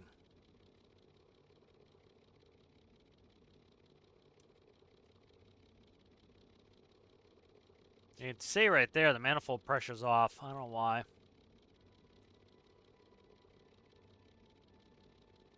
Maybe I can get them leveled out. Alright, they're pretty leveled. They're leveled out now. Let's rev these up, see what we can get. Alright, they're rising together now.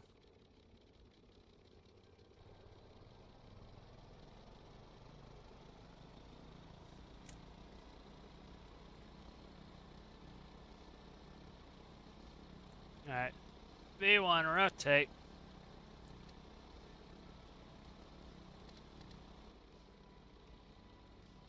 Okay, I wonder if that's what happened was if the gear gets stuck, that wouldn't surprise me if that's why I couldn't roll out last time. What is up with this gear? That could be that's gonna be a problem here. Shit.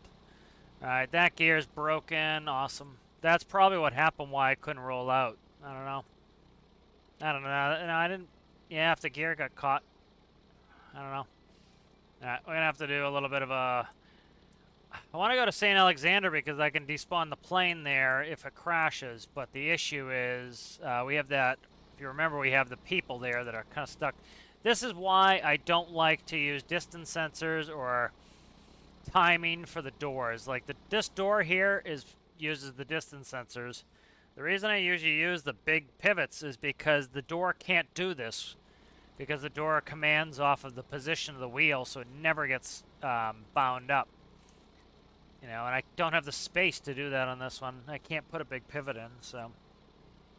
So I wish they would add the functionality to small pivots that I could read the position. Because I can't get that wheel, I can't get the gear down now. Because that, it's reading the distance of the doors and it won't open the door. So I can't get the gear to come down. Alright, the wheel is still there, so it will offer us some rolling resistance. We'll try to. We're gonna have to go back to St. Alexander so that if I can't taxi, I can easily grab it and drag it back to the base to get rid of it. So, all right, start bringing the prop back here. I don't want to overheat. Add that to the list of stuff. So yeah, there's nothing I can really do about that. That's, you know, ideally, like I said, is it should be a large pivot turning these. That way I can read the positions. So, just I don't have the space to put a large pivot in there, so I can't really do it. Yeah, the average rescue mission issue. Snafu, situation normal, all fucked up. Alright, let's go ahead and we'll land right by base. We'll grab a land vehicle to take these absolutely aggravating people over to St. Alexander. I'll save before in case it crashes because like I have like, I don't know, 25 people sitting at St. Alexander. So.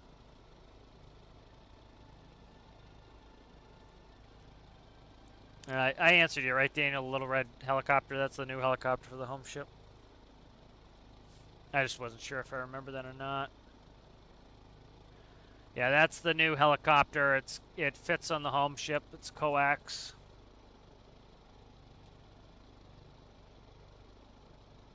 Alright, where's my gear? Gear's down.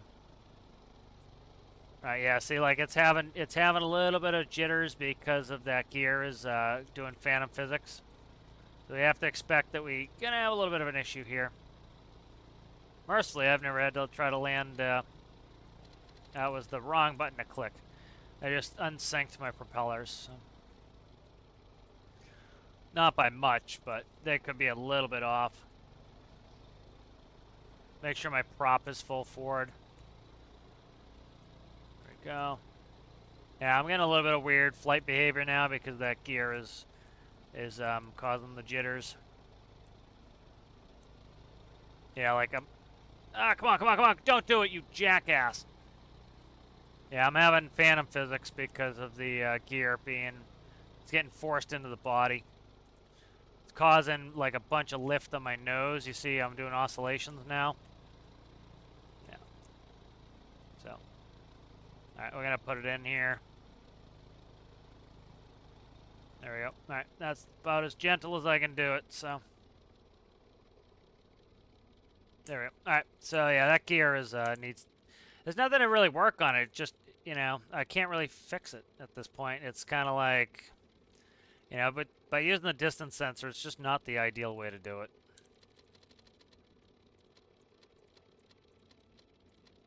You know, and I don't like to do that, but I kind of have to because I can't fit the big pivot in there.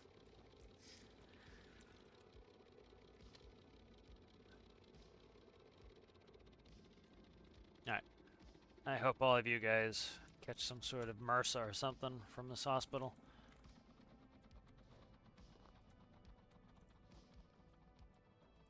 Come on, come on, come on, come on, come on, come on. You're not a wind sensor, you're a man. So let's get in my arms. Oh my God. Dude. I will absolutely throw you into the propeller if you don't just stop. Acting up. There we go. Get up in there, son. Get up in there, son. Come on, sister. Come on, sister. Hey, you're looking better there, guy.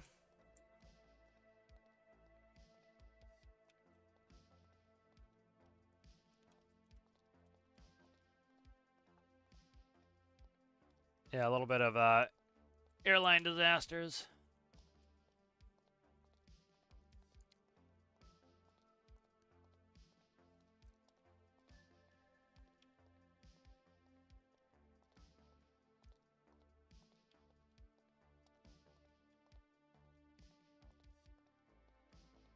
I didn't save. I meant to save before I came into the scrum of idiots. Okay. Bye. Bye, all of you. Yeah, come on out. I don't care. You're all rescued. You can come stand outside for a change. Seems like this whole peninsula is not despawning rescues. So. All right, bye.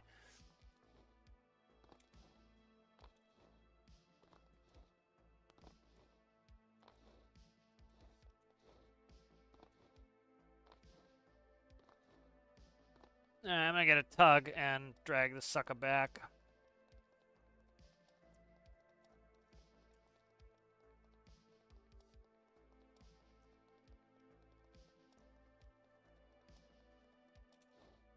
Yep, Santa Claus looking Johnny there. Alright, let's get a tug and drag that plane back. I think we probably ended up there. So, got a bunch done. That helicopter is, I really like that helicopter. You know, sometimes I don't feel like building something new just for the sake of it, but actually it shaped up really nicely. You know, as much as I loathe it, Katydid's panels are not the most up to date. Like a lot of it doesn't have physics sensor integration. The bearing panel is the old bearing panel. So I'll make a bespoke new one, and be a little bit of work, but I think it will be much better. So let's take the bigger tug.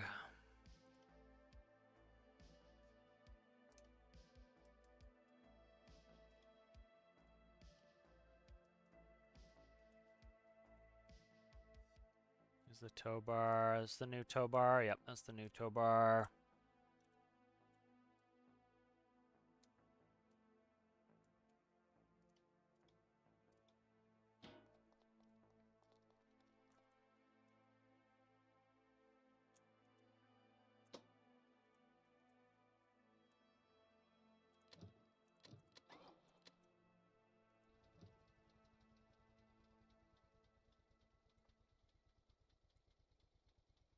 You know, luckily the mains are still good, and I think the nose wheel's still touching, so should be able to get a little bit of roll if we need to get it to help us. Also, there's wheels on this, so I can actually raise the front of the plane and use the wheels on this.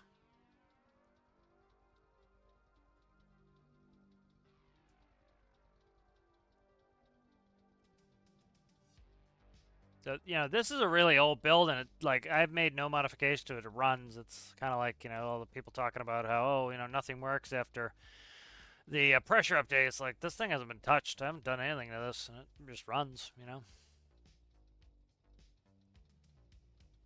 this thing's damn old. We'll probably find a date on it when I bring it back.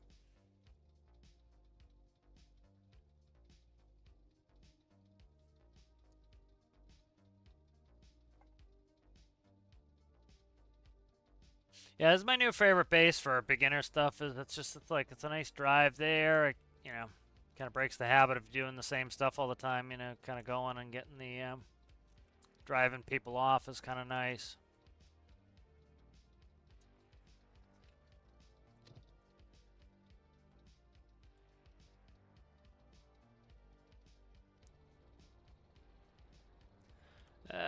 Probably should get closer.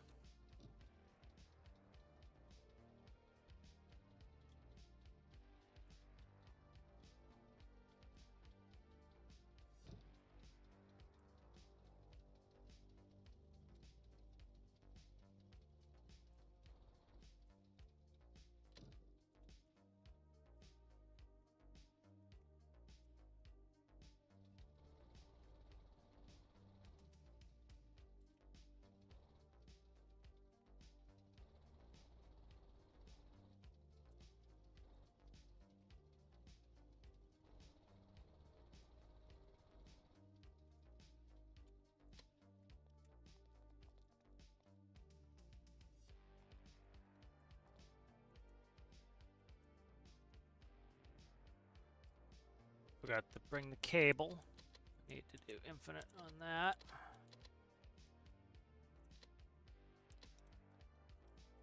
Okay.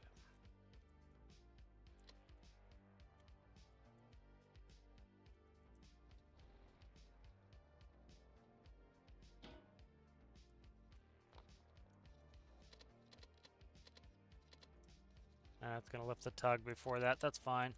Should be able to drag it. All right. Famous last words. All right, there we go. The famous words should. I put the parking brake on. I might have the parking brake on the plane. Let's make sure that's not on. There was a plane that I had to there's a plane that I had to ferry from Newark down to Abilene, that where the maintenance base was, that they forgot, or brake, they got stuck, or they forgot to take the brake off when they were getting pushed back, and the tug broke the nose off the plane. It broke the nose wheel off the plane, the nose gear off the plane. Let's put it that way.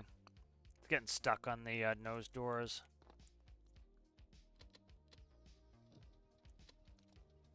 That's not helpful. Tow truck it is, I guess. This only has two-wheel drive, too, so that's not really helpful. You see the nose doors, they're getting stuck, so I can't really do much with the nose doors getting stuck. Alright, should have brought the friggin' tow truck from the beginning. That thing will tow anything.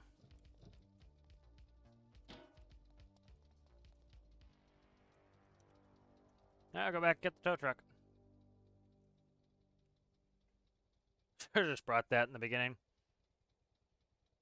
Yeah, the nose wheel glitched out, so it's based off distance sensors, which isn't the best way. So as it was trying to put the gear up, the doors closed, or the doors didn't open up, and then the nose wheel closed into the closed doors, and it jammed them up. So that's why I like to use the, if you use the large pivot, you can report its position. So essentially you say that if it's in transition, the doors are open. If it's not in transition, the doors are closed.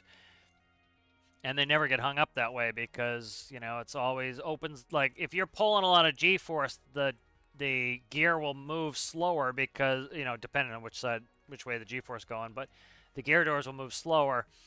So, you know, you know, some people, like, they'll time it. They'll do timing. Timing doesn't really work all that great. Distance sensors, I think, are better. It still tells you where the wheel is, but, you know, that's not great either. If something gets in the way of the distance sensor, it won't read right. If distance sensors get pushed up against a block, they'll read through the block, so that's not great. So, you know, so the best way is still use a large pivot, which reports its position. I wish they would just put a composite on the small ones so that we can read the position there as well.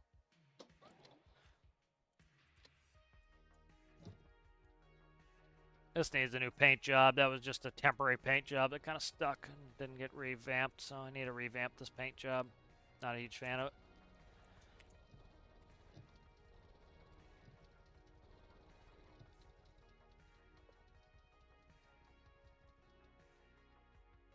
Not drive like a jackass here. Yeah, I needed something I could lift the nose all the way up with, because it's the nose gear is jammed into the ground, so I can't get that the nose gear jammed into the ground. I can't get it to drag.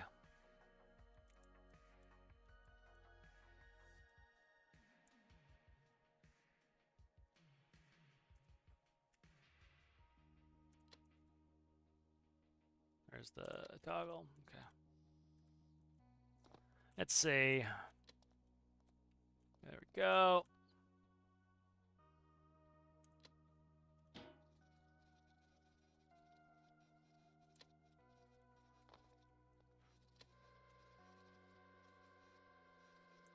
There we go. All right, brakes already off on the plane.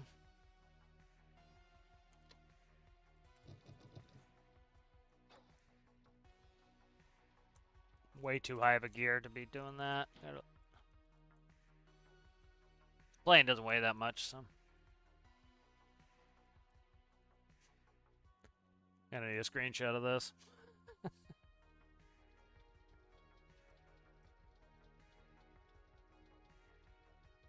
And you have to tow truck your plane out of there.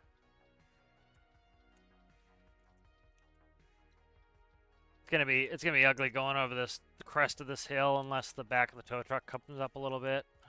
So I don't want to jam that door in. But I thought the plane seems. I thought the plane was a little smaller than it is. I guess it is a reasonably large plane. The tow truck looks pretty small next to it.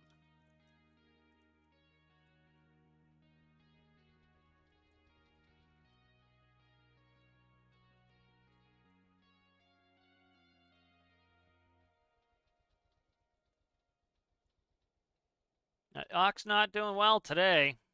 All sorts of problems.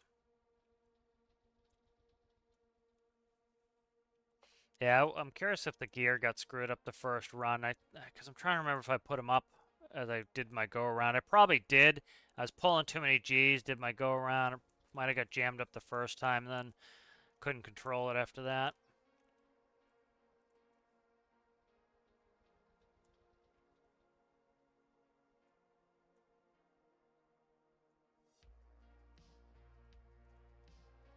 All right.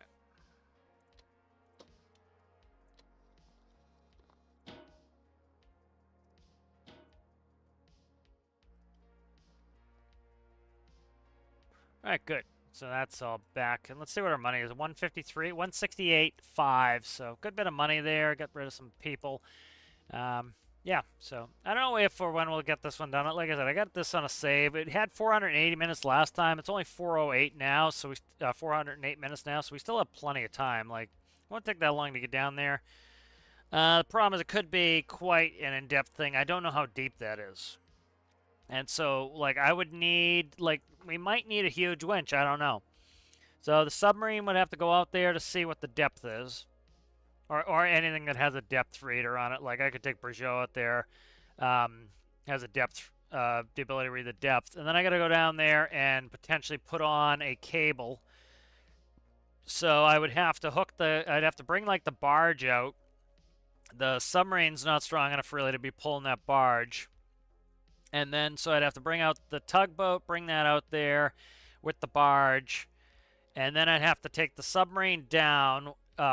Trailing the cable. That's why it has a rope anchor in the back. Hook up the mine. I'd have to get out. I'd have to get into the airlock, equalize the airlock, get out, swim over, hook the mine to the cable, detach it from the submarine, go back to the surface, and then use the barge to lift the mine out. And then I've got this whole menagerie of craft. The nice thing is the submarine doesn't have the man overboard switch on it, so I can let the sub go on autopilot and jump into the tugboat and ride that. So not too bad, but it's in depth. So, but that is a kind of a cool mission. And then it's a long trip back, So that, so I just leave it on the barge and run it back. But I'll put an override switch on or I'll do it offline. Like I could set up where I take the tugboat and the barge, or a barge. I'll probably get a small base barge. We'll take the tugboat and the barge. We'll go down here. I'll just go AFK while I do some stuff around the house. Get that down there and parked. And then what I can do is teleport, grab the sub, take the sub down over here, hook the cable up, go down with the sub, hook it, come back up with the sub, put the sub on autopilot to head to like here, and then ride the tugboat back. So that could be something to do, and maybe I'll make that a video and do a highlight of it or something, because it's gonna take forever. So that might be the better way to do it, or just like do the connection part live. So maybe I'll get the sub already down there. I'll get that down there. We can do the live section, and then offline I can do the other one. But yeah, let me read some of this good old chat here. Stand by, stand by. But yeah, so some cool stuff today. I think that the new home ship's working well. The new plane or helicopter. Let's, Daniel didn't really get a look at it, so let's bring it up for Daniel. So this is the new helicopter for the new home ship. So it's a coax. It fits on the new home ship's helipad really well. It's a good size to do everything we need. Good bit of seating in here, so it has 9, 1, 2, 3, 7, 8 with that seat there. So I actually have just about maximum on the height here. The fuel tank's in here, so probably don't need this much fuel, so I might cut out some of this. That's what I'll probably do, is cut the middle. That's a lot of fuel. What is liters to gallons? It was 519, so 519 divided by 3.785. 137 gallons. That's too much. So I'll put in, what I'll do is in the center section here, that will be bumped up so that your head can be there. Because I don't need this much fuel. And yeah, that will work. And then that will integrate with here as well. and cut the fuel down a little bit. But a lot of work on panels and stuff in here. I'm going to do it from scratch, so it'll take a little while. But I'm liking the general overall design of this. Like, it's still bubble canopy, but, you know, I've got a little bit of a zone here where I can see. So that's not too bad. But I'm digging on this helicopter. This will be fun. And it fits perfectly on the helipad. And then if I want, I can stick the pusher prop in there to get some more speed. But great update from the devs today. I'm really thrilled with that. I didn't think that was coming. To get the variable pitch propellers is really cool. I like that a lot. So that will be fun. That will be really cool for all of our needs. So let's see. Let me read some of this chat. Yeah, I wanted it to be on the fat side. I wanted it to be a two-pilot operation. You know, so I could have thinned it if I put a fake seat on the right side, but you know, one of the fears I had was, can I hide all the microcontrollers, and that's iffy. So it's not. You know, I might want to put the ability to you put a winch right down the middle so that I can go down the middle again, because that's kind of my method. But we'll have to see how I end up doing rescues with it. But let me read if there's any other chat.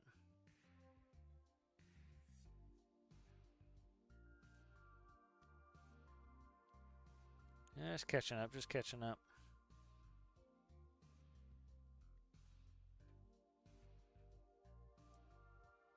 I could drag the sub behind it, but it's better, I think, just put the sub on autopilot. All right, so thank you to members. Thank you, Santa Mountain, Connor Boyle, Danny, Sergeant Chaos, Aaron Repairs All, Manda VR, Citrus, and Rasmus for being members. If you guys are interested in that, it's down in the description below. Appreciate you guys for being members. Thank you to Chicken Store for being a patron, also down in the description below if you're interested in that. Thank you to all the subscribers, and if you guys are yet to subscribe, if you consider subscribing, that would help me out. And if you have yet to like this video or the other videos, I appreciate if you like the videos. That always helps out. So thank you guys, and we'll see you later.